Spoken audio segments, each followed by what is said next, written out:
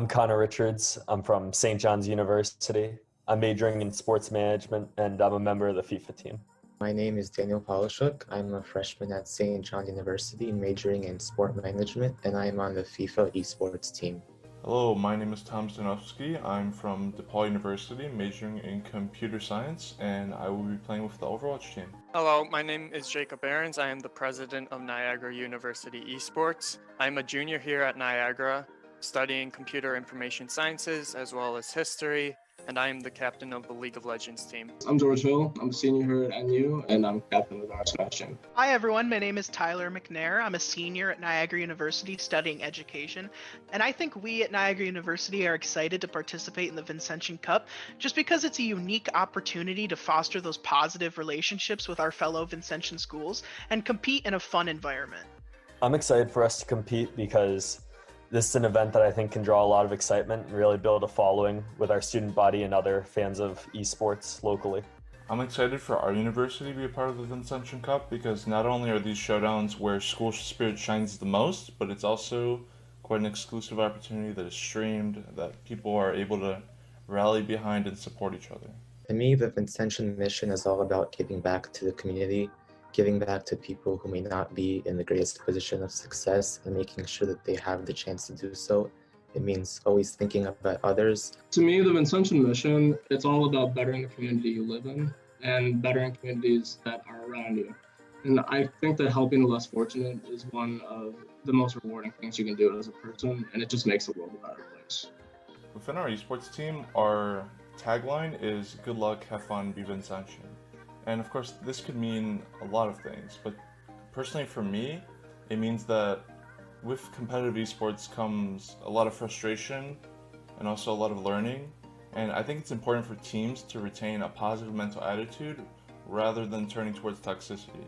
I think esports at Niagara has given students another opportunity to connect with the community. I see the mission show up for our team just because, especially what St. John's calls the spirit of compassionate concern for others, being a part of a team and a program like this, you see that there's a sense of community and everyone has each other's back. I think we're excited to participate in the event with the other Vincentian universities because video games just provides that fun and competitive environment where like-minded people can show off their hard work and dedication that they've put into their games this year. I'm excited to participate in this event with other Vincentian universities because, like I said before, all of us are able to do something we collectively enjoy, just playing video games, and we're able to meet people who share those common interests from across the country while coming together to honor St. Vincent's legacy by contributing to the community, which is something that all our schools truly embody. I think one of the most significant parts of St. Vincent de Paul's mission that's resonated with me is helping those who are less fortunate. Every semester at Niagara University, we really try to put in the effort through service projects in our clubs and things to really give back to the community. I think the 5 Vincentian virtues such as clarity and purpose are really key as it leads and gives people directions in their lives.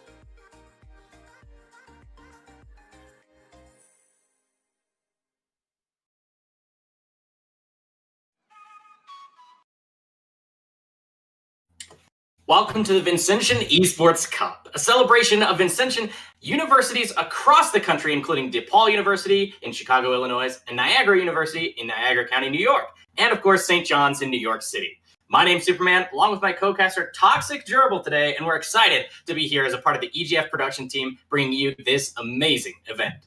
Over the next few days, these schools will compete in Super Smash Bros. Ultimate, Rocket League, Overwatch, and of course, tonight, League of Legends, Olympic style, to determine an overall Vincentian champion. This event is in honor of the Vincentian mission and is also raising money for student relief funds at each university to help out students that may be in need during this trying time. It's 2020, you can imagine. And of course, you can learn more about this mission and how to donate by using the !donate button here in the chat.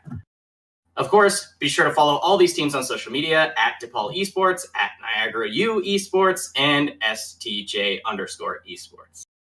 But we're about to get underway, but thanks for joining us, Toxic. I'm excited for the matches this evening. They're always good with these Eastern universities. Yeah, I'm glad to be here. I'm glad to see what these teams pull out. This is a really, really great time to be running League of Legends tournaments because Worlds just ended. So now we are in the preseason with a whole new batch of items, and nobody knows what is meta. These teams have had about a month now. I think it's been a little more than 3 or 4 weeks to adjust to these new changes, play with the new items, and figure out what they want to do and what strategies they want to bring. And there's no set meta. We don't know, besides a few very obvious picks, right, what these teams can be bringing out. So I'm really, really excited to see the innovation that they have to show us.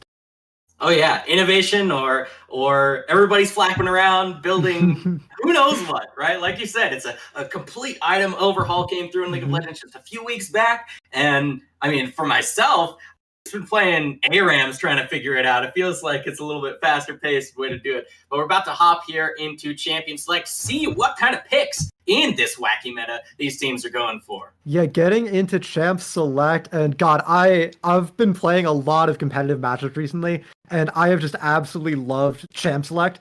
A Fizz ban probably tells me it's more of a team-specific pick. He's not really dominating the meta, but Shen is one of those champions you really, really do need to get out of the way right now. With the new Sunfire Aegis, he is so hard to beat at any stage of the game. Yeah. With the auto attacks, that's how the new item works, is you get a little bit of Balmy Cinder's burn in the AoE like you used to, but then if you stay in combat, it's those auto attacks that deal bonus Balmy Cinder's damage, like stacking up, and Shen is one of the best ones at doing that. So great point out there, Toxic. I actually really like this draft so far. I really like this draft so far. Blue side bans out Kai'Sa and Lucian, choking the AD carry pool, and forcing red side to ban out Samira, because remember, Samira is almost by far and away the best AD carry in the game. So if you don't ban it out, it goes to blue side. So their hand is forced. They have to ban it, which gives Jhin the solid number 2 over to blue side in this draft. But some solid preparation, the Malphite being pulled out to counter the Jhin. Jhin is a character who very famously has a hard time getting through tanks, and now that he's building lethality, it's not getting any better for him. Well, and additionally, Malphite just seems to be taking over the Rift, because if you build the new Frozen Gauntlet, I can't remember the actual name of the item now. Frostfire Gauntlet, yeah. There you go. Then it actually what its mythic passive is increase in size and health. So not only are you going to get those tank stats for being healthy, but the increase of size, Malphite is actually one of those champions that you want more size on. It increases the hitbox of that unstoppable force. Pretty much everybody else, you wouldn't want a greater hitbox because you don't want people having an easier time landing skill shots. But that'll be an exciting pick to see come to fruition here. Mordekaiser, great counter in the top lane, though. He's going to force Malphite to decide. Does he want to build some magic resist? What do you think about that top lane matchup? I think Mordekaiser is an incredibly good pick into the Malphite. Malphite, of course, is a character who has recently been flexible enough to be able to go mid lane, but I kind of doubt we'll see it here. Malphite loves stacking armor because he has those armor scalings on his abilities, but obviously with the magic damage coming from the Mordekaiser, he won't have the chance to do it. We also see the Janna getting picked up, an enchanter to go with the Jhin. Very importantly, Imperial Mandate has been incredibly overtuned recently, and Janna can use it incredibly well. She can apply it with a point and click on her W, as well as her Q and R, both being very, very easy ways to apply it onto multiple champions and really rack up the damage. But the Seraphine from the red side here is an absolute monster of a pick for a support.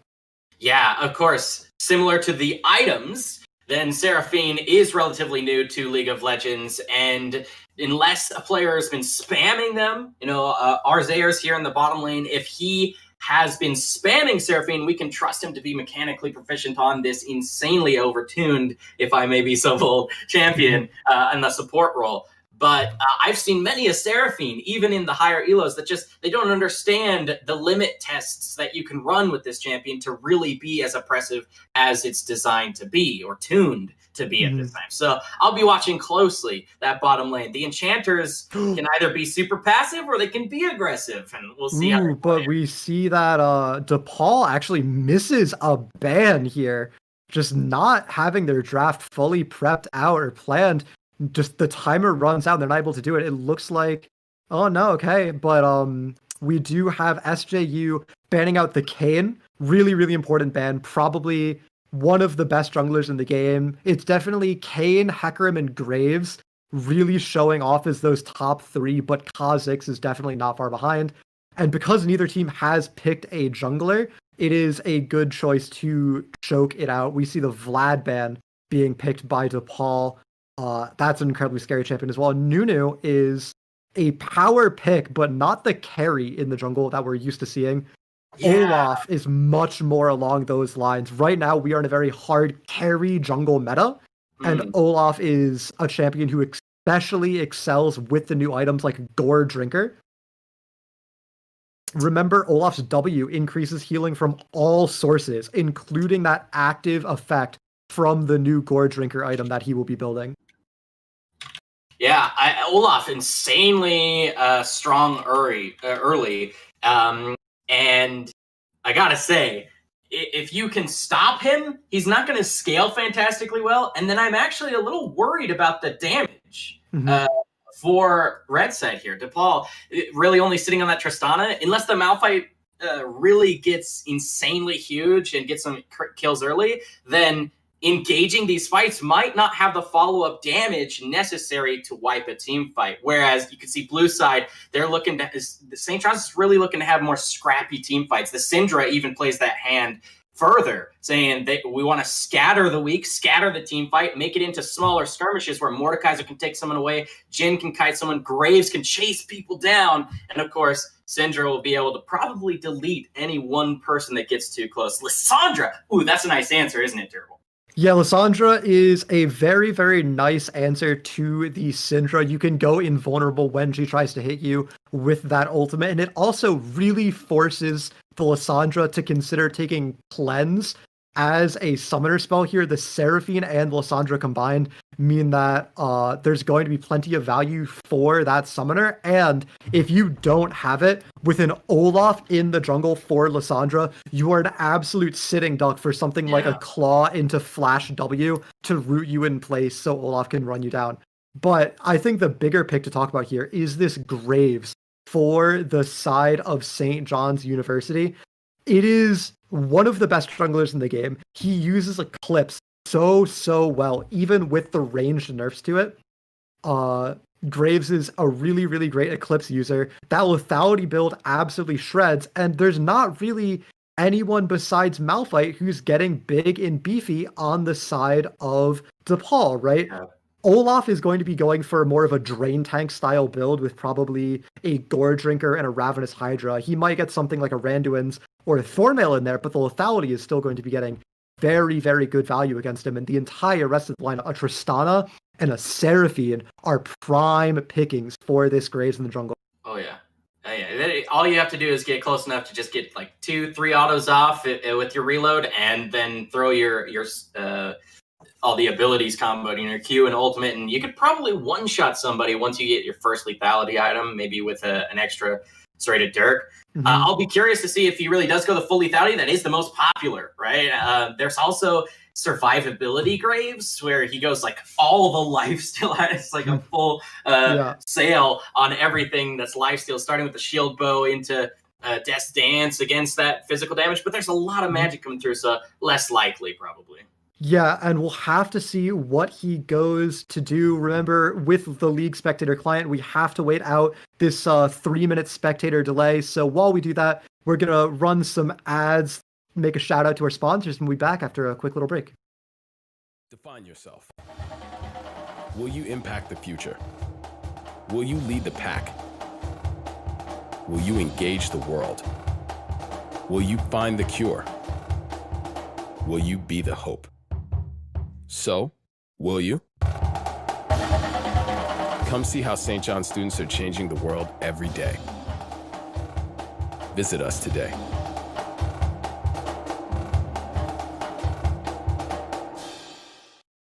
When you come to Niagara University, you don't just evolve academically. My transformation here has been huge. I'm serving others now, and it's really helped me see my purpose. Niagara University really helped bring out that side of me. When you come to Niagara University, you don't just evolve academically. My transformation here has been huge. I'm serving others now, and it's really helped me see my purpose. Niagara University really helped bring out that side of me.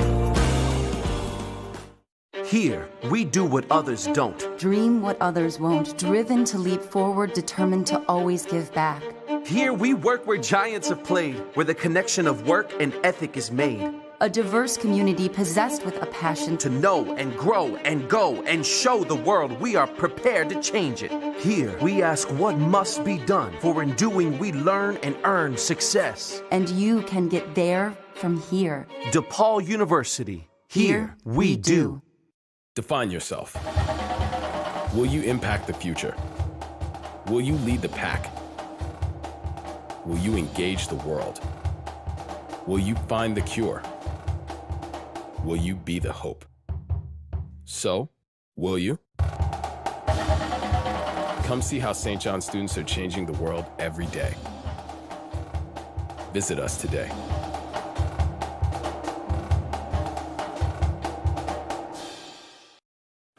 When you come to Niagara University, you don't just evolve academically.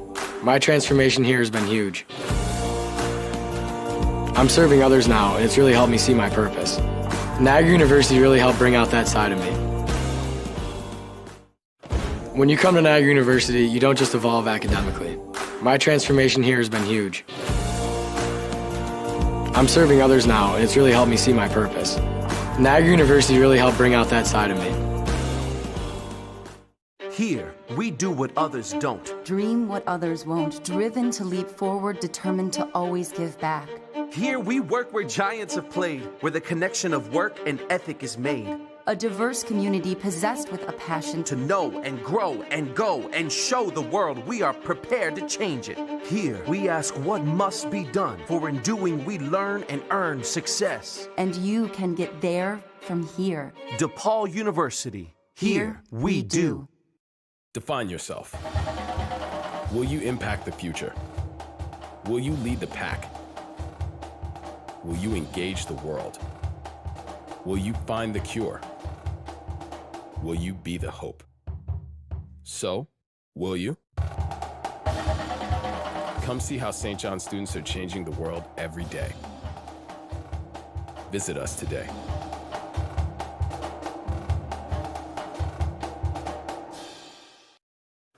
When you come to Niagara University, you don't just evolve academically. My transformation here Welcome, has been esports huge. fans. It's the Vincentian Esports Cup. This is kicking off the evening with League of Legends, myself, Superman, and of course, Toxis Gerbil. And, Yeah, we've got we've got a Nocturnal on screen already, but Oh, yeah. Just to set the game up. yeah, no, so a little bit of production issues, but as we're getting into it, I'm sure we're just going to see some standard battle lines being fanned out. We might see it invade from the side of DePaul with that powerful Olaf level 1, but I kind of doubt it. Graves' level 1 is almost equally strong to match, and yeah, here we are, just standard battle lines, scouting for any invades. A nice little ward here going to get spotted. 30 gold and some EXP going the way of St. John's University. Very nice sweeper start from Santa. And it's going to be opposite side starts. No leash for the Graves, though, means Mordekaiser has a chance at some lane prio, but it looks like he's going to opt for a fake leash, which, I don't know, he might as well have just leashed at that point. Yeah. I mean, we've got mirrored starts for the junglers. Really, both of them are early game champions. We want to see their pathing do some early ganks as quickly as they can. I'm hoping for some action. I think the Graves and the Olaf are both pretty power clear heavy champions. They both like to get through their first clear, get that one item spike, or not one item spike, one component spike as fast as possible, get like a boots and a Caulfield, and then get back out on the map to really rain some terror. In the bot lane, I expect this gym to really maintain strong control, especially with a Janna as the support versus the Seraphine. The Seraphine will definitely outscale the Janna into the late game and bring that hard engage for the team, but during the laning phase, the Janna just has so much more consistency built into the kit that the Jhin should be allowed to get this shove going, just like we are seeing right now. Yeah, honestly, oh, there's a fight in mid lane, a little bit of a trade, electrocute through. Yeah, there's a really big trade going down mid, but our streams of the game are being frozen right now, so we just need to speculate a little bit and talk about the lane matchup some more. In mid lane, it is expected to go like that. We're going to be seeing the Syndra getting poke priority over the Lissandra, but Syndra does need to be incredibly careful, because if Lissandra does find a good opening, does dodge that stun, she can really go in for a big combo and absolutely chunk out the Syndra with that electrocute proc. And as for the top lane, we have a Mordekaiser going up against a Malphite. That's a lane where the Malphite is going to have the poke priority, the corrupting potion with the keys are going to be absolutely brutal, but these technical difficulties are just getting the absolute better of us, and we are going to have to go to a quick pause in the game while we try and sort things out. Unfortunate for us. We are trying to bring the best quality broadcast we can, but there have been some hiccups along the way. Prediction is very difficult. Oh, we're okay. Yeah, we will not be missing any gameplay. The game is paused for us, so we will be bringing you the full match. It will just be coming at a little bit more of a delay. And while we wait, looking at those comps from before, is there anything you're excited about for when we get back into things? Well, I was really hoping that Graves and Olaf would either do some early ganks, or even more exciting would be if they met in the river or the jungle somewhere. These two early game skirmishers are basically the ones to look to bully their jungle matchup. But when you've got two bullies going at each other, you can definitely have the locking of the horns, so to speak. And I was looking forward to seeing some of that, and we still might see that happen early on. If it's not going to be the jungle matchup to look at, we already talked about mid a bit. I love bottom lane. And I said in Champion Select, I want to see how the Enchanters play it. Prior to going to this short little pause, then the Janna was playing forward, had her point in W, which of course that Zephyr skill is a point and click ability. That combined with the Keystone Comet does a lot of poke early on. It's not that great of a poke champion there in the Seraphine in the bottom lane, but she'll have more power come level 6, of course, like times a billion. So I want to see how that bot lane goes, where if Janna can set up some quick roots from the Jhin and they can get some nice trades early on, they might set themselves up to be in full control of bottom lane so that the level 6 can be buffered a little bit. Yeah, absolutely. Seraphine's ultimate is why you pick the champion. It's that 2 screens of range, long, hard CC engage tool, but it doesn't help you when you're pre-level 6 in playing the laning phase. Janna has the poke. Jhin especially will also have the poke advantage over Tristana. Tristana, don't let looks deceive you, right? She's an 80 carry with big air quotes, right? She has this long attack range, but what she really wants to do is play like an assassin. She wants to jump in on top of you, put that bomb on your head, blow it up, and then force the all in. And with a Seraphine, it's kind of restricted, but at level 6, that hard CC can let Tristana kill you before you even have a chance to react. Yeah, and the difficulty will be if Jhin and Janna, as we're back here into game, if Janna and Jhin do get that early harass down in the bottom lane, they'll try to push Tristana and Seraphine in. But it's difficult to push in a Tristana. If you can, it's almost impossible for her to last hit on her turret because of her exposure. How passive on that E is going to mess things up for her. But it's hard to push her in for that same reason, because she's got this passive pushing power built into her kit. As you can see, they've already got that minion advantage.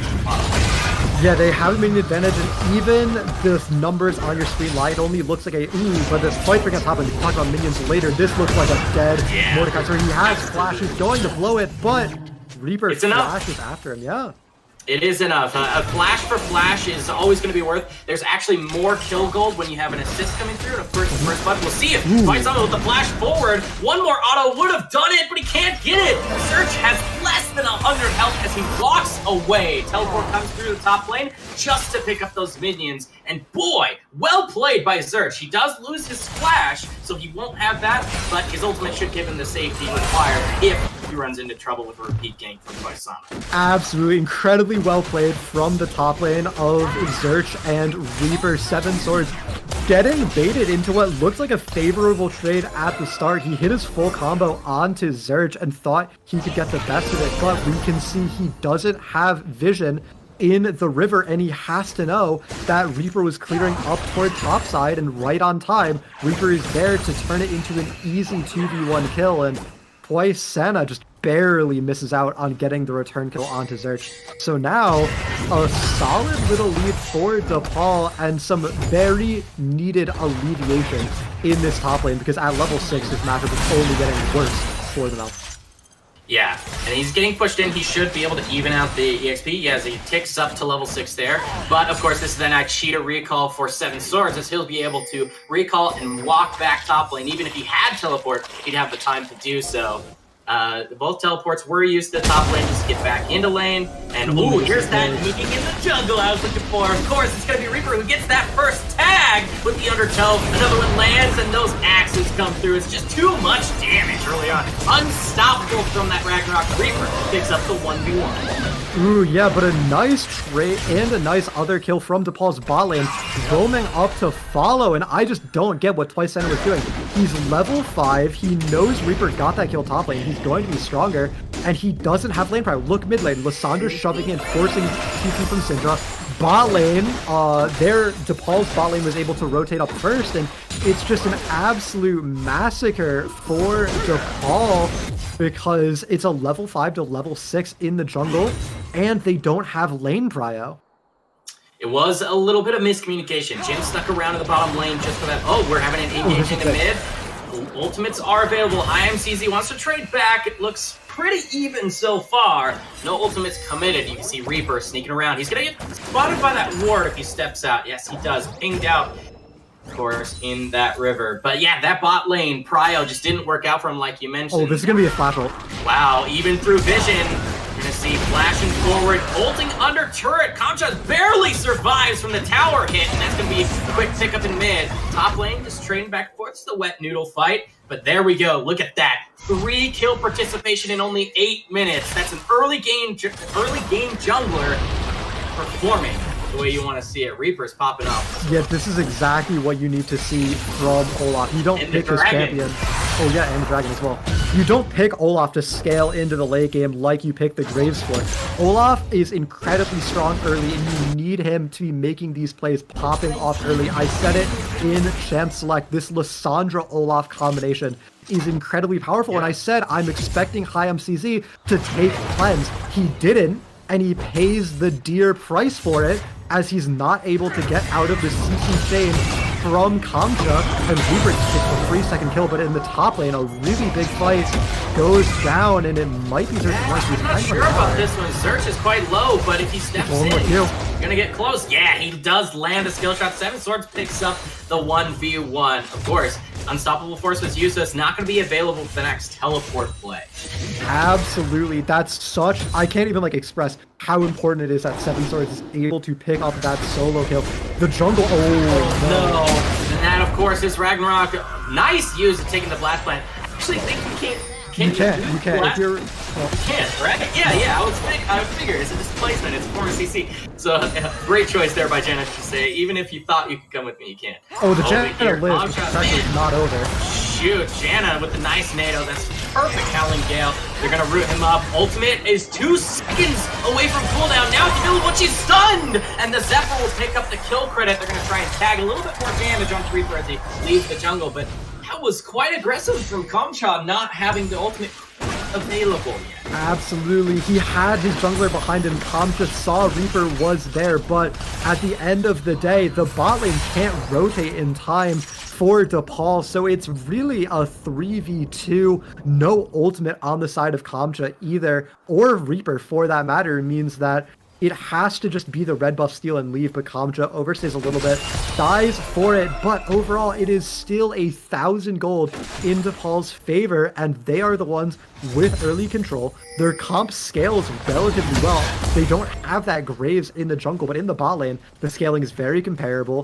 The support scaling is in the side of DePaul University, so it has to be them building their lead a little bit more, and we've already seen them turning it into a dragon advantage, so they're comfortable, but they need to be a little bit cleaner to close things out. Yeah, and I do like the choice here by Taisana for those exact reasons you mentioned, to try and play through where they are winning, which is that top lane. If they can look for those dives and maybe get enough chip damage that Seven Swords can finish them off, that's what they're looking for. But can't find it because of that nice vision control by DePaul. You mentioned DePaul's got a little slight edge when it comes to the scaling between these two compositions, and they're already ahead early. What would you like to see from St. John's to try and bring this back?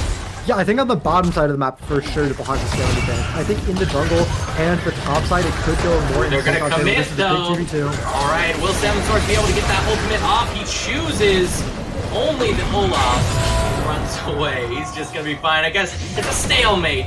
They're trying to use Unstoppable Force once again, so neither one needs to go okay. Yeah, we got Lissandra on the side, gets over the wall, forces the flash from Taisana, but Seven Swords is too far away. Flash just comes off cooldown and is used to escape. So nobody dies in the top lane, but DePaul gets the better hand of it, getting 2 flashes for their troubles. Yeah, but look in the mid lane. This is going to be a full 2 waves being... Oh, never mind. What are they doing? St. John's decide to commit 2v3, pick up the first kill. Seven Swords, deceptively tanky, but does give up his life, and it's only a matter of time as they try and chase down his Graves. He's trying to get one more auto might do it. The burn is enough. Search gives his life as well, and that turns out pretty well for St. John's. Jin with the ultimate and bundling hurt DePaul's not quite enough to take down Zeras with that ignite tick in from Reborn. You can see blood is in the water as King Mazen's looking to maybe dive the Jin, who's got no mana. I'm waiting with bated breath. Nah, he won't. He's gonna just throw that way. Jin be gone. God, there's so much to talk about. On the top side of the map, the play goes incredibly well for St. John's. This is a solo kill? Oh, that's a disaster. You can see just the item difference. Not just the Lost Chapter, but the blasting one had so much extra damage in there on top of that ultimate. It's just way too much for Lissandra to handle without her ultimate. Yeah, okay, so for St. John's, on the top side of the map, the play goes incredibly well. The 2-for-1 trade in favor of DePaul, but in the mid lane, we saw 4 waves. Oh, man, amazing. He's just trying to clear the wave. He knows he's gone. Rocket Jump comes through, does dodge out the Howling Gale, so that was well played. But the kill card goes over to Jin. That's a nice donation back over to him, so he can stay even. King Mazen greeting so hard for that first tower. He wanted to get the plates while they were still up, and he pays the price for it. And now this Herald charge is also going to get value in the bot lane, gives some more play gold over to the side of St. John's, and now we went from a 1,000 lead for DePaul, and after everything is said and done, after what had to be a full 2 minutes of constant fighting, it's an even gold game, and it's St. John's evening up the Dragon count, and it's DePaul throwing away their early lead to the team that really needs to outscale here. This Malphite is finding absolutely no reprieve in the top lane, down 40 CS and a full level to this Mordekaiser. The bot lane matchup is going in DePaul University's favor, but after all the time spent top lane for Kamcha, Kion easily has an insane gold lead in the mid lane as well. Yeah, and now in bottom lane, just a few minutes ago, they pinged out that Jin doesn't have his flash. They chase him down. Enough's enough, and he's going to give up his life. I would love to see a little bit more focus into the top lane still with this Mordekaiser. If they can just take that tower for St. John's, can you imagine it would free up their strongest champion at this point to maybe participate in team fights? And by participate, it's show up, ult someone, hopefully win that 1v1, and then run for your life, because you're probably not winning the full 5v5. Oh, this looks like it's going to be a really big play. Yeah, they are. Four Sonic members gets the from each first. team here. It's enough.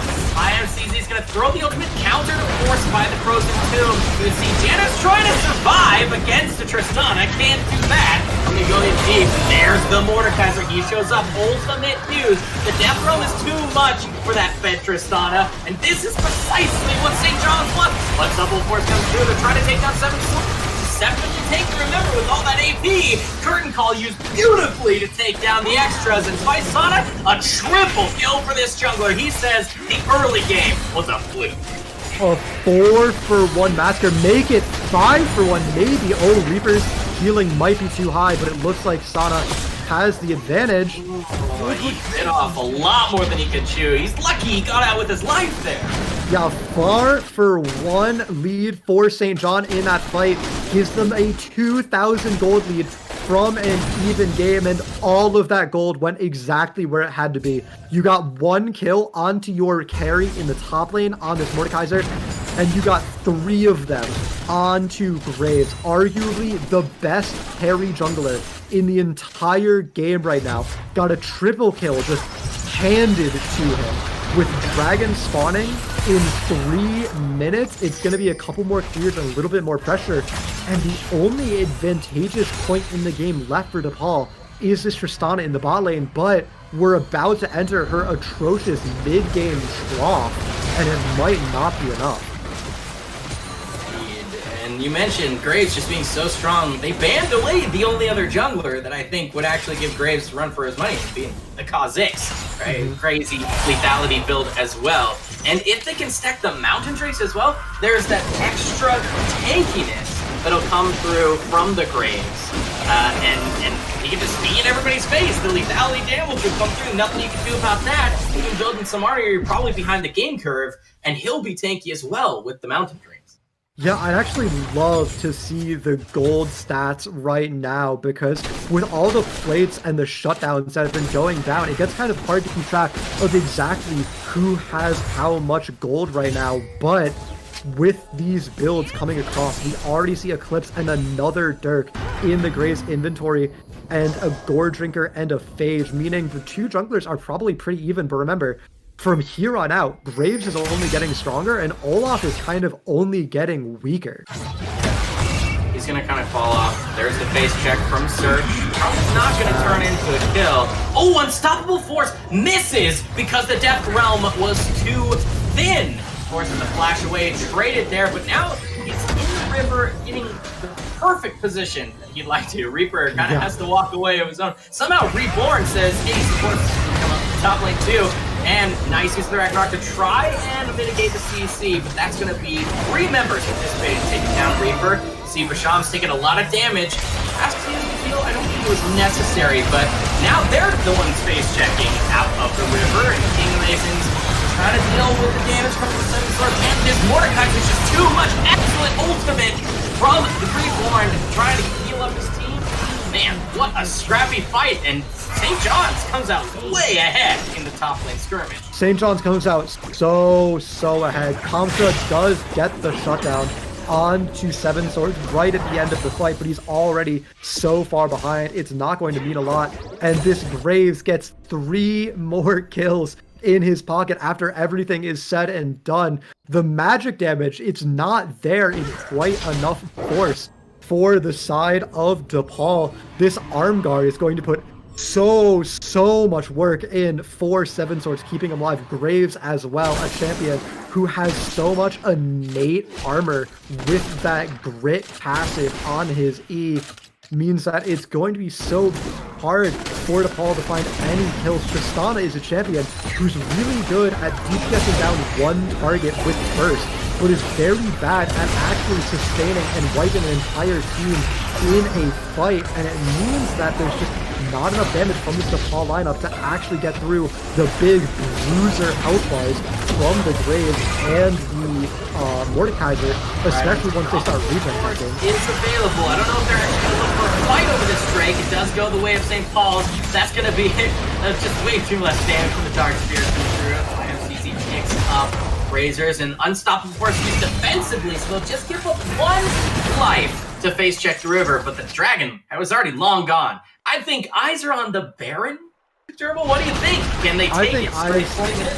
I think I should definitely be on the Baron. We see Zerch has no R. Reaper as well blew his ultimate in that recent fight. Meanwhile, the only ultimate expended is that unleashed power for high-end CZ. And if this Malphite goes down, it's certainly going to be Baron. But he did do a nice dodge on the Howling Gale, but it's not enough. There's just so much damage from the Graves you mentioned.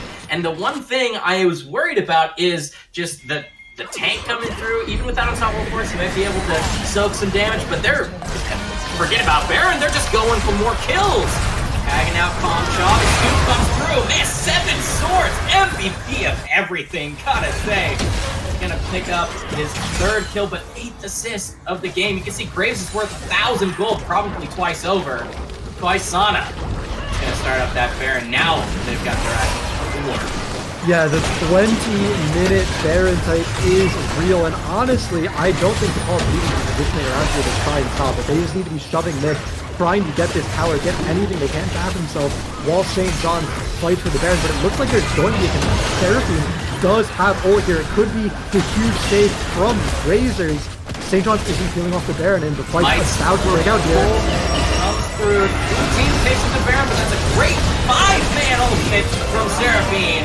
They want to show off their stage presence. 7 swords is a little bit too far forward. A little miscommunication, from the team. I'm not sure that they wanted to continue fighting. 7 swords is like, I could go before. Just about does it as Search has to walk away. They will pick up the quasi shutdown there on 7 swords, but 4 members walk away with the Baron buff and a 6,000 gold lead to boot. Yeah, 7 swords is the sacrificial lamb. He stalls long enough for the rest of the St. John's lineup to get out, and now 1 death for Baron is absolutely worth it. The only reason they were able to get that death was because of a really great Seraphine ult from Razors, really chunking out the entire team, and the Gale Force 4th shot from Bashem secures the kill for him, and now Razors is looking like she's in a lot of gold as well. Has flash available, does get tagged by the Howling Gale and steps away from the wall she can flash over. I don't know about this one. Reaper's not quite tanky enough to stand in the way. There's 1 picked up, or 2nd, since the stun is already gone. Reaper dodges out, holds on to his ultimate, but now with Baron up minions coming up mid lane, they're probably looking to knock down an inhibitor. It's almost guaranteed going to be an inhibitor on this push.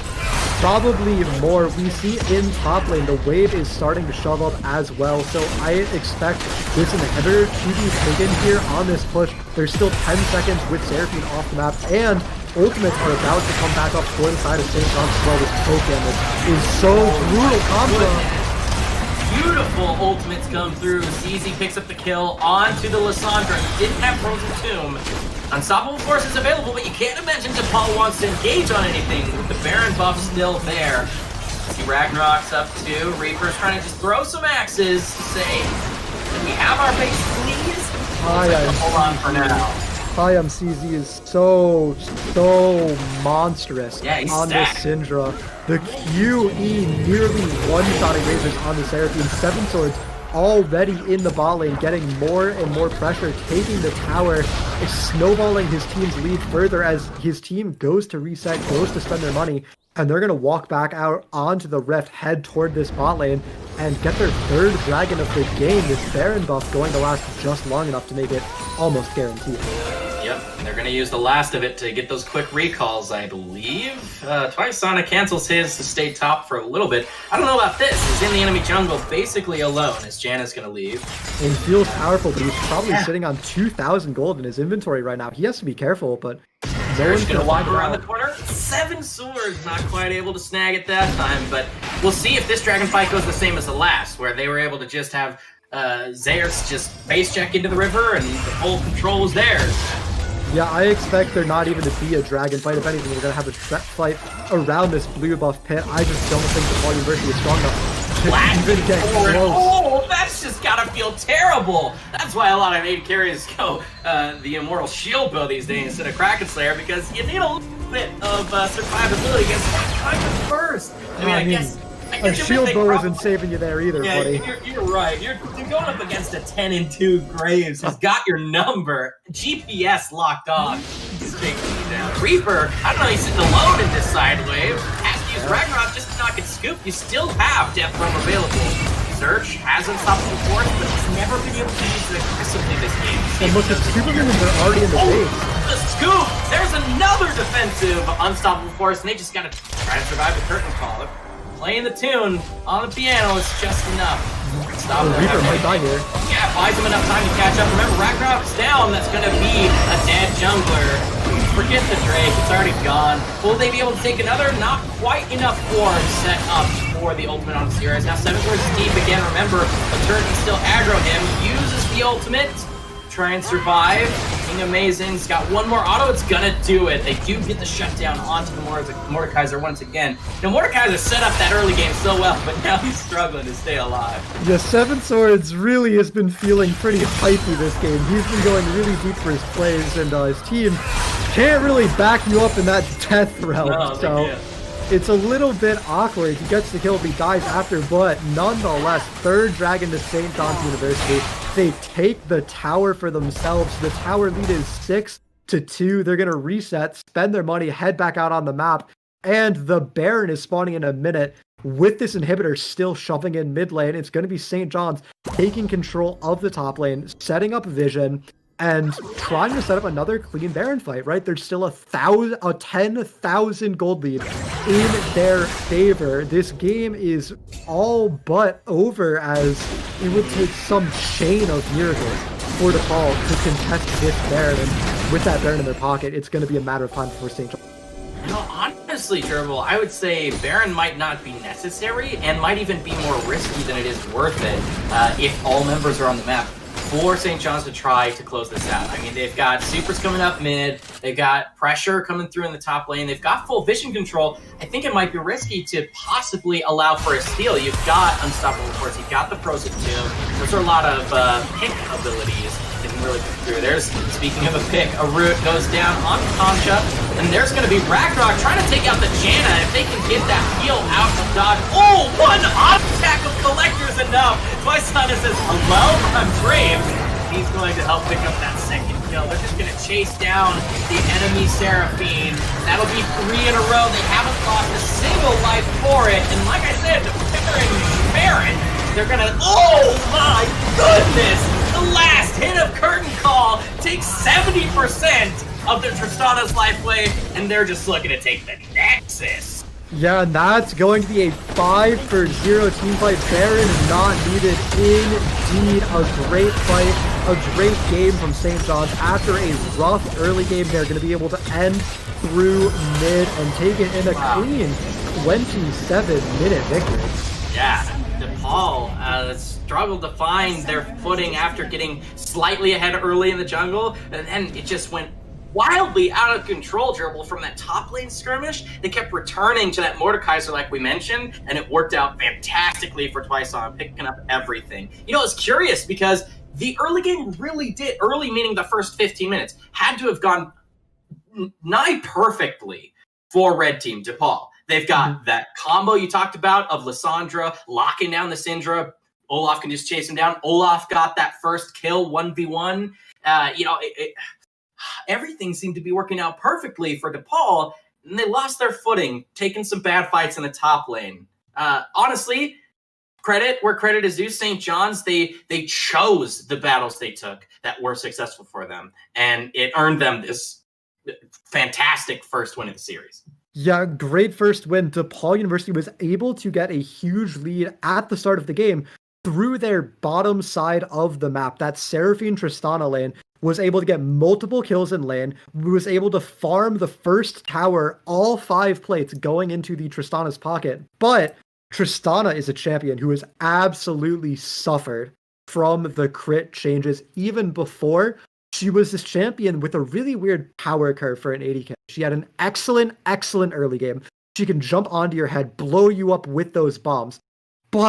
And late game, right, she has that insane range and can kite really well. But mid game, she just doesn't have the team fight damage necessary to deal with multiple enemy champions at that 15-minute mark. And we saw it really bite DePaul. They had this Fed Tristana. They had this AD carry that had to carry them, but it just wasn't enough damage, and they fell behind, slipped in fights, and it just became a giant snowball for St. John. Yeah, we'll have to see if they switch up the draft for game 2. Maybe go back to the Tristana, try and sink more resources into it and make it work, or will they change it up entirely? We'll find out after a quick break, because we're going to go to a quick break so that we can come back for game 2 of this best of 3. Don't go anywhere.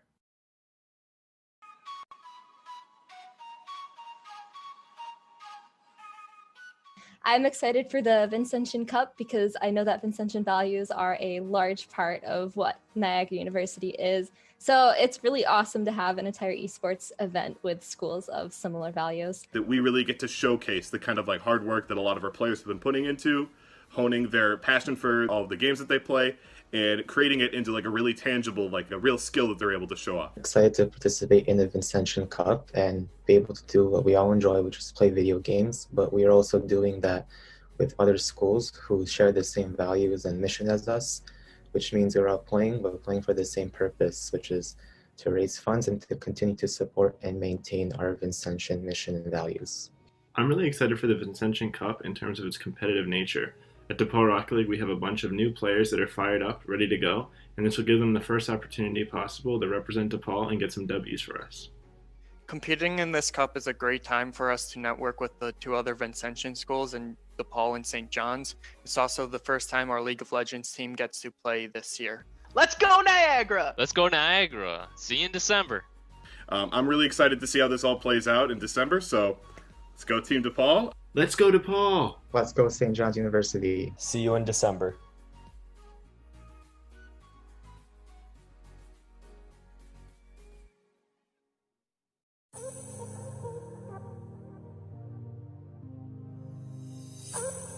I'm Connor Richards. I'm from St. John's University. I'm majoring in sports management, and I'm a member of the FIFA team. My name is Daniel Polishuk. I'm a freshman at St. John's University, majoring in sport management, and I am on the FIFA Esports team. Hello, my name is Tom Stanowski. I'm from DePaul University, majoring in computer science, and I will be playing with the Overwatch team. Hello, my name is Jacob Ahrens. I am the president of Niagara University Esports. I'm a junior here at Niagara, studying computer information sciences as well as history, and I am the captain of the League of Legends team. I'm George Hill. I'm a senior here at NU, and I'm captain of our Smash team. Hi everyone, my name is Tyler McNair. I'm a senior at Niagara University studying education, and I think we at Niagara University are excited to participate in the Vincentian Cup just because it's a unique opportunity to foster those positive relationships with our fellow Vincentian schools and compete in a fun environment. I'm excited for us to compete because this is an event that I think can draw a lot of excitement and really build a following with our student body and other fans of esports locally. I'm excited for our university to be a part of the Vincentian Cup because not only are these showdowns where school spirit shines the most, but it's also quite an exclusive opportunity that is streamed, that people are able to rally behind and support each other. To me, the Vincentian mission is all about giving back to the community, giving back to people who may not be in the greatest position of success and making sure that they have the chance to do so. It means always thinking about others. To me, the Vincentian mission, it's all about bettering the community you live in and bettering communities that are around you. And I think that helping the less fortunate is one of the most rewarding things you can do as a person, and it just makes the world a better place. Within our esports team, our tagline is good luck, have fun, be Vincentian. And of course, this could mean a lot of things, but personally for me, it means that with competitive esports comes a lot of frustration and also a lot of learning. And I think it's important for teams to retain a positive mental attitude rather than turning towards toxicity. I think esports at Niagara has given students another opportunity to connect with the community. I see the mission show up for our team just because, especially what St. John's calls the spirit of compassionate concern for others, being a part of a team and a program like this, you see that there's a sense of community and everyone has each other's back. I think we're excited to participate in the event with the other Vincentian universities because video games just provides that fun. Welcome back, esports fans, to the Vincentian Esports Cup. Remember, we've got DePaul, we've got Niagara University, and we've got St. John's here competing for points in the overall Vincentian Esports Cup. This, of course, is a charity event, And as we're here into Game 2, Champion Select is coming your way. Hit ! Donate in the chat to hear more about the charity event. But man, Game 1 went crazily in favor of St. John's. Toxic, what do you think is going to happen here for Game 2? Yeah, it went so in favor of St. John's, and I was really expecting it to actually look pretty dominant for DePaul that game after how it started. It started out 4-0 in their favor after a bad invade really got the bot side for DePaul snowballing, but DePaul was not able to convert it, not able to close it out. And the biggest switch I would like to see from DePaul would be to put more priority onto lethality champions in the bot lane, like Misfortune. I think that if you have a good Seraphine player, and I think that Rizairs was a very good Seraphine player, Seraphine Misfortune is quite possibly the strongest bot lane in the game currently, and I would love to see them pull it out here. We shall see. I mean, you mentioned off screen during the break that you would have loved to see a Misfortune pick instead of the Tristana. It's a little less aggressive, but definitely capable of the same kind of damage output. And combined with that Seraphine, like you mentioned, it scales fantastically. They've got a lot of synergy with their ultimates. We'll see if they pick that up when it's not banned away. But first pick, we've got crazy. Samira is open as well. Samira Kha'Zix. I don't know what they're gonna take. Yeah. Graves is on the table. Yes. Oh, Gerbil, I can't. The only champion that is like the only champions that are standard bans are Jin and Shen here. So Graves is going to be the priority. Not only is it a solid pick, we saw twice Santa just absolutely pop off on it.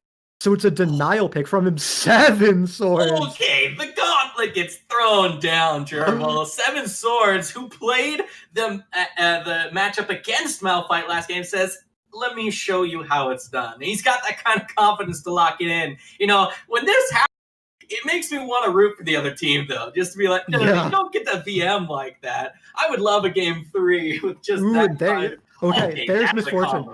Okay, you have to pick Seraphine. If you are DePaul, you have to pick Seraphine right now. If St. John's gets Malphite, Misfortune, Seraphine, I'm willing to call the game like right there. Okay, I have one backup plan if they want to go for it, but I would say it's still on the back foot. If you don't have experience on Seraphine, it's not a comfort pick, then you could go Morgana, not Thresh. No. I thought it was going to be Morgana, and you can go with Samira. Samira can deal with Misfortune on her own, and the Morgana can negate any sort of crowd control that's trying to lock her down. And we know Samira can just take over the game. But with a Thresh, it definitely should be the Samira, right? Samira's passive. Samira's getting banned. Samira's getting banned. Oh, no. What? What are they doing? Samira's passive was changed this patch to only work with knockups, but Thresh's hook counts as a knockup as well as the flay. So his interaction with Samira is completely unchanged this patch. She's an incredibly powerful pick, but now we're going to see a top lane pick. We saw Sion picked into a Malphite as well. Malphite's going to have an incredibly good time just stacking up the armor this game with a Graves in the jungle and a Sion in the top lane with, I presume, an AD carry left to be picked. We could see something like a Swain or a Victor bot, but I highly doubt it. This Malphite looks like he's going to get insane value, and a set support, you have to imagine, paired with this Misfortune, is going to deny so much value from the Thresh. I'm just not understanding the Sion pick. There's a lot of other options into the Malphite. Sion doesn't do a lot for your comp right now, DePaul. I'm a little confused. I guess there's a plan. There's got to be. And we'll wait to see what's the rest of the draft. There's the Vladimir ban again. They don't want that insane amount of magic damage to come out of mid lane. Items work fantastically for Vladimir these days. The new rocket belt is really strong. Vayne was another one of the ones that was like in the back of my mind, Gerbil. I was thinking, if you can keep a Vayne safe, if she doesn't get hit by the Malphite ultimate, she can kite the heck out of a set. She can chase down a Misfortune. Misfortune's damage comes in burst, which is really hard to do against a champion with invisibility in their kit. But they take away the Vayne. That's a good ban. They're really pinching that 80 carry pool. Samira is still open though. Yeah, Samira is still open, but against a set and a Malphite, Samira starts looking worse. She has a hard time dealing with tags, and Ashe as the pick cannot feel good for the side of St. John's. I feel like King Vizin might just not be a Samira player, and he's just getting his champ pool squeezed here, right? He just has to go down the tier list, and against a Malphite in a set, this Ashe is going to have such weak ultimate targets in the front line. Yeah, it is very curious. However, this could be the Imperial Mandate. It could. But then where's your team's damage if you're building an Imperial Mandate on Ashe? More between Graves and Ashe, because a lot of Ashe's damage turns into magic, weirdly enough, with that build. And you do have a beefy front line. The one thing that I'll give DePaul, because I don't let me get ahead of myself. I still think St. John's is the better draft here. Mm-hmm. But the one thing you can say is absolutely clearly favored for DePaul is the absurd, like disgusting amount of crowd control they have. Even if you do get super fed, which is likely to happen with just the fantastic draft that's on red side here for St. John's, your fed member can get picked. And like they hit they check the death recap and they're like, I died in 6 seconds, 4.5 of which I was crowd controlled for. What did you want me to do? Like, that's what blue team can do here. That's what DePaul's trying to try. Yeah, there's so much crowd control, but the problem is you need to find some nasty flank to make it happen. The front line between Set and Malphite here against a nearly full AD comp, as it's actually a Scion mid and an Echo top, it looks like. Yeah, and your point there, Gerbil, is that, like, yes, the crowd control I mentioned is disgusting, but it's very telegraphed, right? The hook you can dodge. The Ashe arrow has to come from Fog of War. You're going to be able to get out of the way because there's a lot of mobility, too, on red team. St. John's Misfortune has Strut just for insane mobility and just walking, right-clicking. Set can move out of the way. Rumble might go Rocket Belt, which could make up for his otherwise lack of mobility. But then Kidron and Malphite, they have escape tools as well and a little bit of speed. So all that holographed engage could get nullified if not counter-initiated, right? Even if it just hits a Malphite, who cares, right? Like, that's my point. You're like, there's so much engagement, all comes from the front line that it's just going to hit Malphite, and he doesn't care. So you're fine. But we'll have to see what happens. Though, because a Malphite can be tanky, yeah, but he's got to get there. And those first few skirmishes around a dragon, if people have the audacity to face check or walk up into 5, I'm saying Thresh lands a hook, Ashe lands a, you get knocked up from Scion, Graves blinds you don't know where to go afterwards, and your team's screaming in comms. It's a pretty hectic team fight ready to happen. I'm trying to go for a game 3. That's all I'm hoping for. But that being said, we are going to throw it to another break while we wait for this spectator delay to wear off. We're going to run some more ads. And remember, if you're liking the content, it is charity stream, so hit that exclamation point dono, and we'll see you in a few minutes.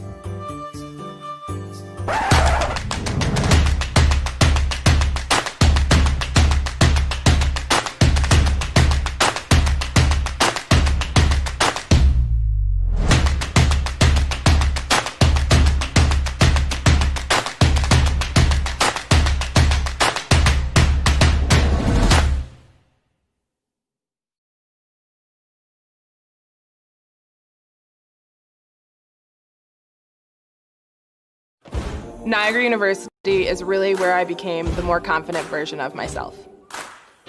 I always had the drive, but they really showed me the way to get it done. Now, I'm ready to take on law school and the world. It wasn't until I had the opportunity to do research my freshman year that I knew biochemistry was for me. Having that experience early on gave me the clarity that I needed. Here, we do what others don't. Dream what others won't. Driven to leap forward, determined to always give back. Here, we work where giants have played, where the connection of work and ethic is made. A diverse community possessed with a passion to know and grow and go and show the world we are prepared to change it. Here, we ask what must be done, for in doing we learn and earn success. And you can get there from here. DePaul University. Here we do.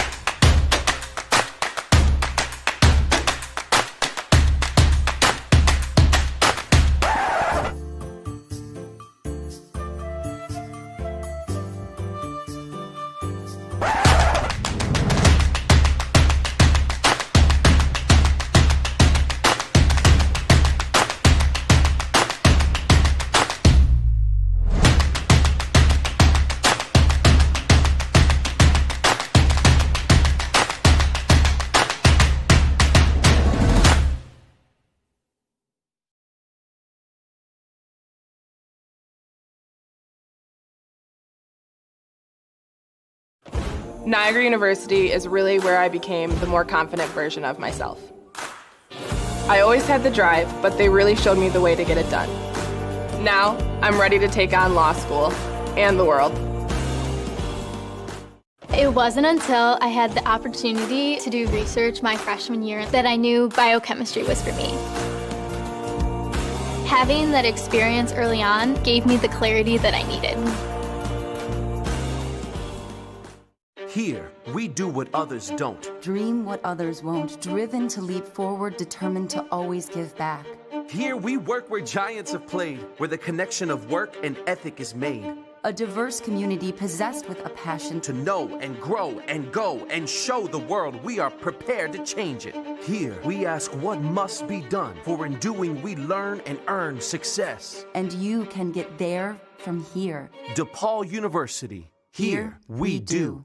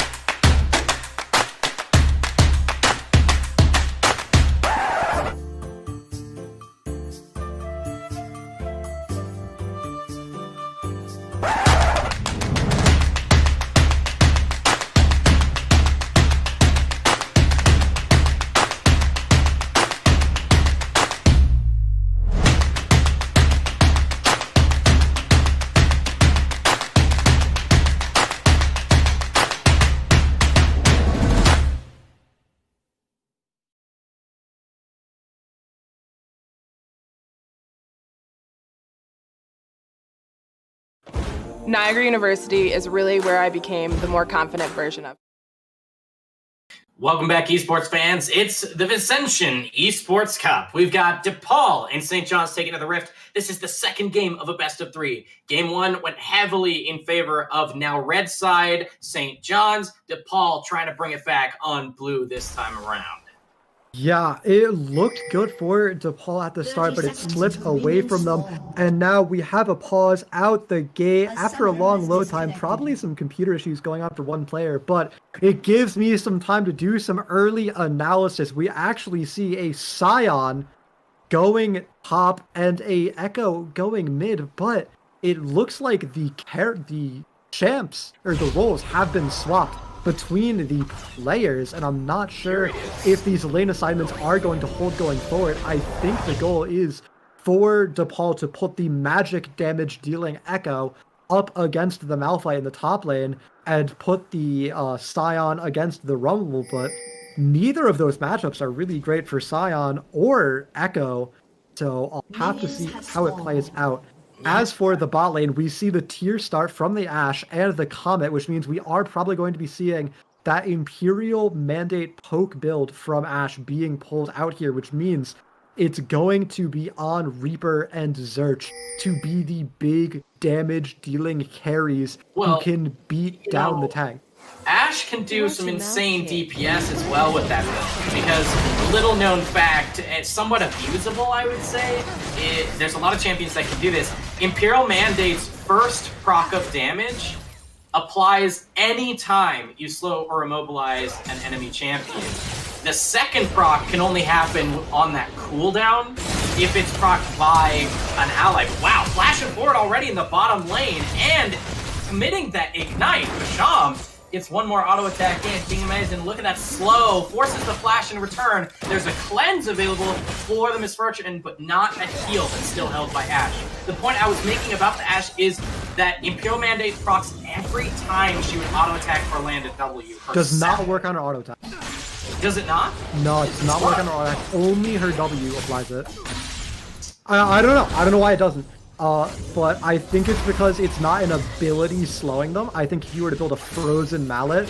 Oh, wait, that's not in the game anymore. Well, point stand. I think auto attacks that slow people don't work. It has to be an ability that slows people to a proc mandate, so it does not work on her auto attacks, but her W will be applying it every single time the volley connects. We're going to see Ionian boots from this Ashe. She has the Transcendence root. The goal is to just use W as many times as humanly possible.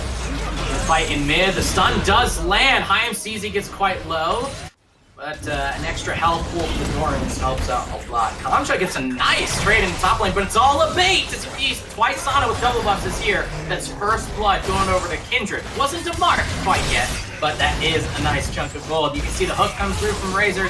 That's going to be one more auto attack. King Amazing picks up his own kill, traded across the map. First blood in the top lane, but a trade in buff. Yeah, top lane, we see a mirror of what happened last game. Just the straight 3-camp into a gank from the Kindred. Catches Kamcha off guard, maybe a little unfamiliar with that gank timer for top lane, seeing as he was the mid laner for the team. But in the bot lane, some over-aggression from Reborn. I can't really blame him. I played a lot of set support, and you really do feel like an absolute unkillable monster, but you are killable. The last second heal came through in bottom lane, saving Zayre's life, and that was enough. Seven Swords going to take extra poke. He has his flash available. No mana, he's going to have to get out of here. Maybe he has to use his teleport to get back as well. I don't think he's going to have to use his TP. The wave clear isn't there from Seven Swords. In bottom lane, it's the Graves. Nice smoke screen onto both of them. Basham, remember, has cleanse, but no heal. Reborn already used that flash, but there's the teleports from everybody. Great use of the wards to trap the Graves in place. He tries his hardest to get out of dodge, but when two people teleport behind you, there's nothing you can do to get out. That's going to be a dead Graves. 2-1 is kill score. 4 minutes in. This is a scrap game, Gerbil. Yeah, really, really great communication from the side of St. John's there. As soon as the fight breaks out, it's an instant double teleport from the side of St. John's, but we do see the cost of it is Kamcha shoving in this top wave. We're going to see a wave for Seven Swords get denied, as well as in the mid lane we saw a wave for Hayamizi get denied, so the play goes slightly in favor of DePaul, but we see or St. John's, but we see it's only a 200 gold lead after everything has been said and done. By far not going to break the game open, but it's that coordination from St. John's is what we keep seeing going forward. It's going to be very scary for DePaul. Yeah, that's absolutely certain. There's a lot of communication showcased there with the double teleport coming through. And it's got to feel bad and cause some second guessing from Reaper, who said, I got this perfect gank happen, and it got completely turned around on my face. See what the plan changes here for DePaul. Yeah, the turnaround was incredibly expensive, though. It cost 2 teleports, it cost 2 waves of minions, a lot of time, so if you are going to invest that much into accelerating your bot lane, we're going to need to see Bashman and Reborn get a lead off of it, because we see Seven Swords now starting to fall a little bit behind and take some bad trades in this top matchup that he got the first blood in. Yeah, he is trading nicely right now, but it's going to get turned right back around. You can see Reaper's here, ready to take that kill. We'll see who the kill credit goes to. They're going to get it right over to Reaper, maybe for some defensive space there played through. But I got to say, this top lane is kind of getting out of hand.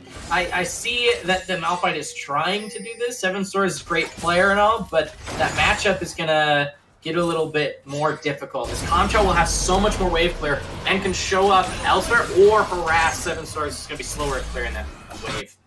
Yeah, the top lane matchup is one where you need to rely on your Comet and your Corrupting Potion to slowly poke out the sign. You can't go for those long trades because you're just going to get that charge Q on you and the sign will walk away. You will lose. You need to play for the poke game, and we're not seeing it from Seven Swords. He's down 13 farm with the wave shoving into Kamcha as well, but it's really, it's a tanky tank matchup, right? There's only so hard that you can win it, and what ends up mattering is how much the tanks can impact the rest of the map.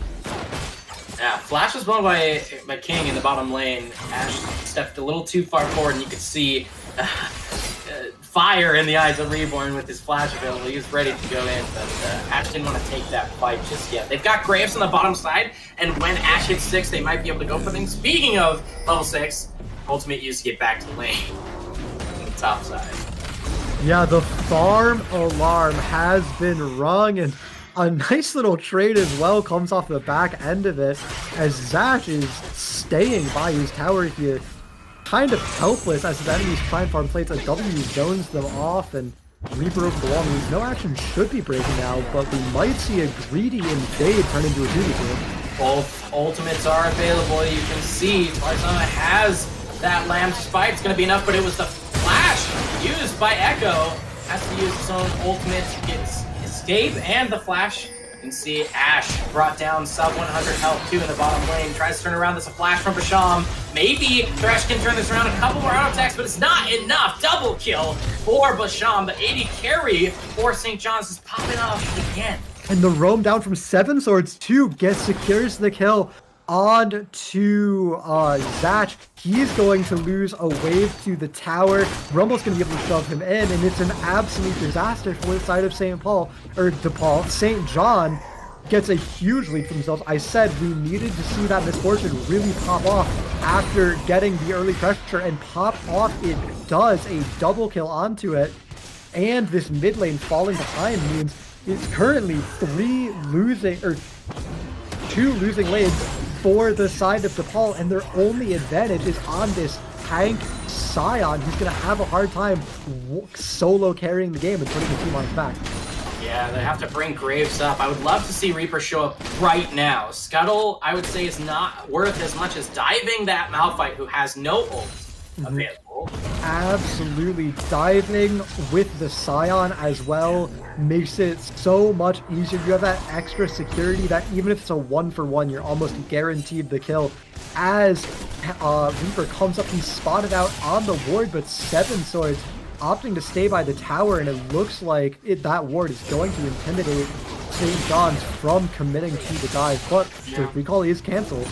Vision was enough, but you can see Reaper's coming there, but it gave enough time for Twisana to head on up that way. Graves calls an audible and switches up the play to leave that behind. He's just gonna take the mark from his own jungle, probably recall and finish his first item, I think. Yeah. Becoming pretty close here. Speaking of Graves' first item, we see a very different build path choice coming from Reaper here. He's opting for what I imagine is going to become an Immortal Shield bow. That Moon Quiver only builds into the crit mythic, so it will not be any lethality coming out early from Reaper on this Graves. It's going to be more of a sustained fighting build. Yeah, and that was the lifesteal build I alluded to last Champion Select, and this a smarter choice in this game, I would say, because it's really hard to land that burst, and it can get negated by Lamb's Respite. So having the survivability and especially lifesteal to within the Lamb's Respite kind of just survive, even heal yourself back up potentially, is really important. But we do see the misfortune in the bot lane going for the standard Eclipse build, the Vamp Scepter in the Dirk and the Dirk in the inventory. Obviously going into that, the Muru mana completed already for the Ashe means that King Mazin is going to be stacking up as we see a little bit of a trade in the mid lane, but it's not going to turn into anything. And with Dragon spawning and so much bot pressure, this kill has to come through, but a teleport turns the flag. Bullet time's available, it's double one, it's 3! Ripped to shreds! And Rasham picks up a free double kill. Dwight Summon has to run in, picked up over the wall with the loss of vision. Jeez, bottom lane just got completely destroyed. That's going to be so many plates from bottom lane. Possibly the Drake off the tail end of it, and the only thing going DePaul's way was that kill in the top lane. Yeah, Toysana not on the bot side gets killed off by the Malphite, meaning the dragon will not be taken, but it's going to be 2 waves denied from DePaul, 3 plates taken in favor of St. John's, as well as 3 kills going their favor. An immaculate teleport. That communication from St. John's is so good. The teleport from Seven Swords instantly into a 3-man Malphite and a 3-man bullet time to decimate the side of St. John's. And now with that power spike, the Eclipse, the first mythics, 3 of them completed for the side of St. John's to 0 for DePaul, means they will have absolute control of this dragon pit, and they're going to be looking to take this second dragon. Indeed, that's a lot of gold advantage. I mean, 3,000 might sound not like a ton, but at only 12.5 minutes, it's actually quite a bit, especially when a lot of that gold lead is all on the Misfortune, whose lethality build would be a lot more. There's a fight in the river, flash is used by Toysana. There's going to be a little bit more tick, might be enough. The Thresh is MVP here with that Dark Passage. Set actually commits a little deeper, just giving himself the move speed. And this time, it's the teleport coming out from the side of DePaul. Available, but there's the death sentence. Savers, man, he's showing a fresh gameplay showcase. And that's going to be a dead Rumble. Kill credit goes over to Search, and they might even look for a deeper dive, but wow, that's some damage. Toysana turns around, picks up the kill onto Ashe, who had heal available. No excuses there without the crowd control coming through. That's going to be another kill picked up for Red Team. It's 4-10 as they're looking on the chase. Slow comes through. Basham gets that Dark Harvest proc. Flash available. Okay. Does get out of the way. Dodges away from the damage part of Echo's kit. The Struck keeps, the Struck keeps Basham too immobile. He dodges out of the way of that parallel convergence. And after all is said and done, it's going to be St. John's coming out on the better end of that fight after a nice bullet time from Basham, and it's going to be the dragon going their way as well. 2 dragons means that this soul point is going to be coming pretty soon if this pace continues. Just 2 more to go, and a little bit of a place top lane as the Cyan connects. Oh yeah, and Cyan can just bully him out. Unstoppable Force is probably necessary. Slow comes through. Nah, it's a lot of move speed comes from the Seismic Shard. It'll be enough to get him out. Great discipline from Seven Swords to hold on to both his Flash and Unstoppable Force to to use that in the next team fight to continue to push this insane advantage that St. John's has built for themselves. And there's the junglers going to protect in the jungle. One of you has actual completive items, and it ain't you, Graves. Run for your life. Looks like they may earn a blue buff. We've got Hyam Suzy here to the back of play on though. 300 health on the blue buff. Smite available in just 2 seconds. Not going to be enough. Blue buff taken away by Graves. Use his ultimate to pick it up. Yeah, and Graves for blue buff, you deny a lot, but to Scion with 3 people on him has to be falling pretty soon. Going to the river just to die there. It's nothing new, and you can see Ash actually picks it up. They dive onto Bashan because Set is nowhere to be found in bottom lane. It's a nice shutdown going right on over. Into the Ash's pocket. You can see Lazarus tries to mitigate that engage, and that's going to be 2 going over. Somehow, the Kindred survives. It's 13-5, and you can see all the right members have the kills on red side. This is looking disastrous for DePaul. Yeah, 3 kills going St. John's way. 1 kill traded back in the bot lane. A 2v1 dive. Didn't get caught on camera, but King Mazin hit a good arrow, was able to follow it up and kill Misfortune, but it really is a consolation prize as they take a tower and get some gritty recalls. They're gonna die here. Ignite committed by Reborn. Did of course try. We got the flash from the Ash, an already immobile champion. Maybe there'll be a window to punish that again. We gotta be a little worried for the lead that St. John's built. There is a point at which Ash can just become a monster in League of Legends. Ash can become a monster, but she's going a supportive build. It's not where you want your lead and your gold to be going. You need it to be on this Graves, who's so far behind with the shield, though. Shield, though, a very low damage item compared to the other options. It's very defensively oriented. The Echo as well, just finishing his Proto Belt now, is also quite behind. DePaul really needs to find something big to get them back in the game, and right now, just trading some kills back and forth is not how they do it. We need to see something like a Scion flag hitting the Misfortune in a team fight, turning around for them, but the Reborn roaming top again, gonna try and turn the play. They're going to commit to the top side. Seven Swords is trying to just survive. Great interrupt there by Reborn to try and save his life, but there's not quite enough damage from Comcha to pick it up. Reaper's coming around the corner. Comcha's taking enough to survive this, I think. Gonna dodge out the true damage, but Equalizer from downtown will pick up the Scion. 1-for-1 so far. Reaper goes in for the kill, but commits deep enough to Paisana, and IMCC will be able to pick up kills of their own. That's going to be overall a 2-for-2. Yep, that's a great 2-for-2. That's a great 2-for-2. You get 2 kills onto this Graves who's behind, bringing him back into the game. You get a shutdown, so he gets 3 kills worth of gold in the end. You deny a lot of time from the side of St. John's, and now DePaul actually has somebody to play through, right? The Steel Cats and the Dirk come out for this Graves, probably going into something like a Collector. I would have to imagine, keeping in theme with the crit build from the Graves, and now you might have a scary threat who's ready to really follow up and finish people off after they get poked out by this Ash. The game plan is coming together with those 2 kills for DePaul. We'll have to see what the next fight looks like. Dragon coming out in about 30 seconds, and this is going to be where the Infernals start stacking up. And either one of these teams would love Infernals. Not just the soul, but stacking up that passive to see Reaper actually saves Reborn's life. Yeah, definitely a little bit of a miscommunication there, and that arrow is such a crucial cooldown. We see the end, or not the end of line, the ultimate from the Graves is still on cooldown, which means it is 5 ultimates to 3, and there's not going to be any chance at a contest on this Dragon. And actually a fight breaks out, a great engage from Reborn. Yeah, they're going to go deep. Reborn, of course, buffers the ultimate, picks up the jungler, and Misfortune will pick up the support. That's enough. You can see Ash can't quite trade autos with that build. Misfortune's so strong, you can see.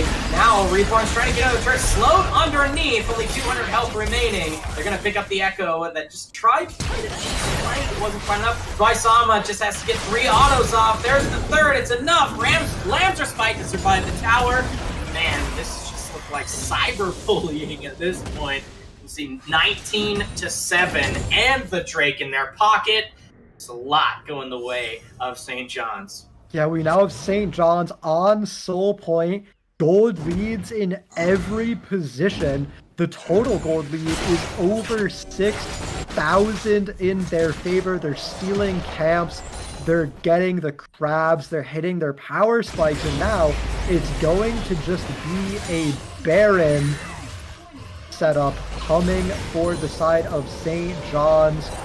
The wards are going to be coming down, and how do you get to this Baron? The Scion can play the front line, but he's only got the one item completed in his inventory.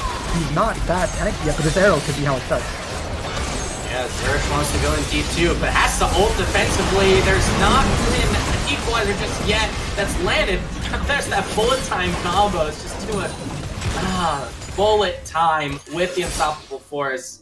There's no way to outplay without your flashes or ultimates. They've already used all of that. Now, like you mentioned, the Baron's on the table. Yeah, this Baron's going to be absolutely free. It was a great arrow, but unfortunately, the target was just too far away from the rest of the ball. No follow-up was there, and the resulting fight is a 3-0 in St. John's favor. It's Baron going the way of St. John. They're going to reset. They're going to spend their money, and then they're going to march straight down mid lane and take that inhibitor. From there, it's just a matter of time until the soul is in their hands as well. Soul would do a lot for the insane amount of burst damage that can come through from the lethality, Misfortune, the Night Harvester on this Rumble, who's, I think he's done the most damage so far with his mythic item. And of course, you've got a lot of burst that can come through from that build built by Twisana. You'd be surprised by how much Kraken Slayer plus her E. Oh, yeah. Kraken Slayer on the Kindred, that 3 auto burst with the Kindred is absolutely brutal, and now Reborn, not the one caught, he's the one making this catch as he sets up another play for the team. Yeah, they just have so much vision control in this river. You saw the Hawk shot coming through was a little too slow to see that the flank play from Reborn. Just commits his ultimate and the Hex Splash, and they're able to pick up the Thresh, who's not the highest priority target, but now there's a lot less ability to pick out those trying to take your base from you. And you have less ways to protect the rest of your team with that Thresh gone, no Lantern.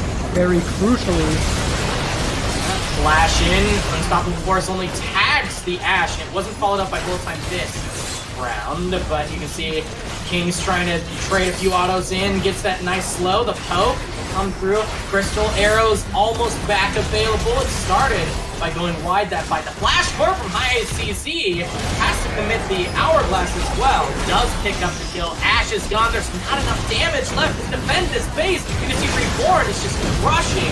This might be the end. Yeah, it is. I think it is.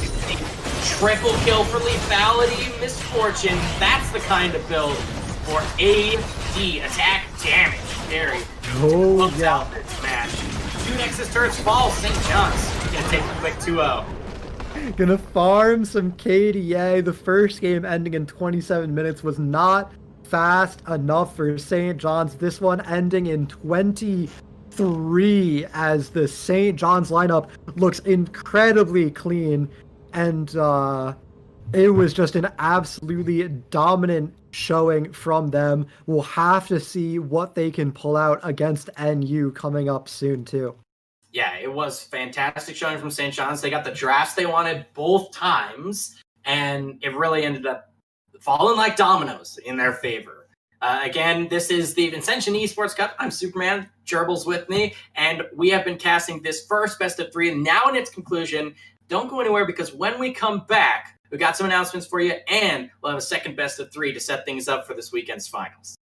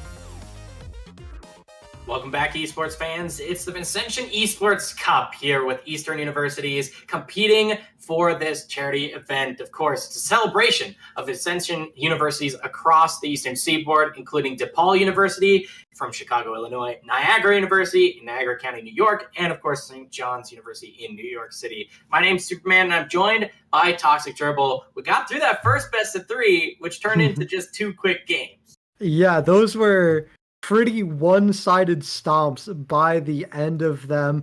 St. John's really knew how to close out a game. It was a very impressive showing from them.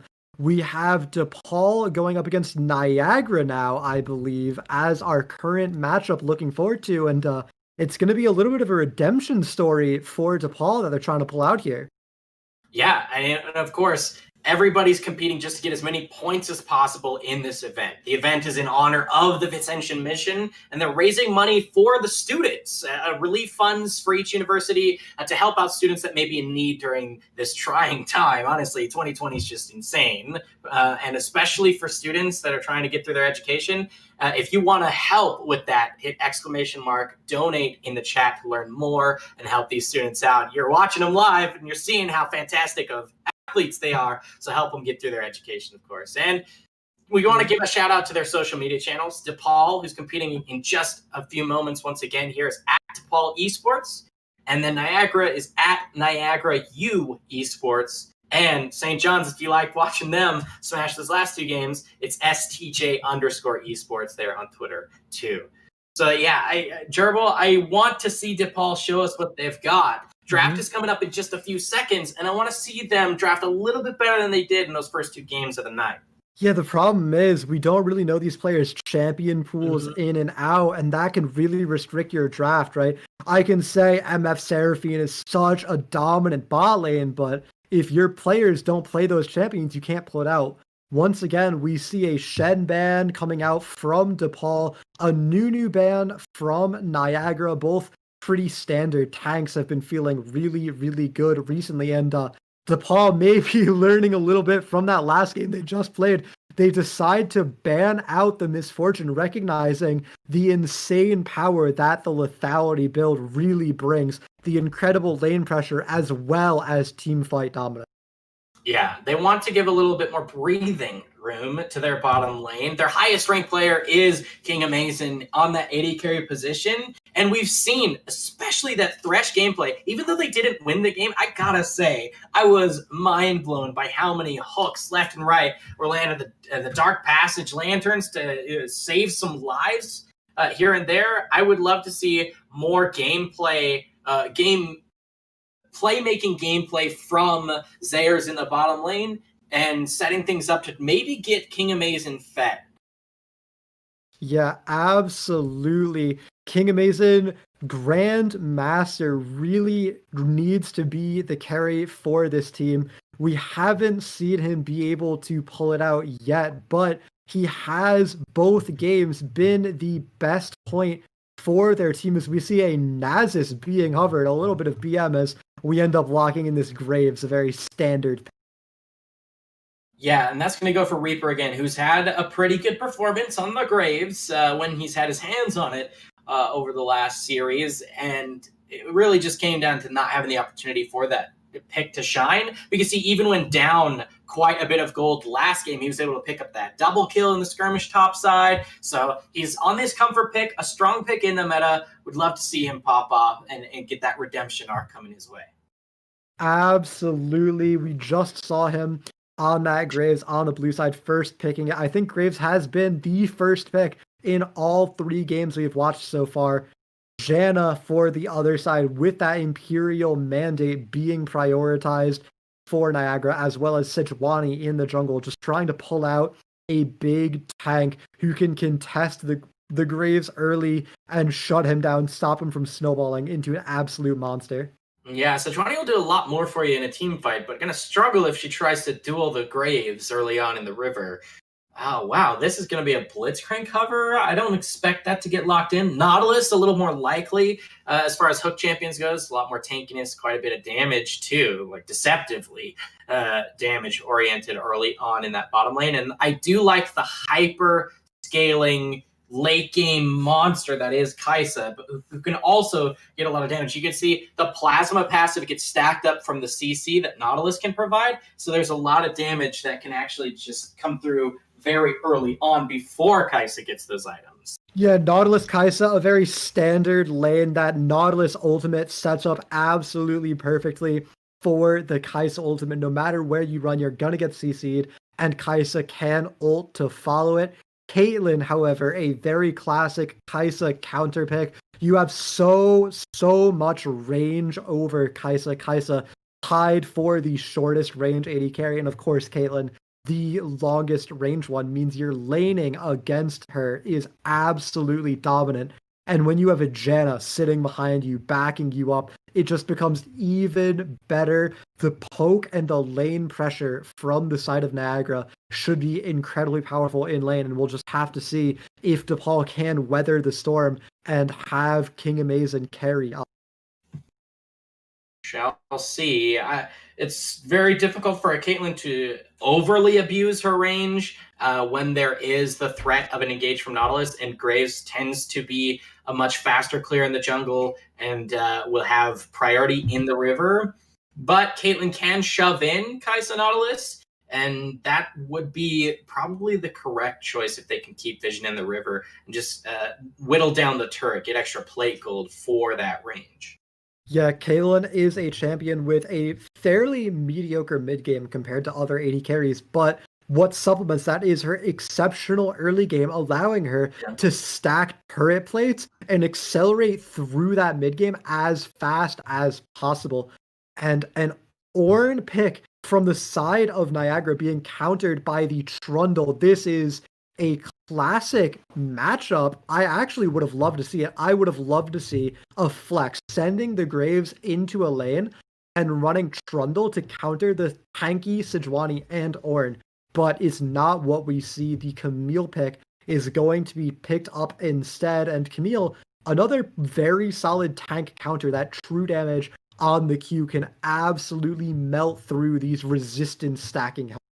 Oh yeah, and then Camille can become this unstoppable force in the side lanes for late game split pushing if they can get there. And speaking of late game, that seems to be entirely Niagara's game plan.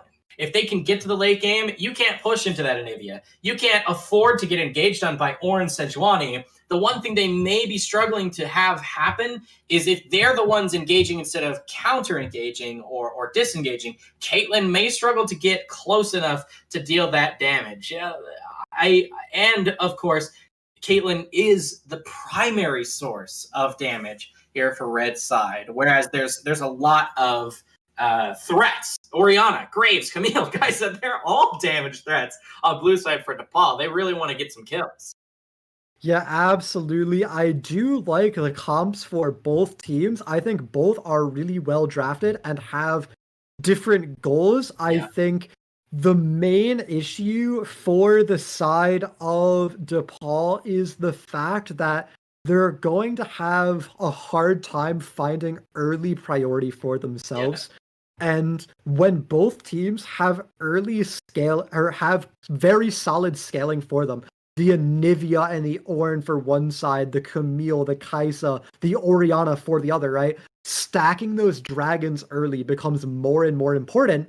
And with the Caitlyn Janna lane, it's going to be so easy to have that priority, that control over the dragon pit. So that's how I expect things to play out. And we'll have to see if the teams are able to execute or not. But we are going to go to a quick break while we wait out the timer. So we're going to send some messages from these schools and see you in a couple of minutes.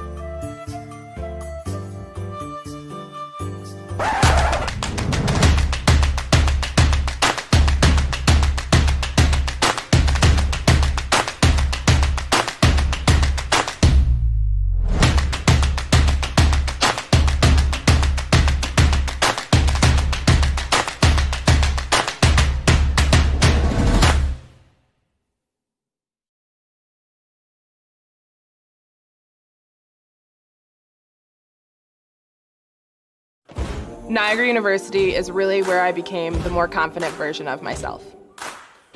I always had the drive, but they really showed me the way to get it done. Now, I'm ready to take on law school and the world.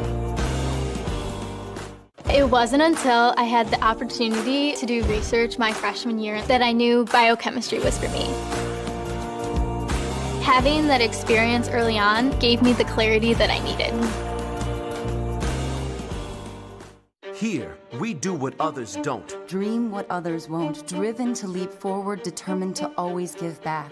Here, we work where giants have played, where the connection of work and ethic is made. A diverse community possessed with a passion to know and grow and go and show the world we are prepared to change it. Here, we ask what must be done, for in doing we learn and earn success. And you can get there from here. DePaul University. Here we do. Define yourself. Will you impact the future?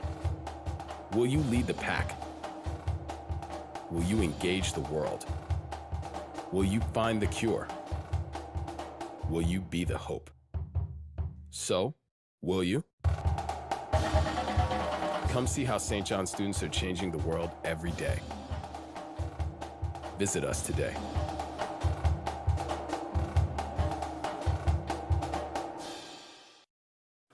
When you come to Niagara University, you don't just evolve academically. My transformation here has been huge. I'm serving others now, and it's really helped me see my purpose. Niagara University really helped bring out that side of me. Care is built into the culture at Niagara University. I really see it in all the professors here. How are you not going to approach teaching that way when the university, at its core, is about caring and compassion? Here, we do what others don't. Dream what others won't, driven to leap forward, determined to always give back. Here, we work where giants have played, where the connection of work and ethic is made. A diverse community possessed with a passion to know and grow and go and show the world we are prepared to change it. Here, we ask what must be done, for in doing we learn and earn success. And you can get there. Welcome back, esports fans. It's the Vincentian Esports Cup, and we're here into game one of this best of three between DePaul and Niagara. These teams are competing to get as many points as they can for their school in this entire cup. It's a charity event. Hit !donate in the chat to learn more and to help these students out with their education. Superman, Gerbil, we're here on the Rift trying to see if DePaul can pick up a win this evening. We're getting straight back into it. Some standard battle lines, trying to spot invades coming out from both sides in this game. I expect there to be a lot of focus on the bot side of the map. For Niagara, they have a very hard winning bot lane with very slow-paced wave-clearing matchups in their other lanes. So I want to see pressure be applied and get early dragons for the side of Niagara. But this invade for vision might make it a little bit harder for Hypno to make big plays, as anytime he tries to get through his red side, he's going to be getting spotted out. Yeah, anytime early, that is. We'll see where his path lies. Sejuani looks to get that leash from bottom lane early on to get a faster start to that early clear. Yeah, Graves definitely with the stronger early clear over Sejuani. That is a really, really big strength of the champion. A quick, healthy clear as his autos knock those camps away from him. Yeah, he's not going to get a leash. As you can see, blue team DePaul, they're trying to get a little bit of a cheese start, which you can pull off quite well with a Nautilus. Let's see how it looks like they're going to walk straight into it here. The hook lands onto the Janus. She is so not tanky. There's going to be Plasma passive put through. Last tick of Ignite, not quite enough. Level 1 Ignite only does 90 damage, and it can get negated almost entirely by a health potion. So well played by Immortal to flash away. I don't know about giving the Ignite over as well, but they're going to pick up a couple Summoner Spares for their ones used, but they get 3 in return. Yeah, it's a 3 for 2 in terms of Summoner spells, but health being off of a support is a lot less valuable than health being off of an AD carry. So overall, the one summoner advantage goes DePaul's way, but it's closer than you might think. The big thing to come out of it, though, is DePaul gets the early shove advantage in the bot lane, which enables the Nautilus to go and get that deep vision, but Sejuani is already out of that side of the jungle. I don't know how much that ward is actually going to end up doing. Looking for a gank mid too, already level 3 with just the blue buff. You can see Orianna step forward and gets interrupted through. Phase rush was not enough to save her life. Has to actually use the flash to get out. That's really well played there by Hypno16. Got that first gank off. And Anivia is a champion who absolutely preys on champions with no dash, no way to get over a wall. So with that flash down, Zerch has to be so incredibly careful in this lane. Indeed, flash has to be used by Crazy Monkey as theirs was almost able to land that. You can see a face check in there. Double buff Graves is quite a lot of damage to deal with. 200 health on Hypno. The stun comes through, but red buff was still aggro. First blood. Yeah, the smite was available for a little bit more health. Flash too, if she really wanted to run away. But Sejuani gives life over it, and that's going to be first blood. 400 gold solo kill in the enemy jungle. Has 3 buff as well. And that's an absolutely massive, massive tempo swing. Sejuani as a tank jungler with that easy gank setup, that guaranteed nearly CC, means she's such a strong gank threat, and being set that far behind a Graves that early will be completely devastating to Hypno. He's going to be playing from behind against a scaling champion as the punishment continues. Yeah, down to 200 health. Still holds his flash, though, but you can see no control of the river. Has to put his tail between his legs and go back to his own jungle. And how is the Kaisa Nautilus lane the one with lane cryo against Janna Caitlyn? I need to see how this lane is playing out as the egg is popped mid lane and the pause pressure is absolutely relentless. That's a kill. Oh my god. Goes over into the hands of Zerch, who is already bullying this matchup of 10 CS. And not only do they get the Egg Nivea passive reborn, but they're able to pick up the kill as well underneath the turret. Teleport not going to be committed? I don't know. Nivea's going to miss a lot holding on to that summoner spell. Yeah, the wave isn't under his tower. Actually looks like a pretty good chance for the Nivea to get back to lane, but it's a disaster for DePaul as for Niagara, as even their top laner Rocco can't find that kill onto Kamcha. There's a 2,000 gold lead at 5 minutes already, and most of it is in this jungle matchup, a 10 jungle camp CS lead, plus a kill in the pocket of Reaper. Yeah, fantastic from DePaul. What we need to see them do, of course, is translate that into some plates, more kills perhaps, something like that. But wow, Kamcha forces the flash using Horn's Q against him to get that gap closed through the hook shot. Didn't quite land because of it. Oh, right, ultimate committed in mid lane, but Sejuani's here for a little bit of backup maybe. That's going to be a kill for Zerch. One more auto attack from Sejuani, gets the stun. Yes, it will be 1-for-1, but it was so close for Zerch to maybe get 2 kills on his own. Yeah, it's a 1-for-1, but QQ getting solo killed by his lane opponent, Zerch. Orianna is not a character with an incredibly dominant early game in these ranged matchups. She's known for her ability to use her ball to bully melees, but this ranged versus ranged wave clear matchup is where she kind of typically has to sandbag and play to scale, but we've already seen her get 2 kills on no QQ, and Anivia is a champion who needs to be able to just power wave clear, and if it starts falling behind, it becomes almost impossible to play from that state. Indeed, you can see Graves has been super aggressive, and now he might actually pay for it with his life.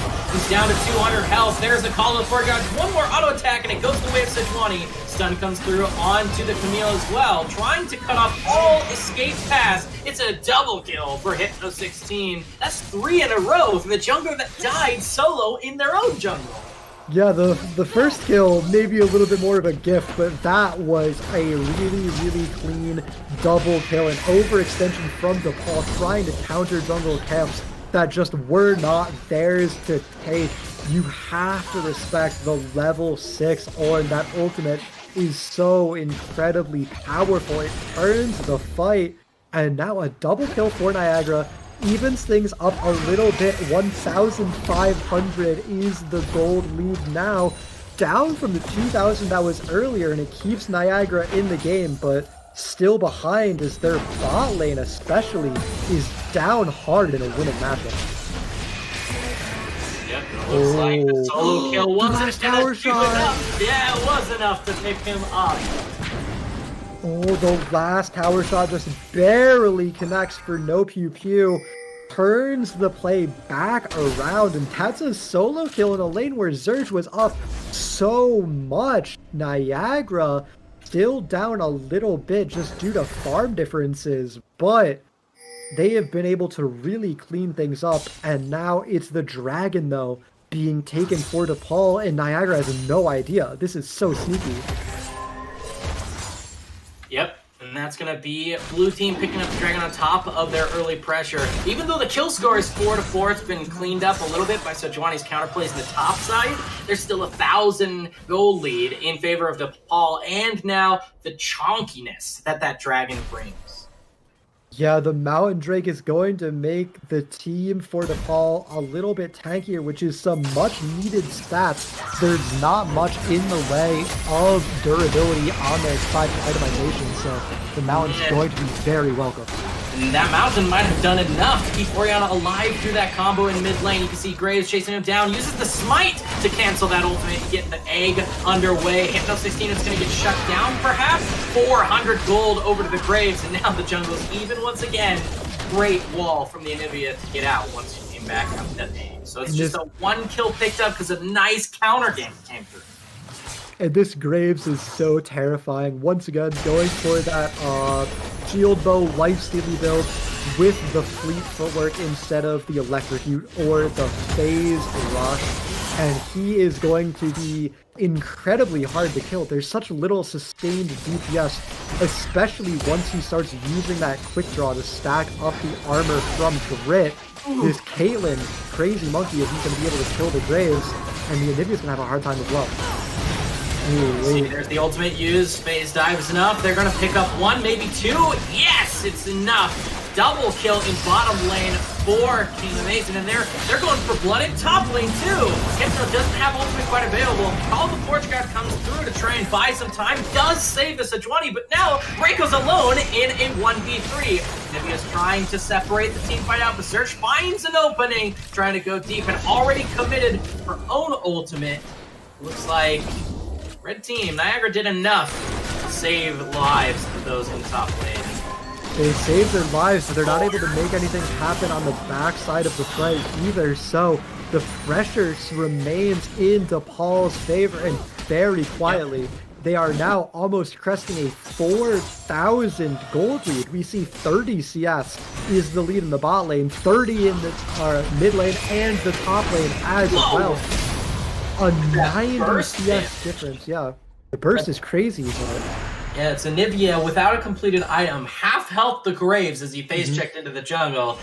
Sejuani wasn't quite able to land the Glacial Prison, but it was close. Very, very close, but we need to see these kills actually get converted. It's a 90 CS lead for DePaul across the board. That's almost 3 kills worth of, or that's more than 3 kills, it's almost 5 kills worth of gold just from minions alone in DePaul University's favor. Never mind the EXP advantages that gives you. You can see jungle is even, but mid lane is definitely a mismatch. You can see Zerch doesn't have the Orianna ultimate just quite yet, but it's going to be a quick double kill for Reaper.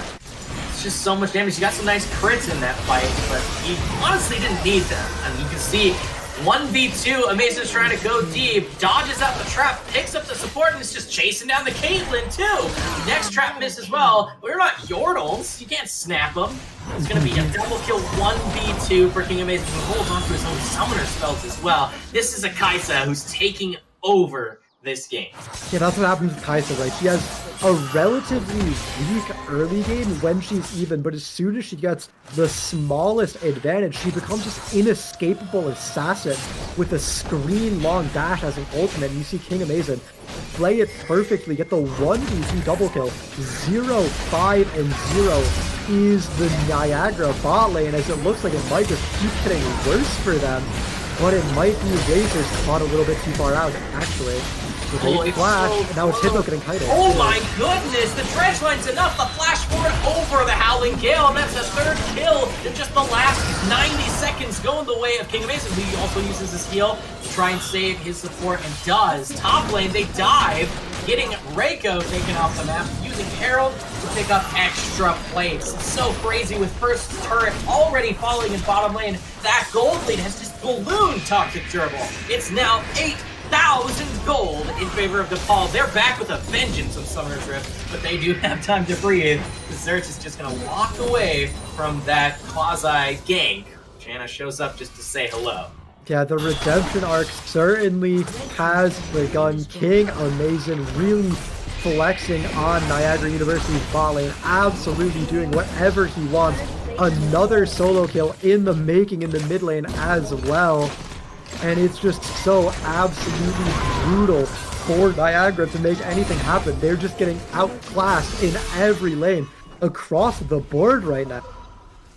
Yeah, this Anivia is not having a good time against Oriana. This, wasn't quite a solo kill in the end of that fairy tale, but it might as well have been. All set up there by Zerch, who's now got 3 kills on his own, plenty of assist credit, and almost double the farm of his Anivia counterpart in that mid lane.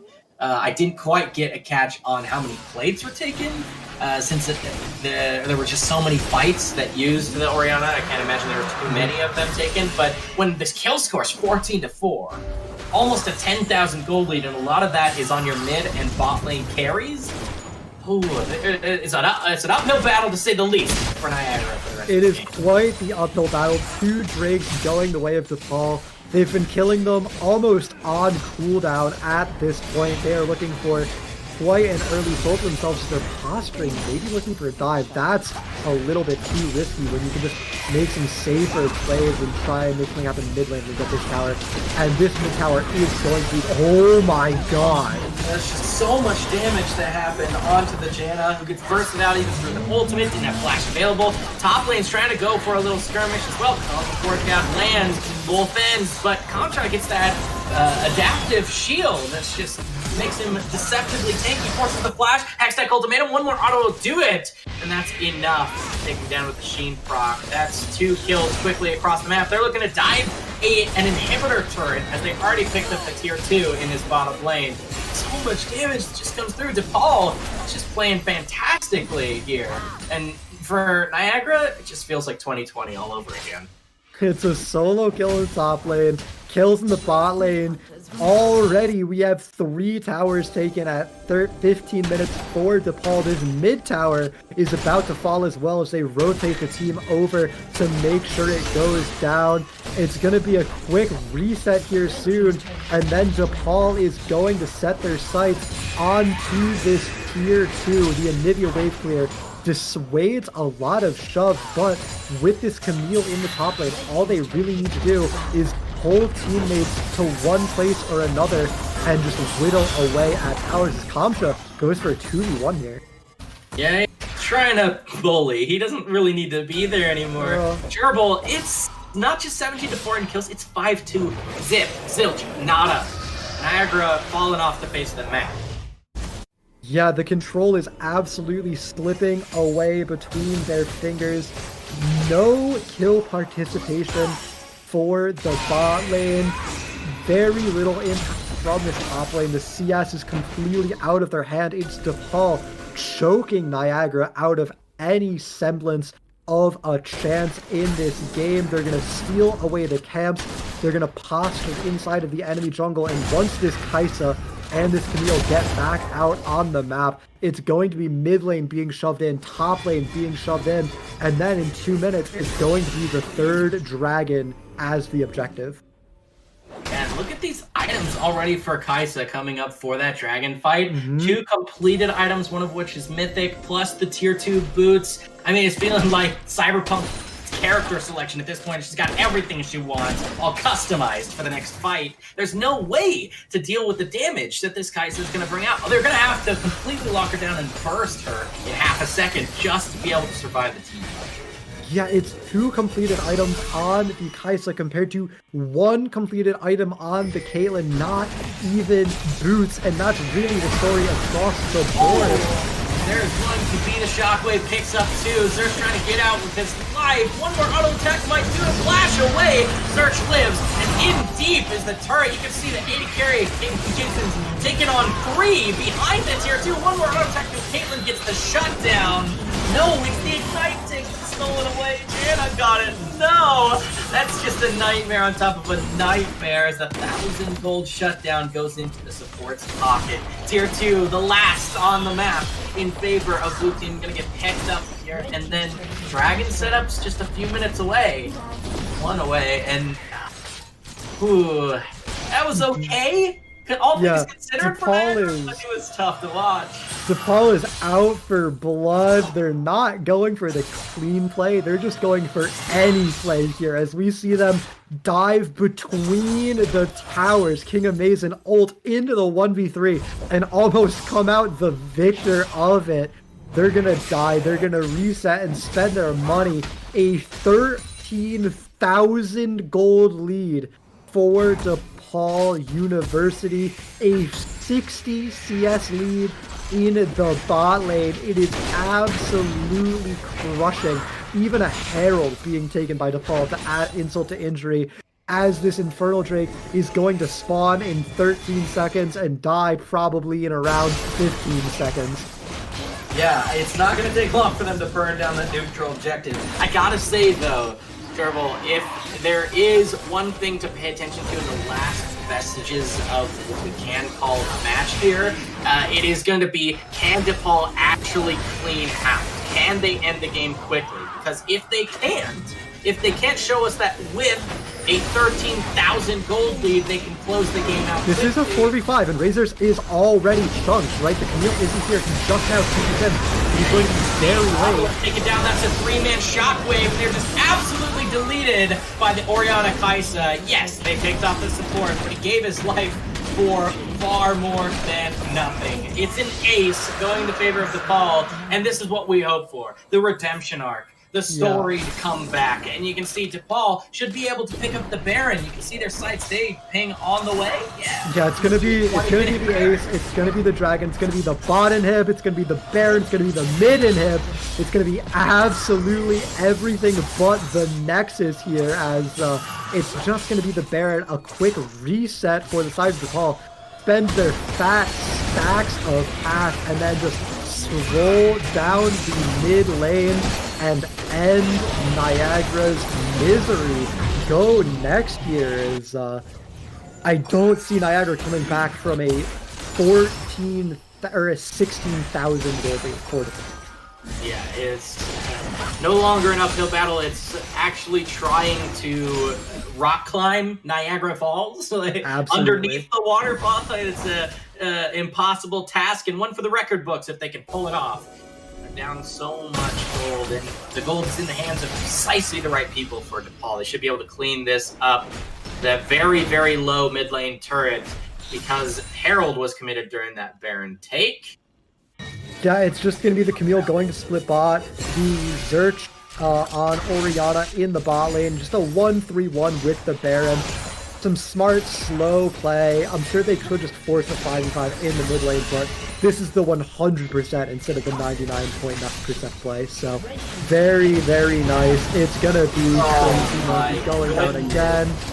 And you have to imagine this is going to be the push for the Nexus, as even Rocco gets solo killed in the top lane. Oh yeah, that was just late game Kaisa, baby. Dives deep, picks him up. 20-minute late game Kaisa.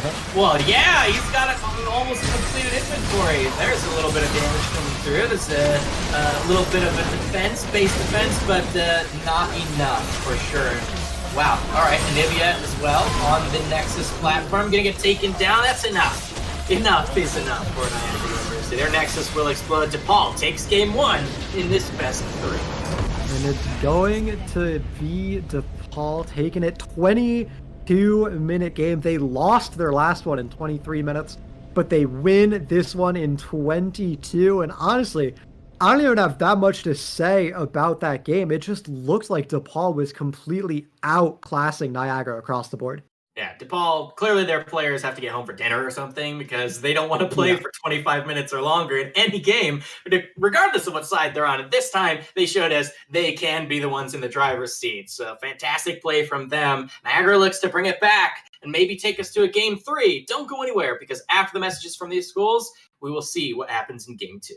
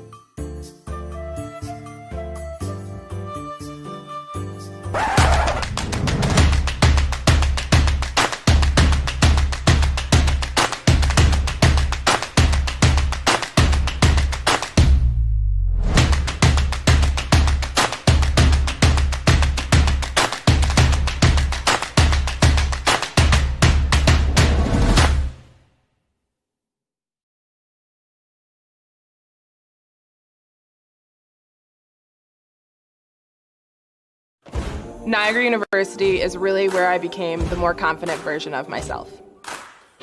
I always had the drive, but they really showed me the way to get it done. Now, I'm ready to take on law school and the world. It wasn't until I had the opportunity to do research my freshman year that I knew biochemistry was for me. Having that experience early on gave me the clarity that I needed. Here, we do what others don't. Dream what others won't. Driven to leap forward, determined to always give back. Here, we work where giants have played, where the connection of work and ethic is made. A diverse community possessed with a passion to know and grow and go and show the world we are prepared to change it. Here, we ask what must be done, for in doing we learn and earn success. And you can get there from here. DePaul University. Here, we do. Define yourself. Will you impact the future? Will you lead the pack? Will you engage the world? We're back, and it's Champions Select time for Game 2 of this best of 3 between DePaul and Niagara. Just a reminder, even though DePaul dropped very quickly the series earlier this evening to St. John's, every win matters for them, for Niagara, for St. John's, because wins count towards the total points that these teams can collect for their schools in the Vincentian Esports Cup. So we'll see if Niagara can take us to Game 3, threaten the series, or at least pick up some points for their school in League of Legends here this evening. We got Nunu band away. Have to indeed. Yeah. Nunu, the same ban as before for the side of Niagara. Silas, I believe, the same as well. Mixing it up a little bit with this Leona ban, but I'm not sure what DePaul is thinking with their bans right now, because after this last game, I don't know how worried they are about any picks from the side of Niagara. I don't think Kaisa's actually worth a ban, right? Because even though she's a solid pick for a player like King Amazing who can pilot it to victory, it's not something that would Okay, shut up, Jake. I mean, anything King Amazing goes on is going to be great, right? If you're banning Kaisa, you're not banning Misfortune. Right, Misfortune, Samira, even though she got slightly nerfed, it's not enough to take down the power of that champion. They banned away their own Jhin, which is fine. They never really had great performances on it this evening anyway. But what is this? A Graves first pick again, but now this time Niagara will have it? It's a Misfortune first pick, which makes me think we're going to see... I hope we see a Seraphine pick here. Misfortune is not good at punishing Seraphine. It's an interesting dichotomy, right? Where Misfortune pairs incredibly well with Seraphine, and because she has to root herself to channel her ultimate, she actually matches up poorly against Seraphine. So first picking Misfortune here without taking Seraphine, with leaving it on the table, means I think we might see DePaul pick it up, but especially because we have seen them play it before. Yeah, but I don't know about putting Reaper back on Graves. If you're Niagara, you clearly struggled in game 1 against that jungle pick. Is the Misfortune really going to make enough of a difference? I talked a few days back about the matchup between Misfortune and Vayne in particular. Misfortune's all about that burst lethality. Vayne can actually kill your front line and chase you down, and it's hard to burst out a champion with invisibility in their kit. I mean, I don't think you the other way, right? Like, if you're a champion who needs to consistently auto attack and do damage over time, Vayne's invis will be a big problem for you. But if you're a Misfortune who only needs to, like, auto Q auto, you have enough time between tumbles to actually get that damage in on the Vayne. So I think it is I think it is pretty good for the Misfortune. But it's really whoever's fight is on their terms. Vayne, exactly, yeah. Invis tumble into a wall, slow you because you lose your passive strut, or Misfortune could just throw down the rain and you're slowed. And Vayne is never good at being the one who has to play defensive. Mm-hmm. And we don't see a Seraphine come through. We do see a Set come through to go with the Misfortune, though. Another champion who is really, really great at setting up those bullet times. The massive 90% slow from Set ultimate, as well as the pull-in and stun from his E, the Face Breaker, means that there is no lack of ability to allow Crazy Monkey to get a big Misfortunal here. The problem is Nami with that wave might provide enough necessary counter engage, especially against Misfortune, I was saying, who does have very little ability to dodge it once the ult has started. It's a pretty natural counter. Yeah, it is. Even if you are too close that you start getting shredded by bullet time, you just cast the wave and run away if you can. You're going to cancel at least the last third of it if you're being quick about it. So it is a natural counter to the Misfortune, but also a squishy fish. That's sushi on the board if you can get within auto attack range of her. Yeah, absolutely. Especially when this Misfortune is stacking lethality and has the hard engage from the Set support. A great Seraphine ban this set is very flexible. We can see it go in the jungle or the top lane as well, so you can't just assume that the support is off the table. And the Seraphine pairs especially well with that Misfortune when you know the enemy is running a very defensive Nami in the lane to pair with the Vayne instead of something that can aggressively punish it. So I love the ban from DePaul there. Wow, and Reddit's favorite champion Talia is picked up in the mid lane there for Concha or Zerch, whoever's going to be playing it. I don't know about that pick. Even with some of the buffs that have come through, I don't think it's enough to bring that champion back into viability. The one thing she does have going for her, I could say, is that the hard initiation from like a Set and possibly that Lissandra. No, it's Katarina. Well, Talia can disengage quite well. And with Anami, it's going to be really hard to get onto the Vayne. Talia definitely has pretty good disengage, but the Katarina is an amazing pick against the Talia. No dashes, only blanks. It's so impossible to hit your very slow skill shots. And it looks like it's going to be a Set top with a Zilean support as the pick. And Zilean is a champion who I don't feel like has that much natural synergy with the Misfortune. I feel like it's a very interesting pick here. There's no champion that really loves the Zilean ult. The Katarina, no pew pew, can use it relatively effectively, go in deep, pick off some targets, and then die and come back and shun Po out. But I really would have liked to see a higher value support pick than just maybe an ult bot with a team that doesn't have a great opportunity. Gerbil, though, you made a fantastic point about Misfortune's damage and the fact that Red Team, all of their skill shots are very slow, which is why I like the Zilean pick. I play a lot of it myself. it's more about the speed ups and the double bombs than the ultimate. 9 times out of 10, if you're Zillion ulting somebody, they might just die again afterwards because it's hard. Just like with Hourglass, for your team to make sure you have the safety to follow that up. But with your fantastic point about the slow skill shots where the crowd control can come through, imagine Strut plus that time speed, you're just zooming at them, and what can they do if you actually have the lethality items?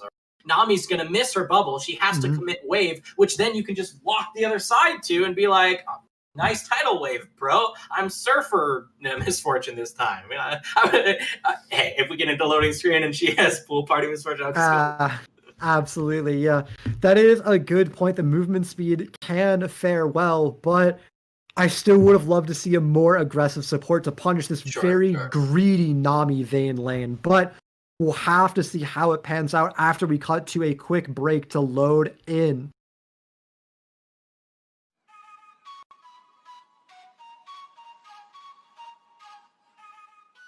I'm excited for the Vincentian Cup because I know that Vincentian values are a large part of what Niagara University is. So it's really awesome to have an entire esports event with schools of similar values. That we really get to showcase the kind of like hard work that a lot of our players have been putting into, honing their passion for all of the games that they play, and creating it into like a really tangible, like a real skill that they're able to show off. Excited to participate in the Vincentian Cup and be able to do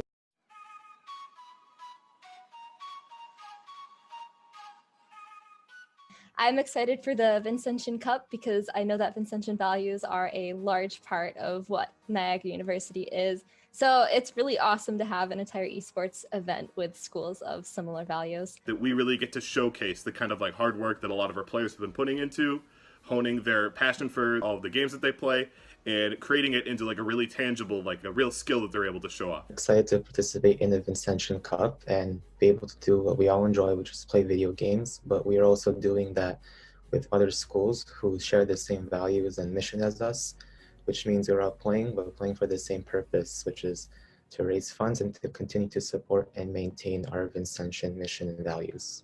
I'm really excited for the Vincentian Cup in terms of its competitive nature. At DePaul Rocket League, we have a bunch of new players that are fired up, ready to go, and this will give them the first opportunity possible to represent DePaul and get some W's for us. Competing in this cup is a great time for us to network with the 2 other Vincentian schools in DePaul and St. John's. It's also the first time our League of Legends team gets to play this year. Let's go Niagara! Let's go Niagara. See you in December. I'm really excited to see how this all plays out in December, so let's go Team DePaul. Let's go DePaul. Let's go St. John's University. See you in December.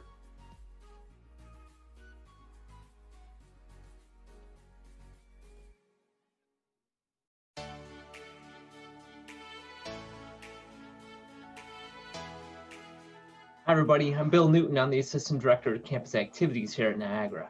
Hi, I'm Courtney. I serve as the Director for Student Involvement in Esports at DePaul University in Chicago. I'm really excited for us to come together for the Vincentian Cup because I think that it's a really unique opportunity to bring these 3 schools together because of our common mission. We're the only 3 universities in the country, DePaul, Niagara, and St. John's, that are threaded together because of that Vincentian mission. This Vincentian Cup really presents a chance for our students and our university communities to come together, share our love of gaming, and also hope to raise some funds to benefit students within our universities who are in need. Here at Niagara, we have a student assistance fund called the Rendu Fund. So our Rendu Fund is housed in our campus ministry department, and it's used for students who need help just in a variety of different ways. You know, that could be everything from just everyday type supplies and toiletries to helping to purchase bus tickets, train tickets, or even plane tickets to help get students home during the breaks. Student Emergency Assistance Fund was designed to help students in crisis. Obviously, throughout the pandemic, there have been a number of different issues that our students have been facing that are new and different that they haven't had to deal with before. We've been talking with students who have dealt with food insecurity, housing issues, technology issues, and so many other things. So the Student Emergency Assistance Fund is in place to help those students through those times of crises. So the Vincentian Cup is also going to be a live stream charity event. You can go to inspire.depaul.edu to donate. There, any donation that you make is going to be divided 3 ways between all 3 institutions. So by donating, you'll be donating to DePaul, Niagara, and St. John's. And game on, everyone, and let's go Niagara. Woo! We hope that you enjoy the matches, watch the games, and consider donating if you're able. And let's go Blue Demons!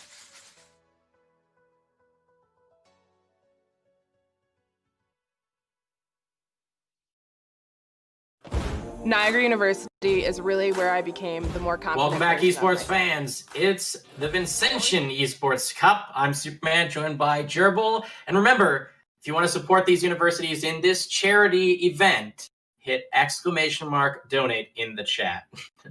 We got all chat coming through in game 2 already. Chat coming through, and it's pointing out something I wanted to talk about too. We have Kamcha playing Graves top and the Talia going in the jungle here. Some champion flexing going on for the side of DePaul.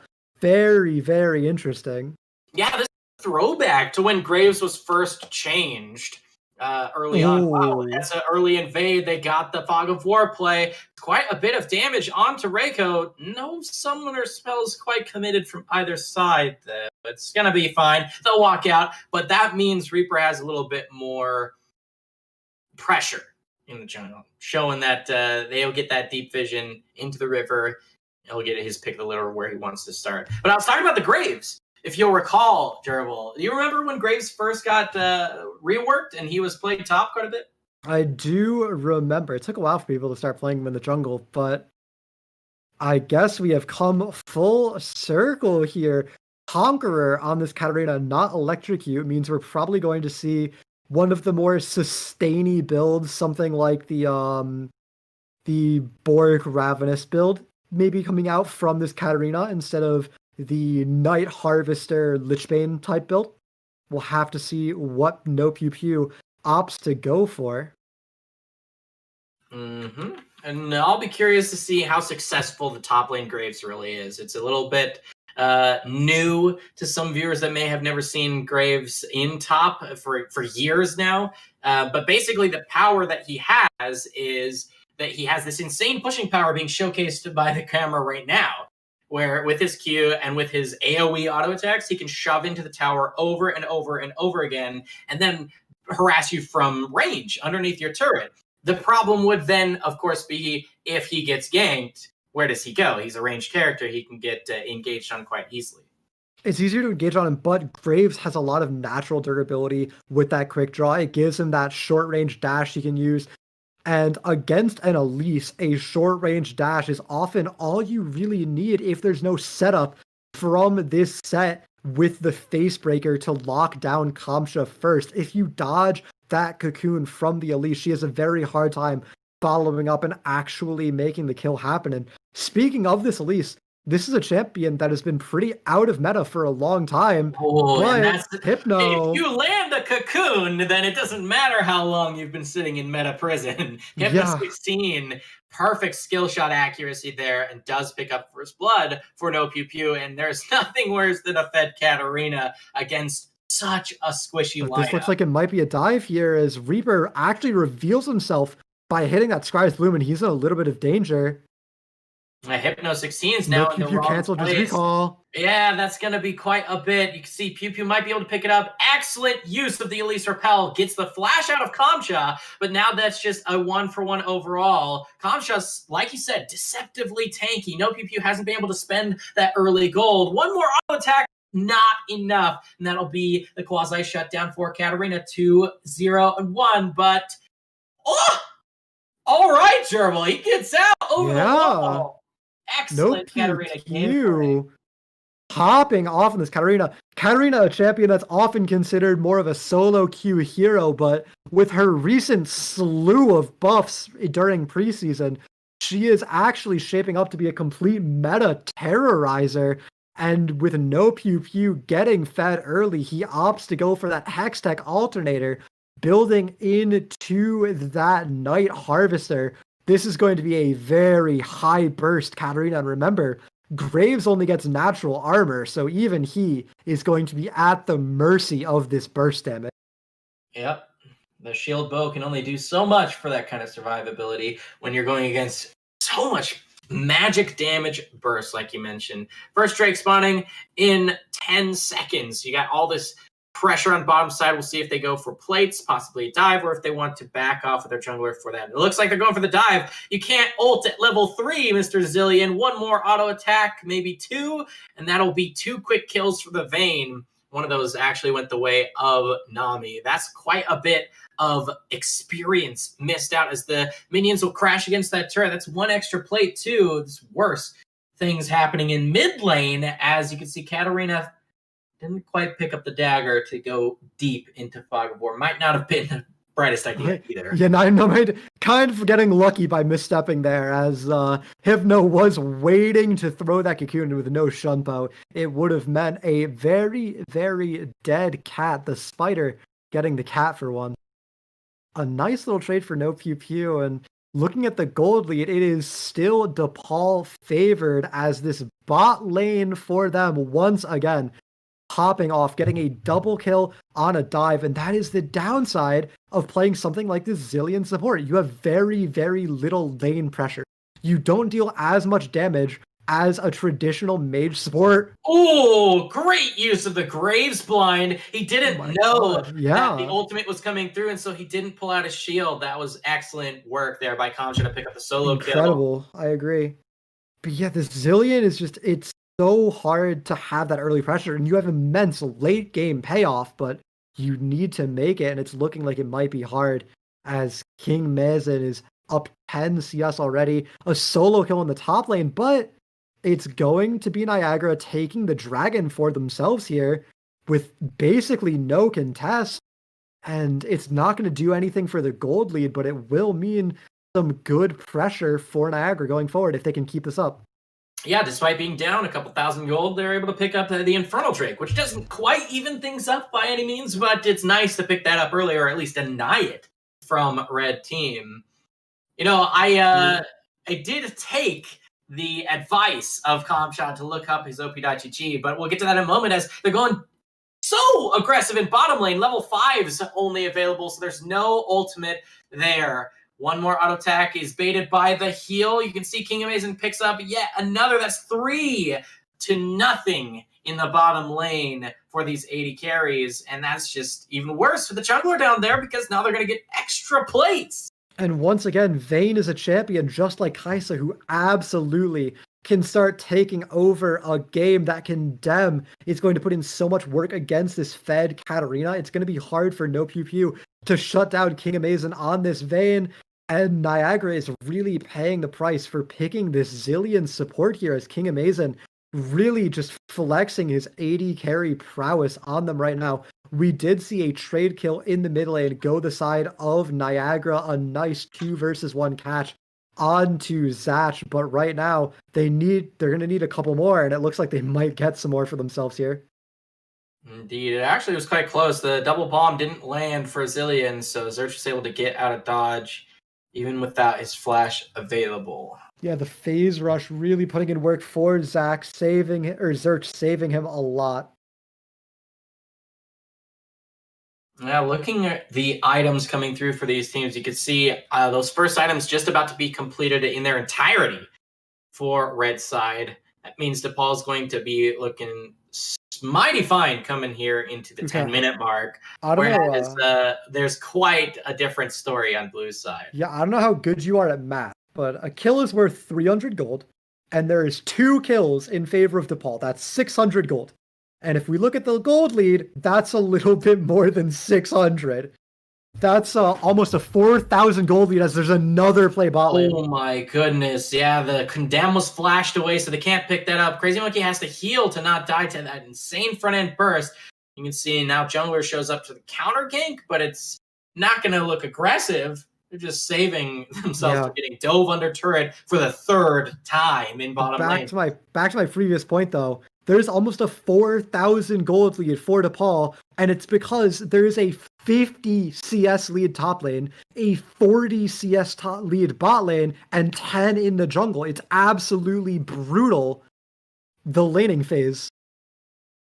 Yep, and they do get Great that trade pick go. onto the Nami. Condemn into the wall, cancels the Katarina. They'll get picked up. No mana left on for Vayne, but that doesn't mean she doesn't have the move speed to continue this chase. Excellent use of this kit there from Talia to pick themselves up a second one, only trading their support slide forward. And they're still looking very unhealthy underneath that turret as top lane's trying to look for a little bit of a trade. Rico gets the tower to help him out. But other than that, he's, like you said, down 60 CS, hasn't been able to purchase in a while. And what do you do against this Graves? It's just been shoving you in from 10 seconds into the game.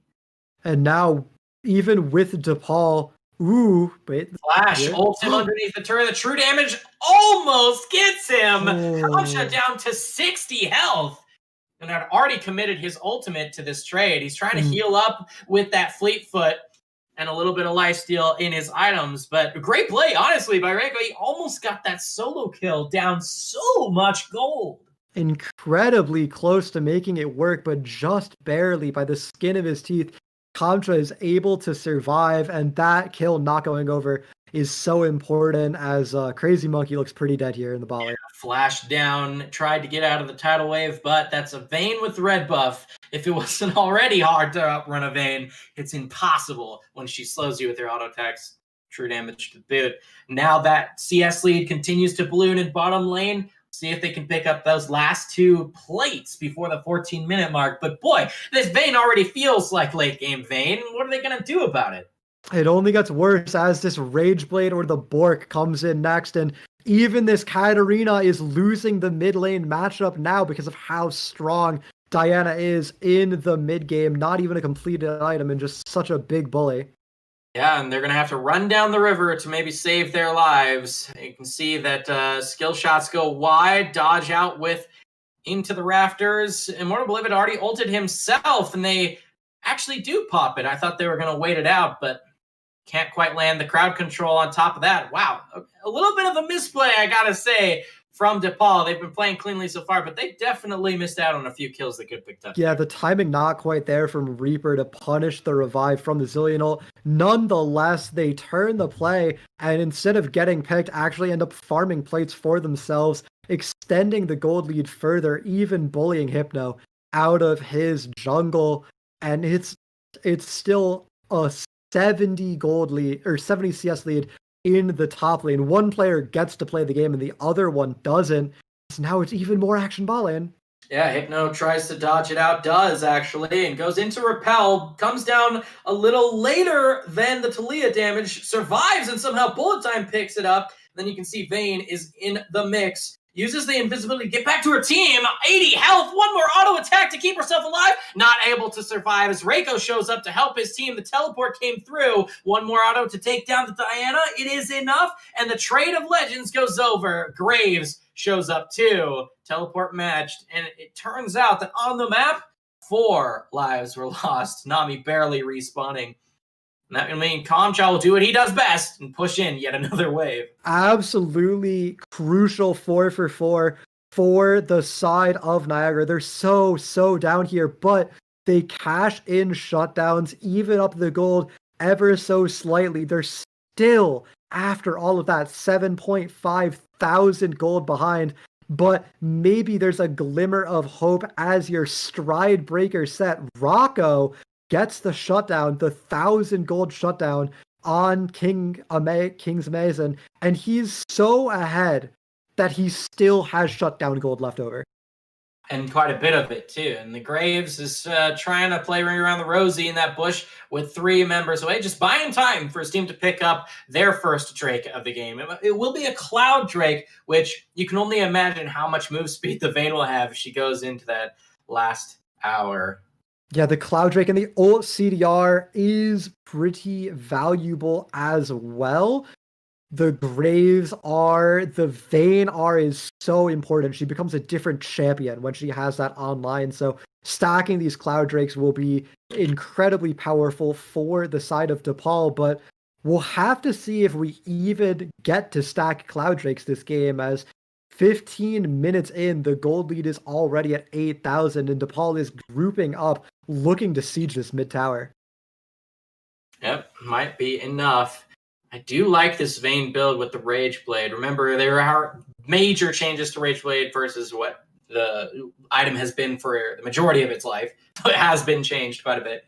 Now it changes your crit into on-hit damage. So if Vayne continues to build crit, which normally something of the likes would show up, those seal items in her kit. A Phantom Dancer, probably, if not a Pork. Yeah, for sure. And all of that will turn into even more on-hit damage that stacks up with Rage Blade. You can see these mid laners are trying to fight each other in the bot lane, going deep. Vision trades in the river. And will Immortal Beloved actually be able to land the double bomb? No, the invisibility is too much. Takes down the Zillion passive. She'll come through from the Nami. That's one, maybe two. Yes, once again, the Vayne's just popping off. King Amazing, true to his name. And he is the ruler of Summoner's Rift at the time being. It's going to be 16-9. And then with the spawn of the Rift Herald, they're going to take down the final outer turret. And the Rift Herald's going to save its health as well. It's going to get another charge here. It's just 2 people down for the side of Niagara. They go deep and catch the Vayne, who actually gets taken down to 80 health. Flash forward. Reiko gets his second shutdown in a row onto the Vayne. Really well played there, and they'll chase. That's actually fantastic from DePaul to try and make that happen, but not enough members to actually follow through, which means DePaul's going cleanly into the enemy base. They'll probably be able to pick up this turret. Flash forward from the Grays. Kamsha's back with a vengeance. 7-1. He's the one with 1,000 gold on his head at this point. They're going to break the base in the middle. Will they break it in bottom as well? Moments away will tell the story. I just realized? Nami has Imperial Mandate, and Nami putting the orbs on Graves to make his auto attacks slow enemies is applying Imperial Mandate. Yes, and it's fantastic that she can do that not just with her E, but also with her Q and her ultimate. They all apply a slow and all buff her own damage, and the E is additional damage for her allies to proc continuously. It's so much insane damage. In fact, if we could have the observer mouse over that red item in Nami's inventory on the scoreboard, it'll tell us precisely how much absurd bonus damage. 1,000 already. Support? 1,000 damage in 17 minutes. That shouldn't happen. Thank you, observer. Yeah, but getting back into it here, Reiko really trying to put the team on his back. The second huge team fight for him. It was still a 3v2 in the end, but once again, they were able to cash in shutdowns, which is absolutely massive for them. But it's going to be Baron spawning in 3 minutes and a Dragon in 1:15, and it's going to be Niagara still bleeding out with no real way back into the game. They have their Eclipse finished on Crazy Monkey. If we see Reiko get an engage into a Misfortunal that just instantly wipes 3 people on the side of DePaul, I could see it, but barring that, it looks so rough. The main saving grace is that the engage for the side of DePaul is very weak. They have a hard time making fights happen on their own terms and closing the game out quickly. It's all got to be the flanks from Graves or Talia ult with the Weaver's Wall, or just like the perfect Nami ultimate. Luckily for DePaul, the only way back in... Oh, a base check might come through. Hypno tries to burst out and does actually take down a Nami. And unfortunately, there were fronts to move to. Nice condemn from the Vayne is going to survive. That's so much lifesteal. So close. Had to use Summoner Heal. That'll be another 2 picked up by Reaper. That condemn... Yeah, it was fantastic. Was so, but if he doesn't condemn that, he dies. Your super fed AD carry dies, and the fed Katarina gets the reset on the daggers to pop off on the rest of your team as well. An absolute fight of milliseconds for King Amazing to secure the kill, secure the stun, secure the dragon.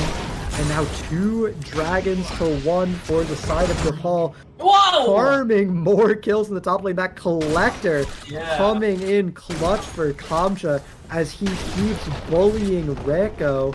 And with Baron spawning in a minute, DePaul's going to be looking to close things out very soon. Yeah, they do have quite a bit of damage on that neutral objective that they can just burn through it very quickly if the enemy team doesn't have the vision to contest. Luckily for Niagara, if the Baron is committed to, and they're in a position to contest it, Baron shreds magic resist, and there's so much magic damage that comes through from the two main members, or threatening members of Niagara, being the Elise and the Katarina. There might actually be an opportunity for those resets to come through. Yeah, it has to be an absolute miracle fight where the Baron gets the side of DePaul low and Niagara comes in to clean it up. But look at how dominant their map control is. There's barely any vision, barely any wards on the map for the side of Niagara. They're all going to get swept out during the Baron setup for DePaul as well. They're going to be choked out of vision, forced to face check complete darkness, and when you're face checking a Graves and a Diana, it's terrifying, and a Talia for that matter. Oh my goodness, speaking of Talia, that's a perfect Wheeler's Wall to absolutely decimate Niagara's ability to keep this team fight in their sights. Once again, a beautiful condemned from King Amazing, although the bullet time was enough to take one down. And then, oh my goodness, that's just disgusting damage from the Vayne. That's a triple kill. I don't The even know Vayne if is just Baron's too worth bad it. at this Yeah, point. no, yeah, it's too bad. Way too bad. This Grand Master AD carry is really putting this team on his back. Yeah, Zerch in the bottom lane, taking the tower. The rest of the team going to be taking the Baron, and now it's going to be an inhibitor falling, a super buff going the way of DePaul. They're going to be sitting on 1,500 gold each, and they're going to be able to reset, run it down mid lane, clean up these two inhibitors, and then just quickly rotate over to top lane because there's only the one turret standing in that lane as well. Oh, they're putting on a clinic on how to end games very quickly throughout the entirety of this evening. Although this time it feels a little better to be on the winning side of that equation. But like you mentioned, with the Baron buff, mid, bottom inhibitors are exposed. Just a matter of time before the Nexus is next. Yeah, the players are walking back out on the map, taking their camps, shoving out the lanes, and it's just all the farm numbers are so one-sided, all the gold numbers are so one-sided. It is an 18,000 gold lead. It's just a matter of inevitability at this point as DePaul clears out their camps, the red buff going onto the Vayne, the Baron waves shoving in top and mid, a pick attempt dodged away from by Comtra, and it's actually his opportunity to pick off the Elise. That's one. There's three left. Can he do it? Crowd control has yet to land. He flashes away from Katarina's damage. He's still quite healthy. That's two in a 1v4. Comtra knows how to play this brave top lane. Pick that up for solo queue viewers, because boy does he turn around. Picks up all four of those. It's a 1v4 top. Oh my goodness. Oh, 3 shot. Yeah, that's just rude with the Rage Blade already stacked up. Nexus turrets in their sights. DePaul's gonna pick up 2 quick wins to make themselves feel fine, turning things around after their last series. Feeling good. 1-1 for DePaul, and up next we're going to be doing Niagara going up against the team from the first game of the day, St. John's, and that is a matchup I am quite excited for, as well as this DePaul Niagara match was incredibly exciting. Absolutely. I can't believe how fed that Vayne got, and that Graves gameplay, dodging everything, dip diving, dodging, and they couldn't lock him down. And that lifesteal build means, how are you going to kill him if he's able to continuously attack you? Fantastic gameplay from DePaul, and of course, well played by Niagara. And once again, we want to give you a rundown on what's happening here today. We're working on some of the round robin schedule here of League of Legends, which is just one part of this entire Vincentian Esports Cup. They've got Rocket League, Overwatch, Super Smash Bros. Ultimate, and they all work together for teams to compete, not just to win one title for a game like League of Legends, but they get points for individual victories as well as series victories against the other schools in all of those game titles to compete in the entirety of the Esports Cup. So every game matters, and trying to get those series wins is huge as well. So those three schools being DePaul, Niagara University, and St. John's, they're all here trying to put on a fantastic charity event. ! Donate in the chat so that you can learn more. But yeah, when we come back, like Gerbil said, we're going to have one more best of 3 match this evening. Maybe we'll see 3 games happen of it, because it'll be St. John's versus Niagara? Yeah, it'll be Yeah. St. John's versus Niagara for the last best of 3 today.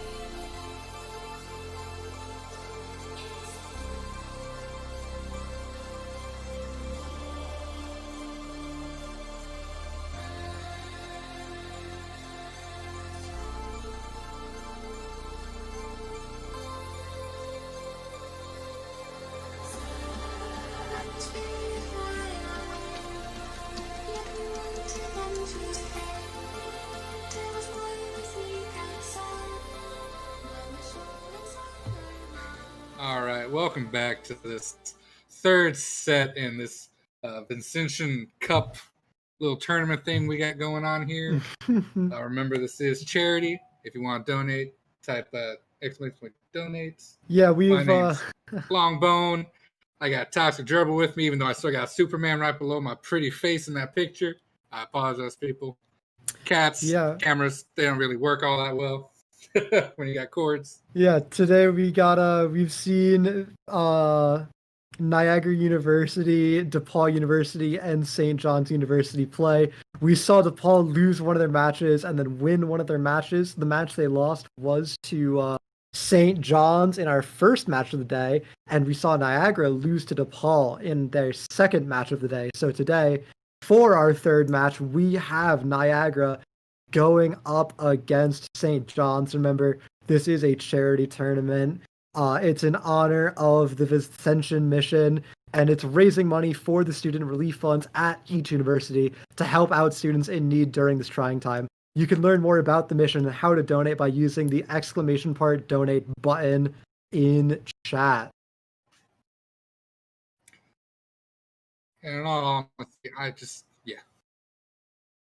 And it sounds like we are going to be getting into draft right away here, as I expect some Shen bans and some Fizz bans, if patterns from before hold true. I know you weren't around for those games, but those were some pretty popular one. Fizz as well was a popular ban against St. John's before. My heart's been broken, and Katarina ban, man. Katarina. Oh, you missed it. We just had a Katarina game last game. I was watching it. I was disappointed by that build. I thought the AD build with the Vayne type build would have been a lot better in that That's situation. What I said. I'm looking out for it, man. Assassin's gone, that's probably a good thing. Leona gone, that's a really good thing. Lee Sin, got a bad early game, it helps get rid of it. Lee Sin, yeah, the early game, very strong. He has been nerfed a lot by these item changes, though. It's a lot harder for Lee Sin to get that early pressure that he wants when everyone is just spiking so hard on one item. He can't keep up. Nothing really fits him all that well. And there's the Jhin ban. We've seen it come out a lot. Jhin is an incredibly priority champion. It looks like after the recent nerfs, Samira has dropped very hard in priority. I was expecting to see a lot more of Samira today, but it's been left open every time and no one has picked it yet.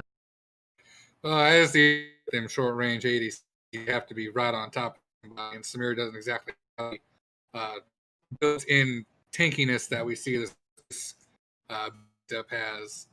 Yeah, your mic's cutting out a little bit, but you're talking about short range 80 carries. I mean, we did see a Kaisa and a Vayne pop off today, so it's definitely a meta where short range 80 carries can find value. Those long range bullies like Jinx and Caitlyn have really had their scaling gutted away from them due to these crit changes. So shorter range champions have been on the rise, and a short range 80 carry with a lot of priority has been this Graves. He's not being played in the bot lane, but he fits the role in all other metrics. Irelia, 7 swords, maybe an Irelia player. It definitely sounds like it. And Misfortune being picked up for Basham. Misfortune has been an incredibly priority pick alongside that Jhin. They have definitely been the top two, but I am quite surprised to see Seraphine banned, but Misfortune picked by the side of St. John. Actually seen too many, so I can't comment on that, but I do a Mantheon pick and with the ability to set double Q auto pattern. Yeah, Pantheon, recently a support, has been changed to become a top laner as of this patch. So I assume that is where we will see him. This Swain coming in could really be in almost any role. It could be a mid-Panth, a top Swain, a mid-Swain. Swain could be the bot laner or the support. He really can play 4 out of 5 roles right now, and having those flex picks is incredibly valuable. You can just change up your draft plan and adapt whatever the enemy picks. Orianna being picked She has a decent synergy point with that Irelia, and we saw earlier today an Orianna pick absolutely pop off against an Anivia, so we'll have to see if caught dead. I believe a different mid laner for the side of St. John's being put in here can keep up his predecessor's performance. Yeah, I definitely like the Lucian ban here because they don't really believe that Swain is going mid. And I hate seeing Lucian's mid just because of the absolute bully that he can put onto almost anybody. Yeah, Lucian is an Orianna counter pick. It's a very favorite matchup. Orianna, of course, having some of the lowest base armor in the game, despite being a robot made of metal. Well, you know, she wasn't built to tank things. She was built to dance. So she was indeed. So it is how that falls. Lucian, a very, very good counter pick. There's the Samira ban coming through. Too afraid of that Samira Swain lane, a very powerful one. Swain's passive counts as a knockup for Samira's passive, so very important you take that off the table. And we might be seeing this Cassio can't be getting locked in, right? There's no way. You already have an Irelia. It could be locked in because they might think the Swain's going to go AD or AD's in the bot lane position. Yeah, but you already have a Misfortune bot. You're committed to a bot laner, right? So Alistar is going to be the support pick here. We'll have to see how much Reborn roam. That's the hallmark of a good Alistar player.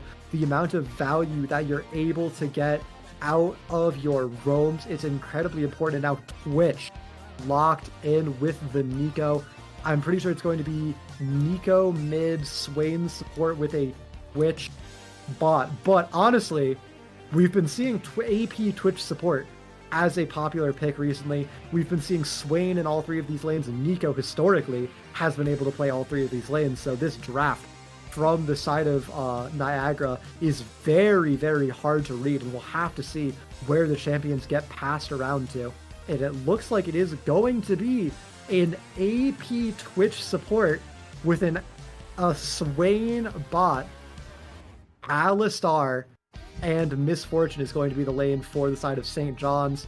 And that's such an interesting matchup because both of these supports want to hard roam.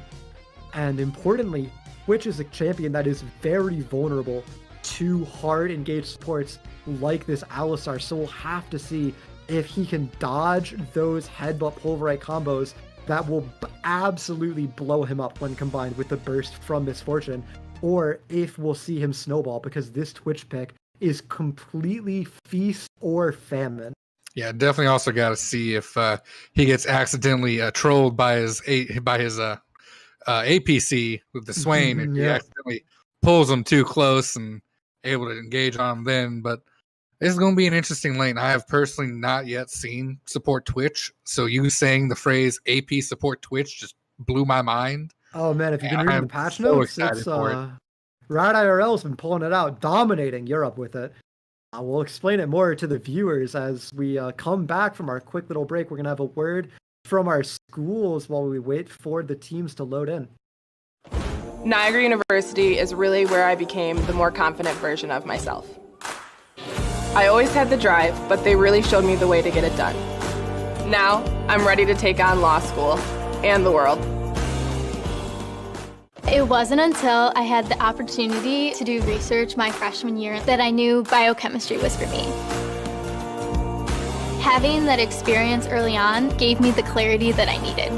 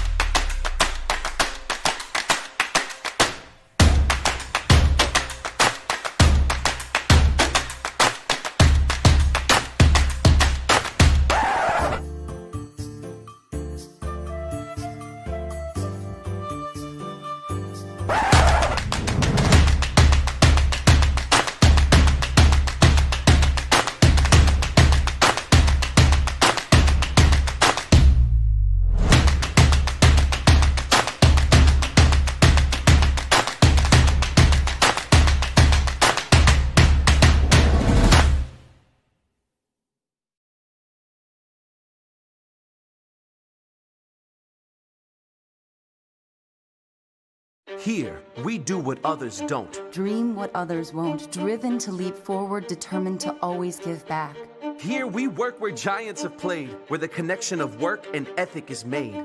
A diverse community possessed with a passion To know and grow and go and show the world we are prepared to change it. Here, we ask what must be done, for in doing we learn and earn success. and you can get there from here. DePaul University. Here, we do.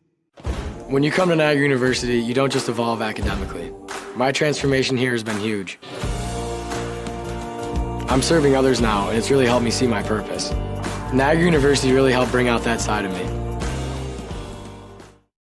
Care is built into the culture at Niagara University. I really see it in all the professors here. How are you not going to approach teaching that way when the university at its core is about caring and compassion? Here, we do what others don't. Dream what others won't, driven to leap forward, determined to always give back. Here, we work where giants have played, where the connection of work and ethic is made. A diverse community possessed with a passion To know and grow and go and show the world we are prepared to change it. Here, we ask what must be done, for in doing we learn and earn success. and you can get there from here. DePaul University. Here, we do. Define yourself. Will you impact the future? Will you lead the pack? Will you engage the world? Will you find the cure? Will you be the hope? So, will you? Come see how St. John students are changing. Okay, hello everybody and welcome back. I am incredibly excited to see whether or not Niagara is going to be able to find value out of this Twitch support, this AP Twitch with the Spell Thieves Hail of Blades. He's going to be rushing a Gnasher's Tooth here, and he's going to be trying to roam and find some cheese kills on this Oriana and this Irelia. Baits or jungling baits. Yeah, both teams just full stacking. Neither one wants to fall victim to anything crazy here. And neither one will. Yeah, neither one will. Both are just full stack. Important to note, this Pantheon, Rocco, has opted for Ignite instead of Teleport. He just thinks his ultimate will be all of the global pressure that he needs, and it looks like this invade might actually turn into a blue buff steal, and I think St. John's doesn't realize they might actually walk past this push on their way back to lane. This could be a disaster. I don't think they will. Looks like they're going to take the... No, Boschman. Up there. Ooh. Okay, he's dead. Farewell, buddy. Good night, sweet prince. Goodbye, sweet prince. First Onto blow. the graves, too. That's so good. Are they going to get the Alistair? I think he's got the speed to get out of here. He's out, but just the one kill, and they delay. Oh, trade flashes. They delay the Alistar's recall. He's stuck at half health now, playing lane. And remember, this AP Twitch is such a cheese pick that the Alistar being stuck at half health is so important. He can't recall. He'll miss too much EXP. Yes, and another important thing to note is that because the jungler started topside, Irelia is not going to get an advantage from Rocco being down bot for that 5-man invade. Yeah, So meanwhile, top this lane- Graves, who got first blood, is going to be clearing up topside to look for the gank as well, and getting pressured by Pantheon. Really good point. Although the blue buff is going to be stolen away by Twice Sana. Pretty uncontested, looks like. Don't think Graves really sees it. It's going to be gone by the time he gets there, so... Yeah, Twice on great reaction time from Face Monk to flash out of the way, but that being said, it means his flash will be gone and not able to escape the next one. The blue buff gone. Twice Sama going for the Gromp as well, but he sees little dots from Hypno over the wall. He's just going to be able to walk straight out of here. Mission successful, but spending a lot of his time with nowhere to run. Broke Graves' ankles there for a second. Rocco is just a gonna find little him. bit too quick getting out of there. He's going to execute, No. but he's going to execute. He's wasting so much of the time. Oh, he good died. flash from Hypno. I'll take it. But this whole time, there's a freeze for Seven Swords top lane. Look at how much Rocco is missing when he needs to get ahead. Oh, it's not a freeze, so it's actually a slow push back in. So Rocco's going to be able to catch all of this. Perfect from the side of Niagara, and an early 2 kills. But despite that, the farm difference mid lane is making gold actually stay even. A little bit of a fight up top. I don't like that. There's 3 here. Twitch is already top lane. He is gone. I don't think Flash saves him here. Oh yeah, no, definitely. he is dead. And that's gonna go over to Rocco. And you said it on that off, Pantheon. You said it off mic, right? His Swain should be able to stay alive by himself, but he overextends, he gets comboed, and that's a trade kill on the bottom side of the map for St. John's. Meanwhile, in mid, no pew pew. 1 auto away, not gonna get it, but he goes down to the Q from Twice Sauna from those 2 turret shots. Oh, no. You hate to see it. No, Pew going just a little bit too deep, takes 1 extra tower shot and falls down. Twice Sauna pick up the kill, and now he's back in Hypno's jungle, counter jungling, taking those chickens away, and Graves the champion. Yeah. Good stun out from the Irelia. Is gonna get him out. Ooh, just a little bit off on that Q. Oh, that's sad. And then bot lane Crazy Monkey again coming out from underneath his turrets. Gonna be engaged on permanently every time he does that, so long as he stays 1v2.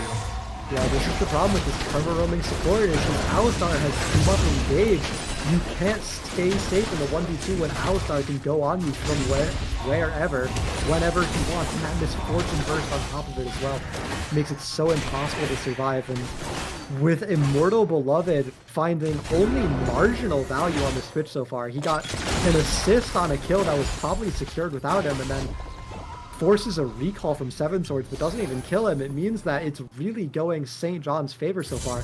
And even if we look at the gold, right, it's 3-3, kills are even, but it's already a 1,200 gold lead for St. John's, just off of farm differences in all 3 lanes and the jungle. Yep, and we see the Twitch paying a bit of attention. No, that's not a Twitch. That is the Nico. I'm looking at the... I'm too busy looking at the mini-map to see what's going on elsewhere other than Twitch's back bot trying to stem the bleeding, help Crazy Monkey get some semblance of lane dominance, but now it's Reborn's turn to roam as he is hovering around top here, looking for a gank. There's no shield on this Pantheon.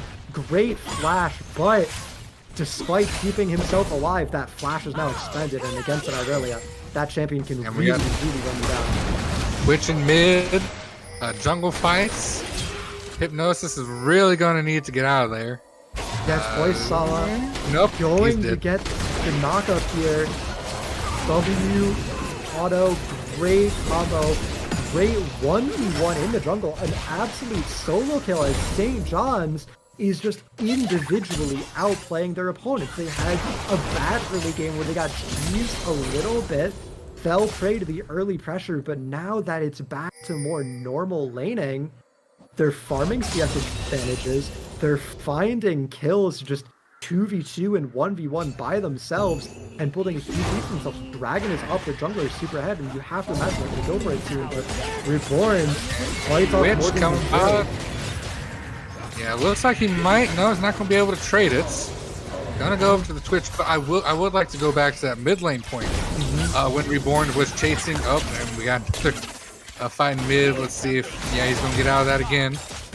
And another fight. Just some auto trading. Here. Oh no, he doesn't. What did he use it? Oh, he must have used it right before we pan back down. So, yeah. Oh, there's so much fighting. This is a kill for no PG. Yep. Easy peasy, cannon. Nope, Immortal's gonna die right here. Yeah, nice, not gonna be enough. And here comes the Hypnosis. Back mid. And Pantheon. The Pantheon are a little bit of overkill. It looked like no PP and Hypno had it under control. The Pantheon just secured it for the Nico. It was a little bit because it forced him over. Okay. We've calmed down just a slight bit. A little bit of a breather indeed, yeah. It's still a little bit more than a 1,000 gold lead in favor of St. John, but Niagara is doing a good job of cutting the bleeding, staying in it. They've got their Twitch working on his Nashes, so we turbo in the inventory, but Misfortune, Basham, almost double Crazy Monkey's farm. It feels brutal. Same scenario for Rocco in the top lane.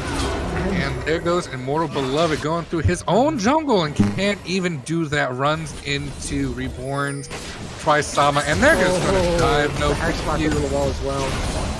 Orianna ults, knocked away. He's gone. Goodbye. See you later. Try again. And this is just running away from this Niagara. Double roaming duo for St. John is putting in such a tremendous amount of work, patching the Twitch, patching the Nico, forcing summoners all around, and this might be a solo kill pop. Oh, not much of a solo kill, because Boystana has something to say about it. And back mid, we got everywhere. Crazy Monkey's gonna die. Is he gonna trade? Is he? Oh, he got the trade at least on support. But Hypnosis walked right into Twice Sana, and he's just gonna get ulted down after he ults to get away. There's just no saving him. Yeah, it's so rough for Crazy Monkey here. Immortal Beloved not finding nearly enough value on this roaming pick. Meanwhile, he's been stranding his bot laner against such a good diving pick this whole time, but Seven Swords going too far, too deep, getting ambitious, giving a shutdown over to this Twitch support as well, but finding the trade kill for himself anyway. I think in chat we just say worth gold resets. True gold reset indeed, and now though, a 4,000, almost 5,000 gold is going to get caught a little bit. Orianna right there. I don't think Orianna was expecting the full combos to come through.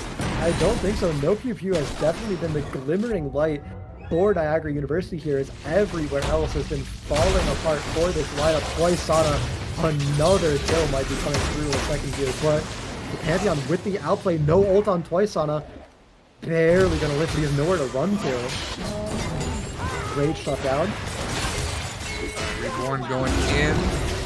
Doesn't have the ulti, so they can't go deep, but now Hypnosis here. That would be Reborn going down to the Twitch. Can they get Rashawn? It's gonna be another kill going to Twitch, I believe. No, yeah. Yep. Just enough on the APE. And now 4, 3, and 2. This Twitch getting back in the game. Rocco finding a solo kill in the top lane as well. Punishing over aggression from Seven Swords means that Niagara University, the gold lead was just at 4,500 for St. John's, and now it's barely over 1,000, almost 2,000. Yeah. Completely clawing the way back in. It's 26 kills at 11 minutes. An absolute bloodbath of a game here. An incredibly accelerated game state as Reborn wants more. Will they be able to get this 2v2? Pew Pew goes down, but can't get a trade kill. Doesn't look like it, but the Pantheon can, as Rocco man drops in. Reborn is also going down. A double kill for the Graves, but he's going to go down now. Aurelia teleports in for the trade kill, but it's a 3v1 Seven Sword. Guys, Twice Sama, Prowler's Claws in for Rocco, able to find the kill, but he's going to go down after as well. It's 17 to 16 and 12. What is happening? I think right now they're just trying to distract away from MF, who is quietly building up quite a lead. Yes, she has 1 less assist, but she's closing in on almost 2 times the farm, and she's gotten all 5 turret plates plus the first turret gold solo. Yeah, this Misfortune is absolutely monstrous, and right now Misfortune is a character who really can carry a game. No time side of NU. Yeah, he's looking around, finding Hypno out, but this is a very dangerous fight to look for. You are deep in enemy territory here, and you have to be respectful. I don't think he wants to be. He's no PP over the wall. Helper comes down as well.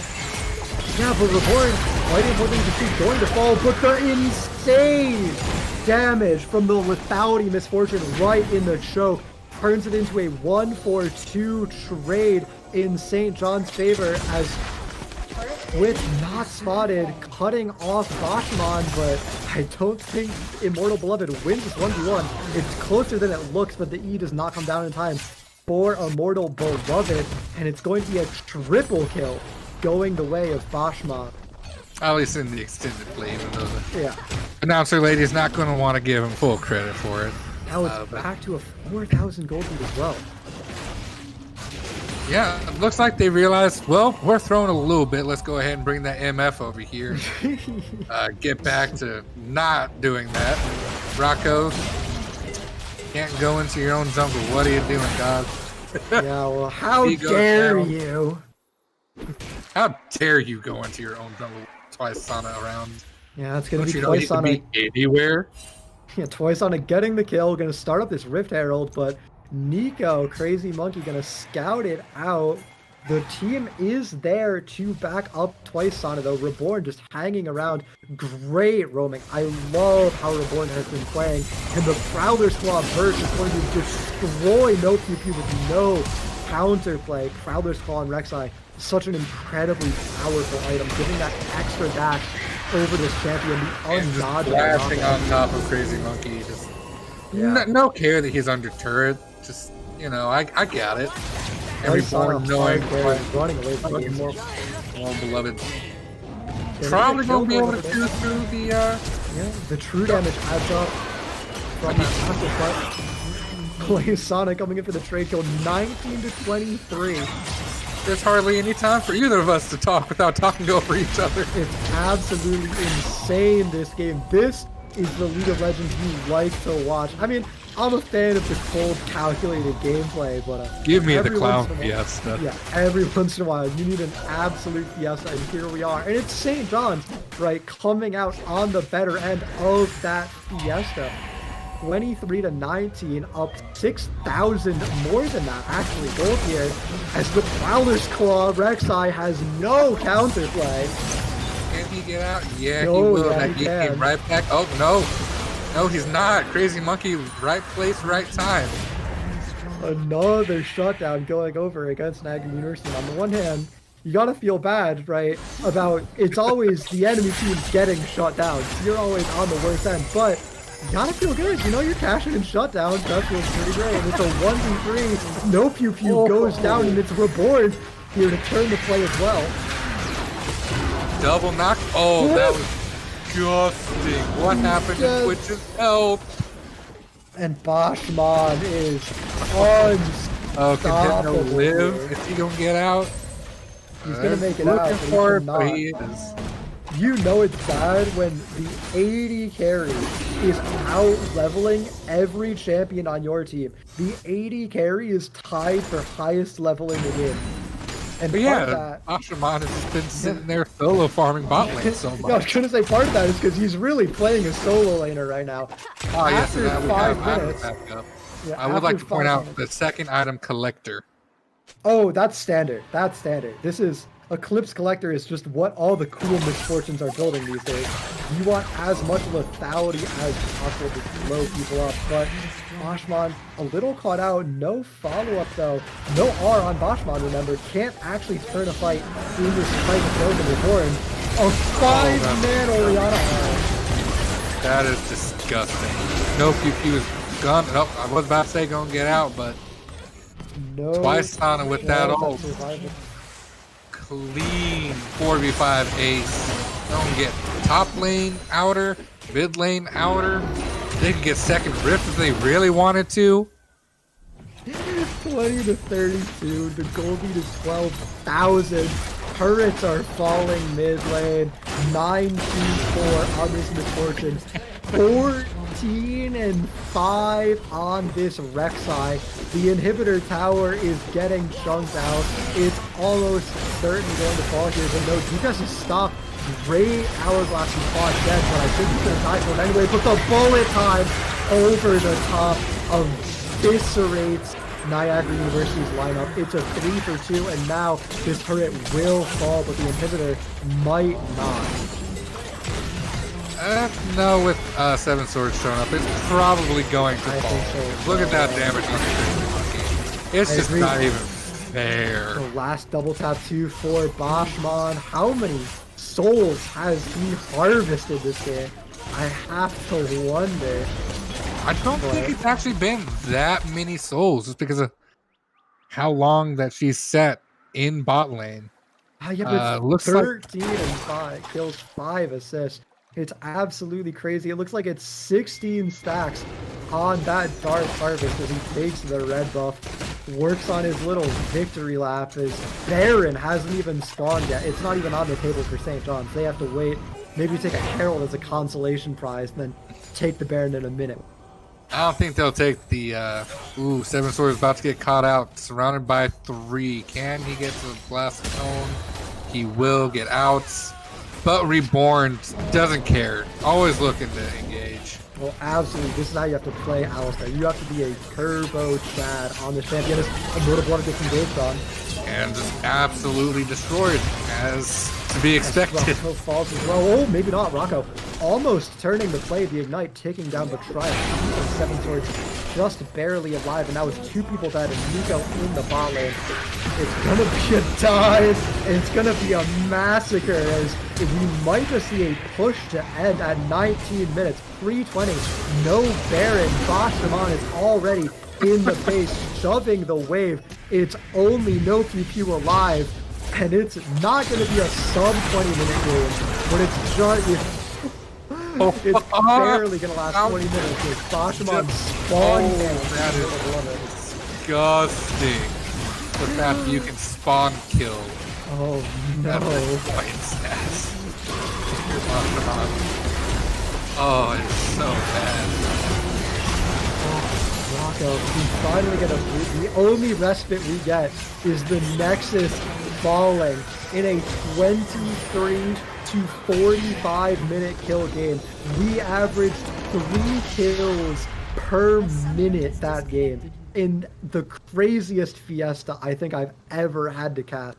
I am incredibly excited for game 2 because if this pattern holds, it'll satisfy my desire for League for the week. It's those kind of games where it's like, okay, who's doing what? Which one am I supposed to be? My picture here, my thoughts of the game, big smile, big old thumbs up. Absolutely. I'm glad you talked most of that. You can ruin your voice after that game.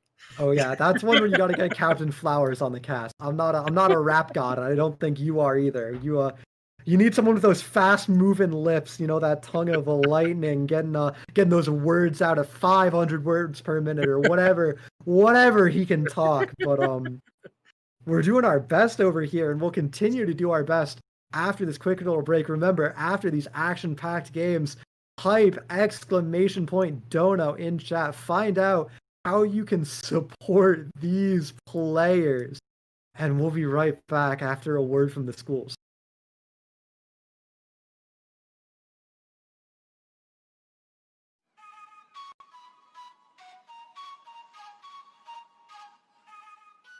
I'm excited for the Vincentian Cup because I know that Vincentian values are a large part of what Niagara University is. So it's really awesome to have an entire esports event with schools of similar values. That we really get to showcase the kind of hard work that a lot of our players have been putting into, honing their passion for all of the games that they play, and creating it into a really tangible, a real skill that they're able to show off. Excited to participate in the Vincentian Cup and be able to do what we all enjoy, which is play video games, but we are also doing that with other schools who share the same values and mission as us, which means we're all playing, but playing for the same purpose, which is to raise funds and to continue to support and maintain our Vincentian mission and values.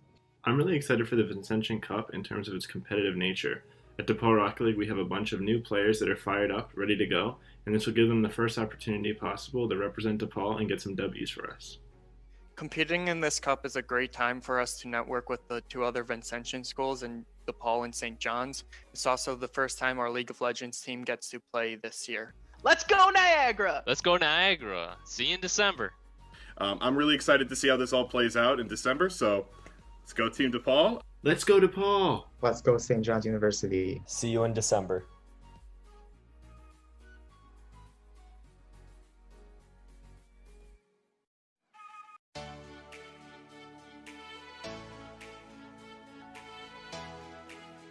Hi everybody, I'm Bill Newton. I'm the Assistant Director of Campus Activities here at Niagara. Hi, I'm Courtney. I serve as the Director for Student Involvement in Esports at DePaul University in Chicago. I'm really excited for us to come together for the Vincentian Cup because I think that it's a really unique opportunity to bring these three schools together because of our common mission. We're the only three universities in the country, DePaul, Niagara, and St. John's, that are threaded together because of that Vincentian mission. This Vincentian Cup really presents a chance for our students and our university communities to come together, share our love of gaming, and also hope to raise some funds to benefit students within our universities who are in need. Here at Niagara, we have a student assistance fund called the Rendu Fund. So our Rendu Fund is housed in our campus ministry department, and it's used for students who need help just in a variety of different ways. You know, that could be everything from just everyday type supplies and toiletries to helping to purchase bus tickets, train tickets, or even plane tickets to help get students home during the breaks. Student Emergency Assistance Fund was designed to help students in crisis. Obviously, throughout the pandemic, there have been a number of different issues that our students have been facing that are new and different that they haven't had to deal with before. We've been talking with students who have dealt with food insecurity, housing issues, technology issues, and so many other things. So the Student Emergency Assistance Fund is in place to help those students through those times of crises. So the Vincentian Cup is also going to be a live stream charity event. You can go to inspire.depaul.edu to donate. There, any donation that you make is going to be divided three ways between all three institutions. So by donating, you'll be donating to DePaul, Niagara, and St. John's. And game on, everyone, and let's go Niagara. Woo! We hope that you enjoy the matches, watch the games, and consider donating if you're able. And let's go Blue Demons!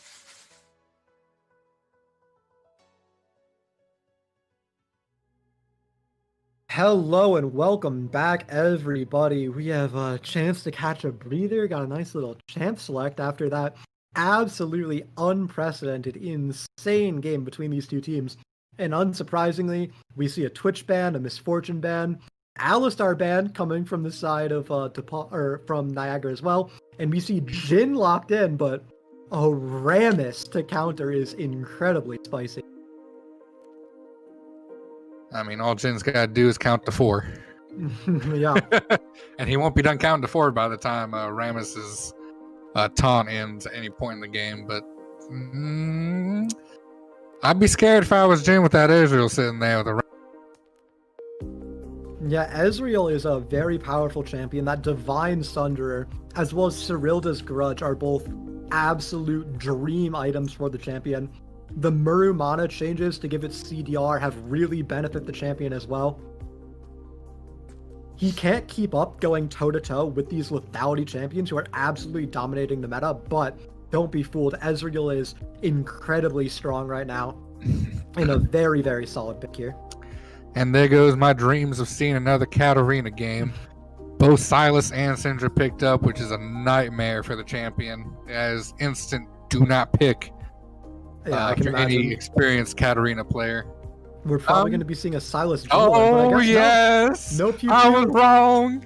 No Pew Pew was DePaul's Katarina player from before, so he's picking it up in the Syndra matchup. And the critical point of this matchup, right, is if you save your stun to catch Katarina when she's committed to a Shunpo and has it coming on cooldown, because there is a very brief window of time after you step on that dagger where you cannot Shunpo again, and that's when you need to land that stun from Syndra. Yes, though I am very interested to see which build No Pew Pew is going to go, because they have banned out Olaf and Morgana, so maybe pointing towards AP Katarina. However, I would like to see the Omnivamp item. I forget the name. I'm blanking so hard. Riftmaker. because that's so good on Cat, especially when you go Conqueror, because it just combos so well. Yeah, I thought that was a huge No misplay last time. Yeah, last time No Pew Pew played Cat, he went Conqueror, but he opted to go for the heavy burst build, which was a little surprising to me at the Yeah, with Conqueror, you definitely want to be going Riftmaker first, just to get that healing. But here we see a Nocturne locked in from the side of Niagara, which makes me think either Nocturne or Rammus has to be in a lane, and I don't know which one I think is going to be playing in a lane. But it could very well be a top Rammus here, which would be quite interesting. What is this team comp here? We got a Jin, we have a Silas, we have a Syndra, we have a Riven, and right now Reborn is hovering. It's Kiana. No way it gets locked in. Kanan, I'm still confused. That I'm doesn't still help. utterly confused. That does not. Maybe I Syndra agree. supports? Kanan It could top, be. Riven jungle, Silas mid? Or would Riven be- mid, Silas jungle? It'd be Riven top, Pennon mid, Silas jungle, and then Jin Syndra bot, but I have absolutely no idea. I think they're big braining us here. They are. I think both these trying teams to are out-big brain really. us. I think it's a Rammus support, by the way. Yeah, both teams are really hard leaning into the clown fiesta we just saw. They want to do another one here. Well, Toxic, all I can say is hope you have water, because our vocal cords are going to be needing it. Oh, it is. It's going to be a rough one. I think we're going to definitely it's see a gonna be repeat of Jin last mid. game. I hope it's not Jin mid, because No Pew Pew, if he plays it right. This Katarina's going to eviscerate him if it's a Jin mid. Oh, no. Okay, we'll find out once we get in the game what the exact build is. So we're just going to let them load in right quick. Well, I just have excited. I can't wait to find out. Katarina game. I'm going to be outside honest. of the Assassin's Cup way earlier in the year. I'm going to be honest. I saw which lane these champions were going to by player, and I still don't know which lane they're going to be playing in. So we're going to have to find out in a couple minutes when we get back from waiting out the load-in timer. So we'll throw it to one last quick break and then get into what I'm sure will be an incredibly eventful.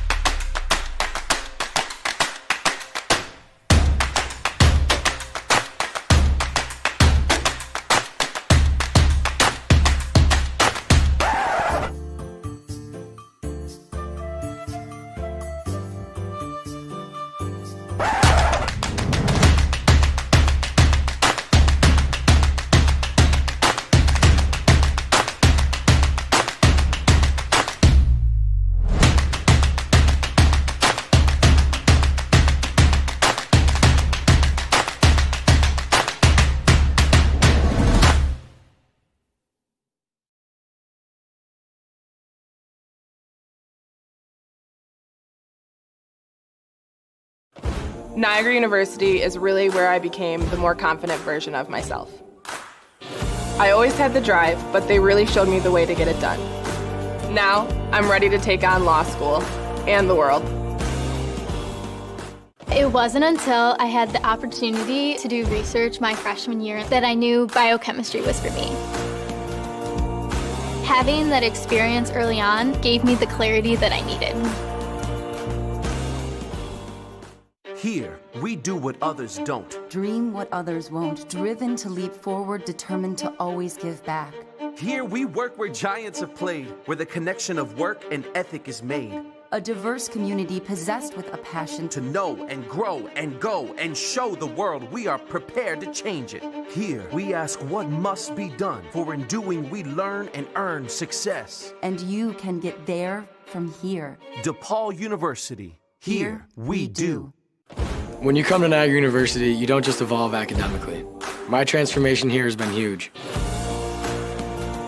I'm serving others now, and it's really helped me see my purpose.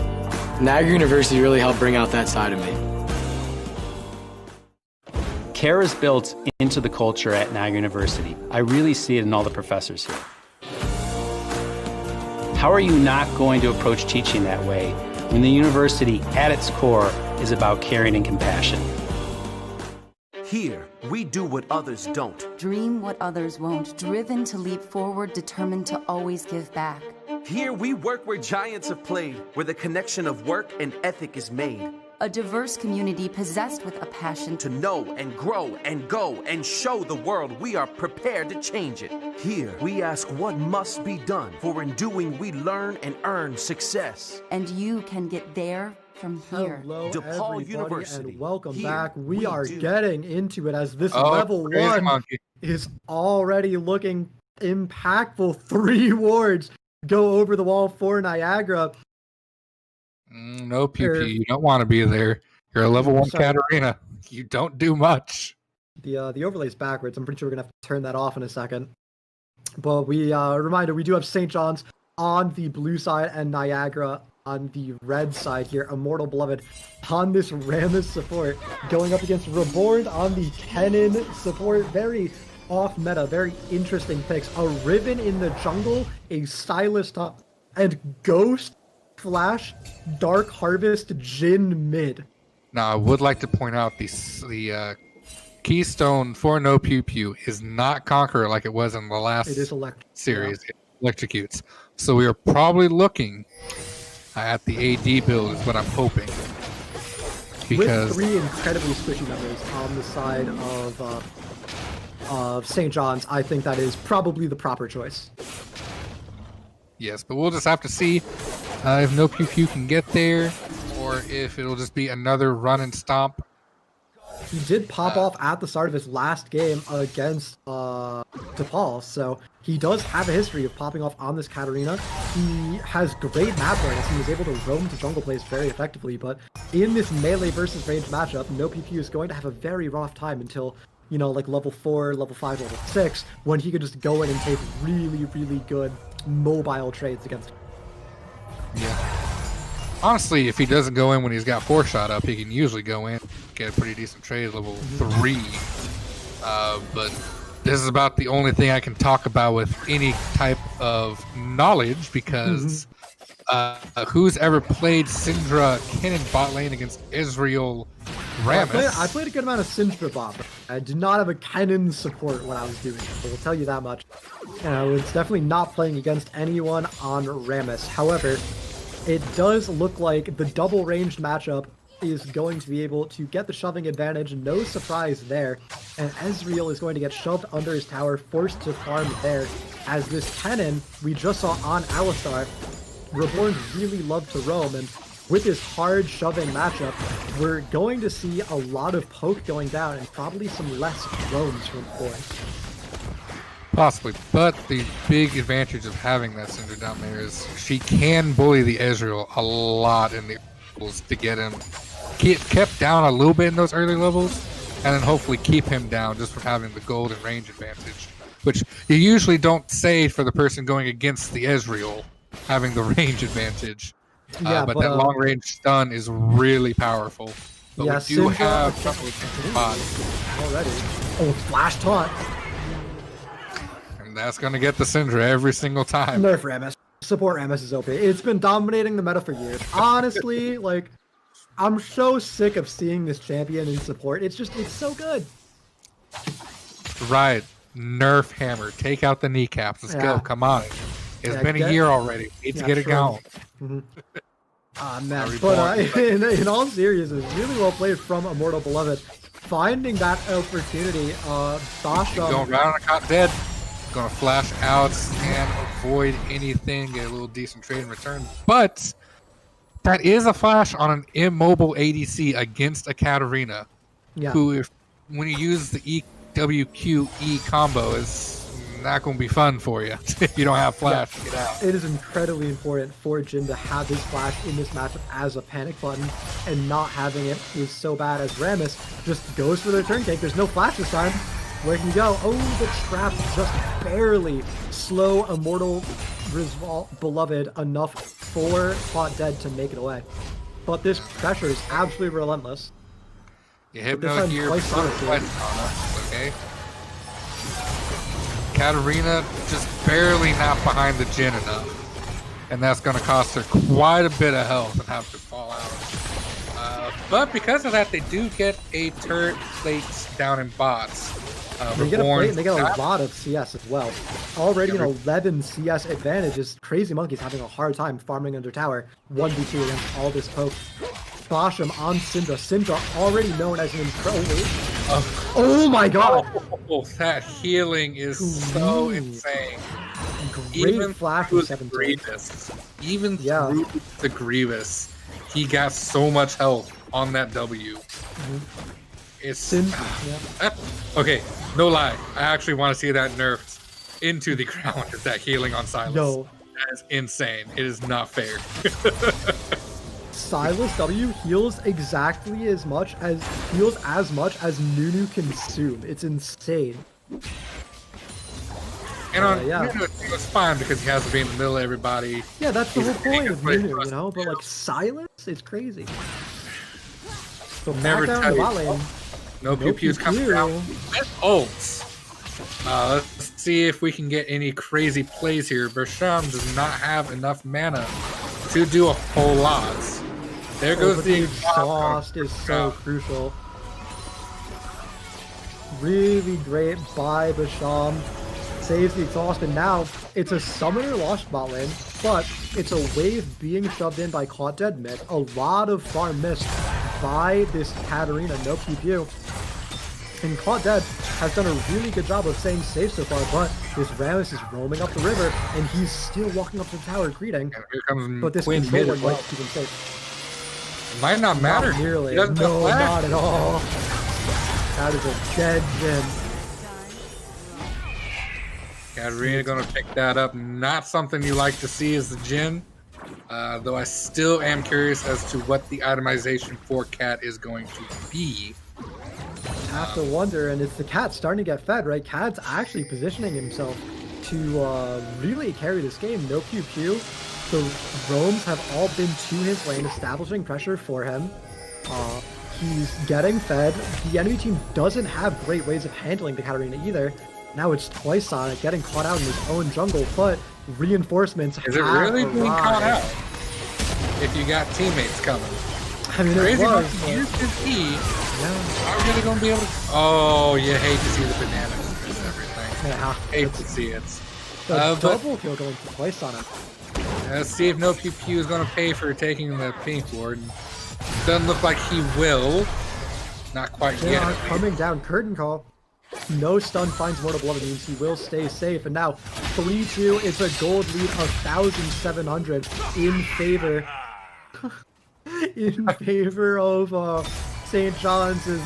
Seven Swords cannot do a whole lot with Quinn and Valor's ultimate, unfortunately. That matchup in that regard is pretty rough, but this arm guard, the armor it gives you, completely makes this matchup so one-sided. Oh, is Quinn going to be able to get out?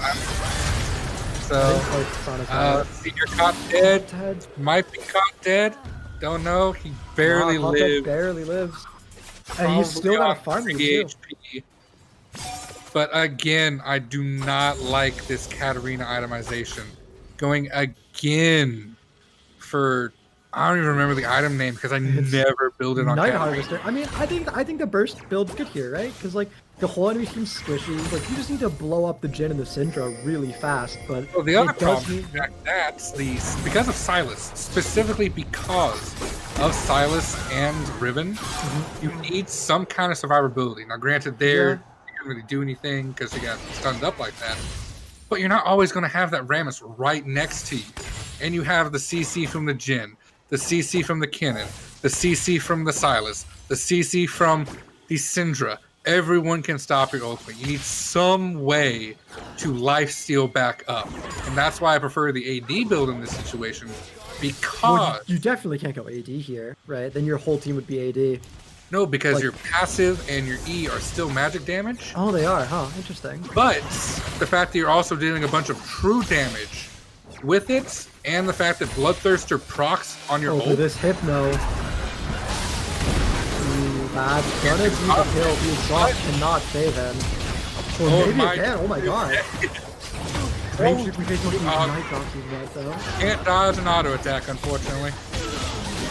Warren finds the trade kill, and the Powerball gets canceled on the minion, so in the end, it's going to be a 2-for-1 trade, the 3v2 outplay for the bot lane of St. John's. It has to be Rocco roaming all the way down to clean it up, and now his top wave's going to get shoved in, and he's going to miss things for it. In the end, 2 for 2, but a 4-man commitment for Niagara with only 2 committed back for St. John's. They maintain a 2,000 gold lead here. Twice once blood. Here's why you don't really want to be anywhere near Riven as a Katarina. Doesn't matter how big your burst is. If you can't auto, you can't use a spell, it don't matter. Riven's gonna out damage you. And let's just see if Twice Fauna gets punished here. Absolutely. Reborn can't really do much. Already used the ult in the last team fight. Doesn't have the ability to get 3 stacks off quick for a stun. And we're already back up to 8 kills to 7. Dark Harvest, by the way, I just realized on this Kennen support here, he is absolutely out for blood. Dark Harvest on the Syndra as well. These players know, and the Ezreal. Oh my god. These players know that these are high kill games, and they are fully tech forward. As Reborn looks pretty caught out here, and so does Seven Swords, trying to back him up. Pew Pew, very good holding the ult there. Because as soon as you ult, it's canceled because of the CC from the Sylas. So good, very good discipline from him. And also on everybody else to play that slow. And that's what Niagara needs to do against Sultan, is slow this game down, which sounds counterintuitive with Katarina. But you have Quinn, you have Nocturne, you have Ezreal. These are all champions who want to play slow. And just the fact that Katarina no longer falls off in the late game, you can play a game slow with a cat and be fine. Yeah, Katarina's scaling is much better than it used to be, but remember, it's still a gold lead in favor of St. John's, and last game was pretty even in terms of kills, but the gold continued to go St. John's favor because they're the ones who are consistently out-farming their opponents. We see 10 CS mid, 10 CS in the jungle, 20 top lane. Those little leads add up when all the kills are even the whole time, but a big engage from Hypno. Alright, oh, I didn't even see what happened with all the visual effects. Yeah, Reborn had an incredible counter engage with his ultimate. It's going to be getting cleaned up the shots. The ult from the Jhin, a triple kill for Twice Sana, and now Dragon is on the table, but it might just be left there as Twice Sana goes for a counter in jungle, but we'll find no camps left alive. It might be Rocco's life being on the line here as he actually goes for 7 points, and this dive is going to happen. I managed to get a little bit of a disengage there, but it's not going to save Twice Sana is a Duskblade, holy my god. Ooh, that's not what I was expecting the Riven in the jungle to be building, but I guess he's popping off, so whatever works, works. Man, at this point, it's just like St. John has earned the right to do whatever they want. Absolutely. They can't drop a map in any of this. I don't expect much better tomorrow. Another kill onto Hypno. Yeah, they are looking like the heavy favorites going into tomorrow as they seal this blue buff. And now caught out 3-2 here if this Ezreal roams up, but they actually don't see them on the blue buff. They are just to cat him dead again in the mid lane. Caught dead. Falls once again. 0-3-5. This Jhin mid pick. Maybe a little bit regrettable, but his team overall still up 4,000 gold as Reborn. Maybe getting caught out now, but he's able to stop the power ball and walk away. Yeah, I just can't get over this cat build, dude. I just do not like it. He needs to be building what that Quinn has, the Gale Force, I believe is what it's called. Kraken Slayer? Yeah, Kraken. Oh, why did I call it Gale Slayer? Yeah, Kraken Slayer. Yeah. So insane. And plus the fact that it gets you surprising amounts of burst. Like, you'd be surprised. Yeah, it doesn't have quite the same. The true damage is not reduced by your ultimate either. Yeah. It applies on-hit effects, and because it's true damage, it applies 1/3 of on-hit effects, but true damage cannot be reduced, so it's an incredibly powerful synergy point. But we actually see it's Niagara taking the first dragon of the game at 15 minutes, and it's a boss fight that might also be Niagara's favorite. We'll have to sort of camp out. It's coming in over the top, but it's caught dead by the first kill. Silas healing, dude. It's brutal, but not PQ. Finds 2 kills for himself, but he goes too deep. Oh yeah, he does find 2 kills, but too deep. 7 Swords might be able to find the Silas rest. wins these. Yeah. And now it's Crazy Monkey running for his life. There ain't no running, dude. There's just kite back as long as he can. And in a 5-for-1 trade initiated on Niagara's terms, they were the ones starting it. It was them, Nocturne ulting in. They get outplayed, out-team fought, and it's going to be St. John coming out on top. A 9-2 Riven is absolutely terrifying, but it's a solo kill on Basham from the mid lane by Rocco, a glimmering hope of light. This 6-5-4 Quinn is trying to carry, but the team might just be too heavy, and Quinn, not the pentakill champion. He's more adapted for those 1v1 scenarios in side lane. Reborn gets caught here. Looks like he is, but caught dead. Might be able to provide artillery. Pressure, yeah. But going back to that bright spot comment, I don't know if it's a bright spot when you're 6-kill top laner, can't dodge anything, or barely lives to the 0-4 AP carry, and no pew pew. It's gonna be Toyson deleting him, diving between the towers and making it out just fine. 21-14. This is how the last game went. It was close early, but once the team fights start breaking out, it is so St. John favored. They have the team fight prowess, the practice, the coordination coming in clutch for them. They're sieging this mid tower. This Ezreal much going down. Crazy Monkey. Under a lot of pressure, but Reborn getting baited to go too deep will actually end up dying. No one diving past the tower with him. Might be baiting, but he might be dying instead as 7 Swords finds the kill and Hourglass saves his life, but he's going to fall in return. Now it's no QQ with the reset. A trade kill onto the Rammus, but this is the double kill opportunity. No QQ misses both daggers though. But he does end up living at least through a little bit. And Rocco is one that profits off of that. Yeah. Couple kills. No PP lives long enough to get the damage down. Rocco cleans up the 2 kills, 8, 6, and 6 on him, but 81 farm at 17 minutes. Everyone's farm this game is well below the benchmark because they're too busy farming champions. But Oblivion Orb in for the Katarina will help the overall Silas healing. It will, for sure. Not a whole lot, as you saw in that last team fight. He got burst down by the cat, both daggers, and it did nothing because of the healing. Absolutely true. Immortal Beloved almost finishing his tank mythic, the last one without a mythic left on the map.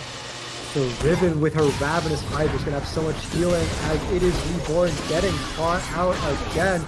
No one to zone for him, no one to save him this time. He falls down, but Niagara with their power play, 4 versus 5 on the map, can't actually find anything to do with it, but it might be Boschman going down the great self-heal. Silas has the Katarina. Oh, there goes the Quinn.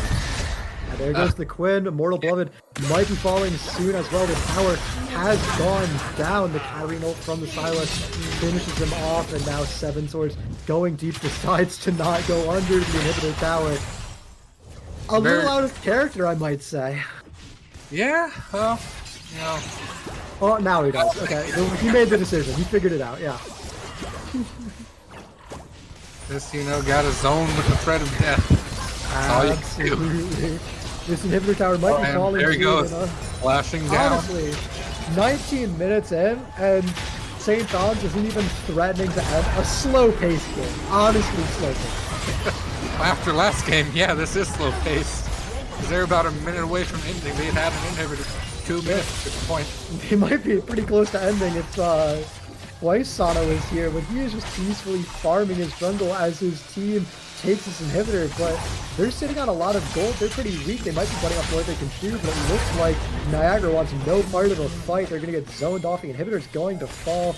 They're pinging the dragon. They're going to go take that objective and then probably reset and look for Baron if I had to guess, but most of my guesses for how a League of Legends game should be played aren't coming true this game, so what do I know? I think the correct answer is go farm some more champions. True. Looks like that is the decision. Looks like they're going to try to bait Reborn. I don't know if they know that Seven Swords and Contet are there.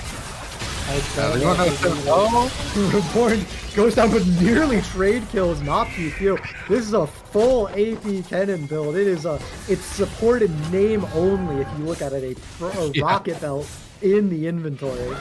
And again, this is why I prefer the Omni Steel and Lifesteal Katarina builds, because you wouldn't be as scared there.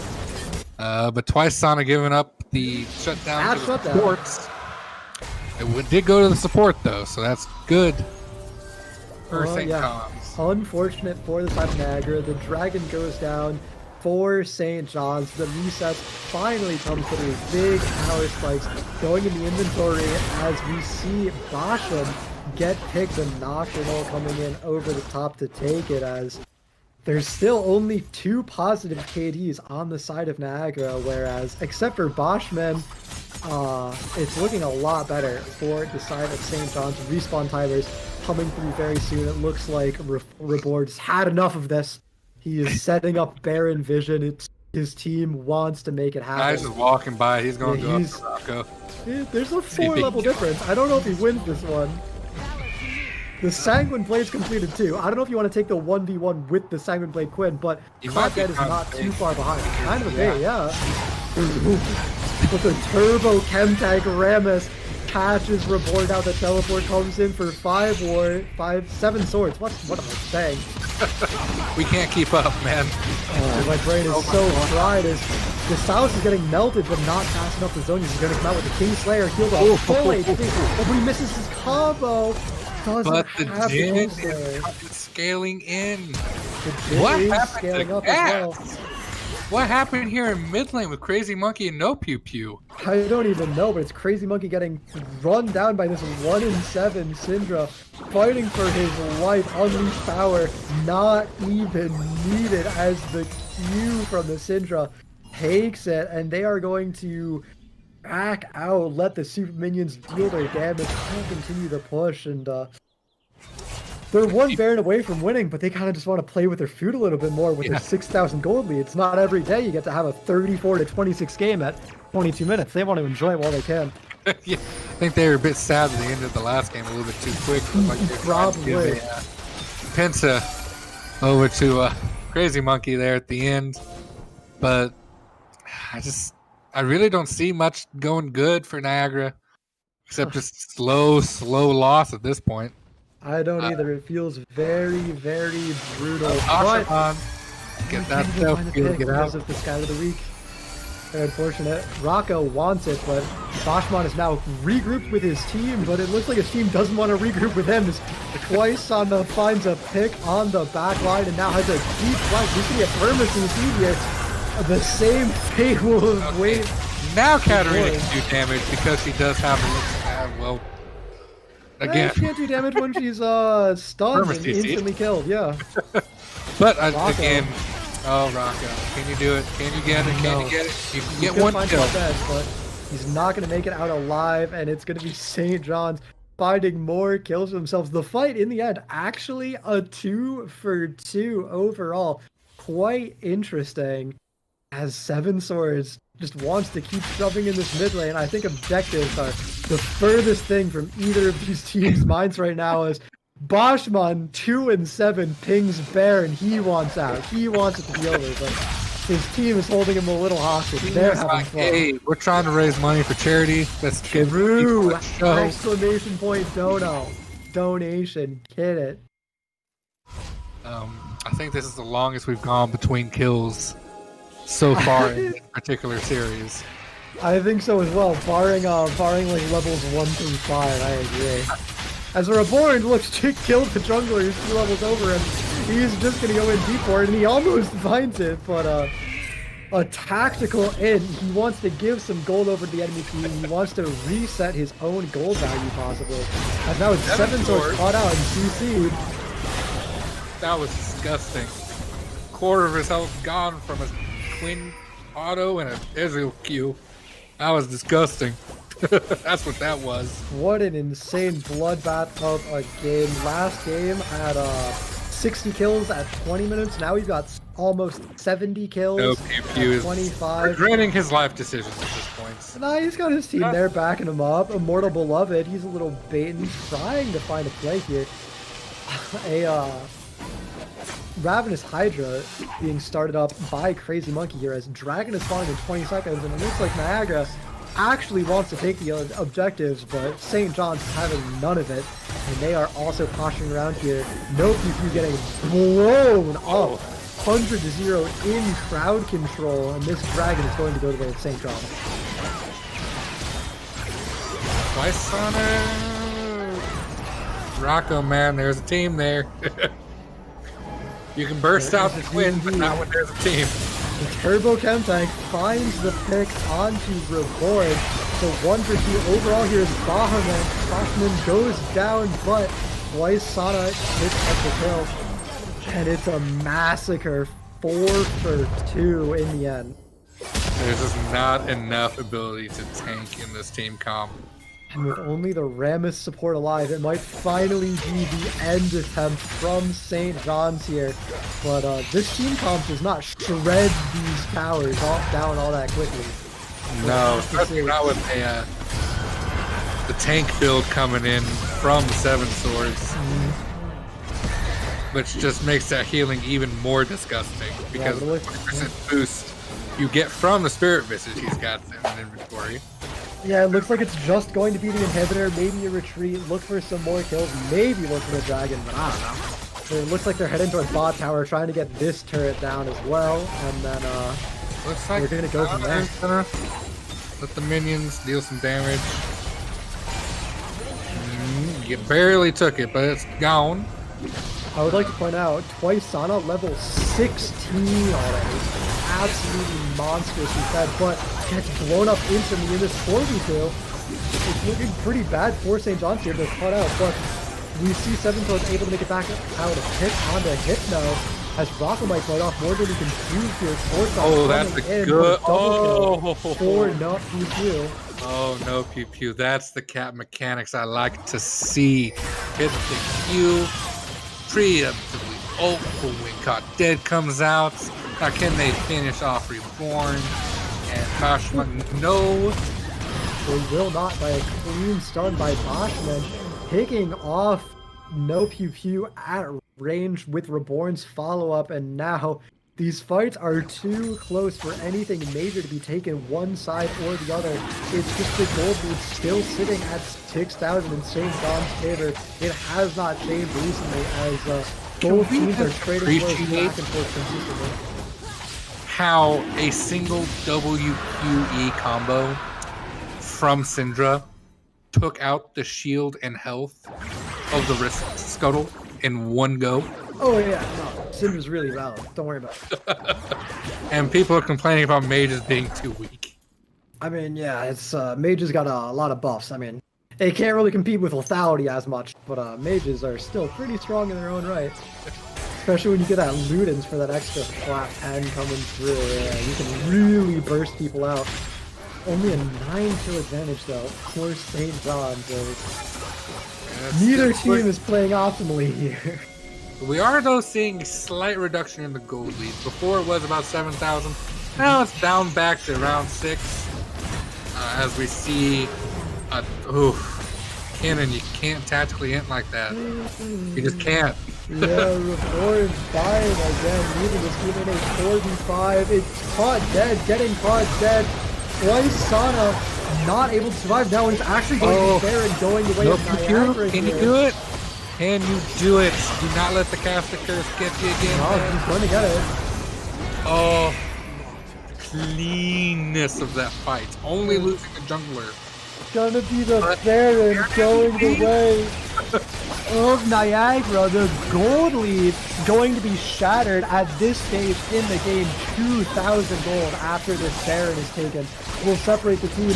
Maybe even just 1,000 will separate the team, and that is a completely insignificant lead. Multiple players quickly approaching full build rate. 2 Medjais now reset to 0 stacks after that play, as St. John's needs a sobering wake-up call here that this game is not unlocked for them anymore.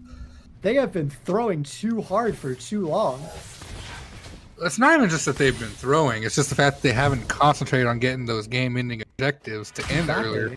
Yeah. And the fact that No Pew Pew has been playing a lot better these last couple team fights on the Katarina. But Reborn is way below even Immortal Beloved. Look at the support level difference. Yeah, Twice Sana, by the way, has an hourglass in his inventory on Riven. Longer survival. Throw it out there. At this point, QSS into any type of invuln, probably going to be very good. Yeah, he is getting right there. Hourglass right there. Very interesting is great zoning from Reborn here, but Rocco absolutely blows up caught dead, but it's not too going down. Cleanup from Hypno is not there, but it's Rocco looking to make it happen. Can 7 Sword serve? No, he can't. He gets caught mid-Kingslayer, and now it is a 3-4-5 in favor of Niagara, and Niagara might just find victory here, as they are now ahead in gold almost. To an earlier comment I made, Katarina does not fall off anymore, guys. You have to push your advantage when you're going against Katarina, because instead of being a mid-game now, she's back to being a hyper carry she was back before she was so reliant on Gunblade. Absolutely, in this Ezreal in the bot lane with this Baron up going to take objectives. It's falling apart for St. John's. They don't actually have a comp that can set up team fights if Reborn doesn't catch a bunch of people inside the ultimate, whereas Immortal Beloved is a really great initiation tool, and then alongside Hypno, there's just so much great guaranteed engage for the side of Niagara. They can set fights on their own terms and execute, and these squishy, greedy builds from the side of St. John's can't keep up with it. Yeah, and we saw a 6,000 gold lead for St. John's Baron fights. It's now a 1,000, or not really 1,000 after that wave clear, but it's back in favor of Niagara University. And as we can see from the items, we only have, Katarina's got an item left to finish. Looks like it's going to be Death Cap. Yeah, Jungle has 2 items. When you're this late in gold, gold lead stops mattering, right? Because everyone's full builds, so some people have 6 items and are just sitting on extra gold, which is useless. Oh, this could be huge. There's only 2 people here. The backup hasn't arrived. Hypno getting caught out. Hypno was caught out. It's just from 7 Swords. Oh, you have to imagine this is going to be the end. Rocco, the big carry, and Hypno dead. It's going to be the push down the mid lane for St. John. Twice Sana going to QFS, not be able to find it. And Cattle is now down. It's going to be so much harder to get those resets without that tool. Very, very crucial here. Yeah, just one slight misplay on that positioning there, and that's going to cost. Yeah, the game actually slips away. Or but they don't have a wave to end with. The dragon? It's going to have to be Dragon as a consolation prize. St. John's doesn't have a wave to end. They couldn't. But now it's now going to be sole point for St. John's, as we are 2 kills away from a 100 kill. Nearing 100 kills in the game. A little close. What a 8 ramp. Wow, Fiesta. I mean, I don't even know what to say as a caster here. I can't give my input. It's just back-to-back team fighting no matter what. Great couple of picks from St. John's there, and on Soul Point means one way or another, this game's probably going to be ending in the next 5 or 10 minutes. So Seven Swords is getting caught out again. No chance of surviving. Seven Swords built very tanky, maxing out his Omnivamp. Last item, purchasing a Ravenous Hydra to get the most possible Omnivamp he can have. Spirit Visage, Riftmaker, Ravenous. Now it's twice on his turn to be caught out. He's going to be getting run down by this 10-tank Rammus. No chance of escape, and now it's 2 deaths on the side of St. John's, but with no objectives on the map, Niagara can't capitalize on it. Also going to send no Pew Pew down to try to get that bot inhib, based on the fact that we got 3 in the top side of the jungle for St. John. All 3 are left alive, none backing. So it looks like he's going to push that in and then try to make some spotted by his Stryers, but they know Cannon's there. Teammates going to stay to try to help. Okay. This could be big, or it could be really bad. It all depends on if this scatters a weak stun.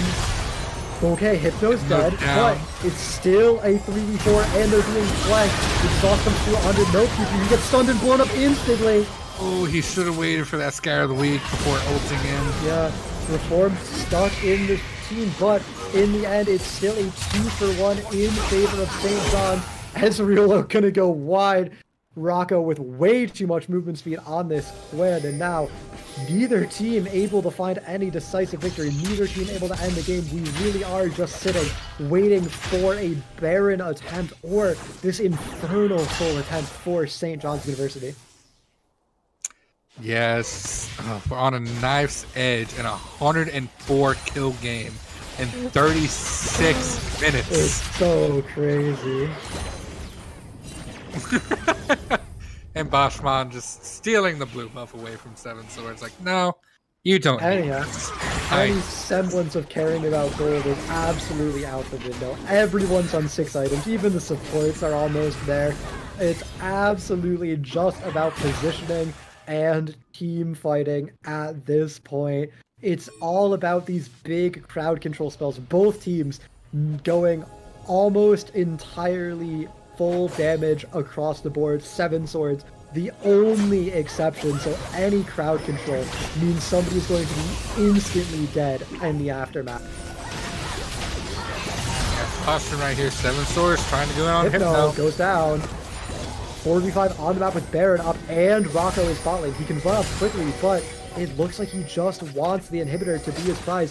He might actually go for the Nexus here. He has a wave. This Baron has to go fast. We see Seven Swords recalling to stop him, but I'm pretty sure we've seen this 1v1 before, and Rocco came out on top. He even gets a recall stopper. Now, Rocco's in the base. This Baron's falling, but it's going to go down fast enough. It looks like Rocco won't be able to get value, and it's just a 3 Baron.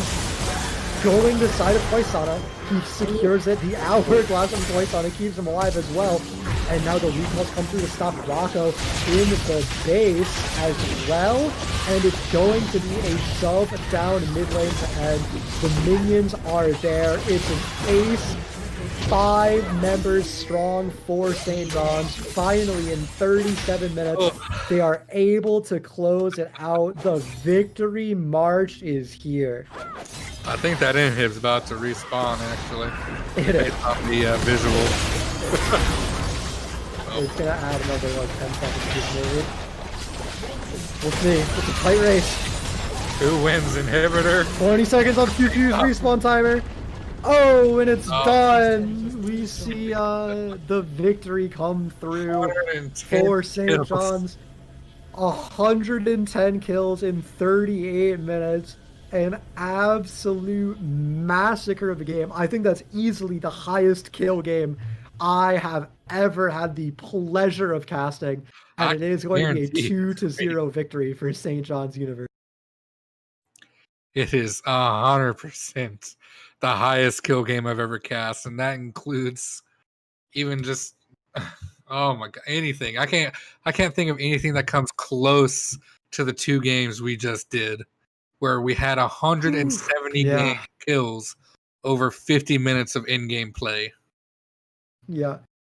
But with that being said, we are going to end this match with St. John's winning. Thank you so much for tuning in today to watch the Vincentian Cup. I hope you guys had as much fun as I did, because these were absolute banger games. If you're still here, don't forget to check out the ! Donate command. Remember, this is a charity tournament. The donate proceeds are going towards helping out players who are being negatively impacted by the current ongoing circumstances. And if you loved today's broadcast, be sure to tune in tomorrow at noon. We are going to be running the finals for all of the games across the Vincentian Cup: Rocket League, Overwatch, Smash Brothers Ultimate, and of course, League of Legends. It's going to be amazing. If you enjoyed it, oh yeah.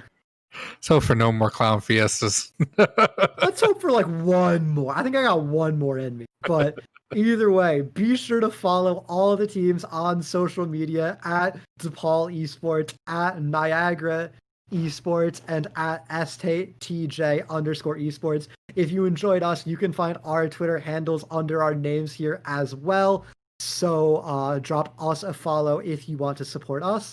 And remember, these teams are going to be competing in the finals tomorrow. Today, they were playing for points, but the finals are tomorrow. That's where it all counts. So make sure to come back Saturday at noon Eastern time. And we're going to sign off. It's been fun. See y'all.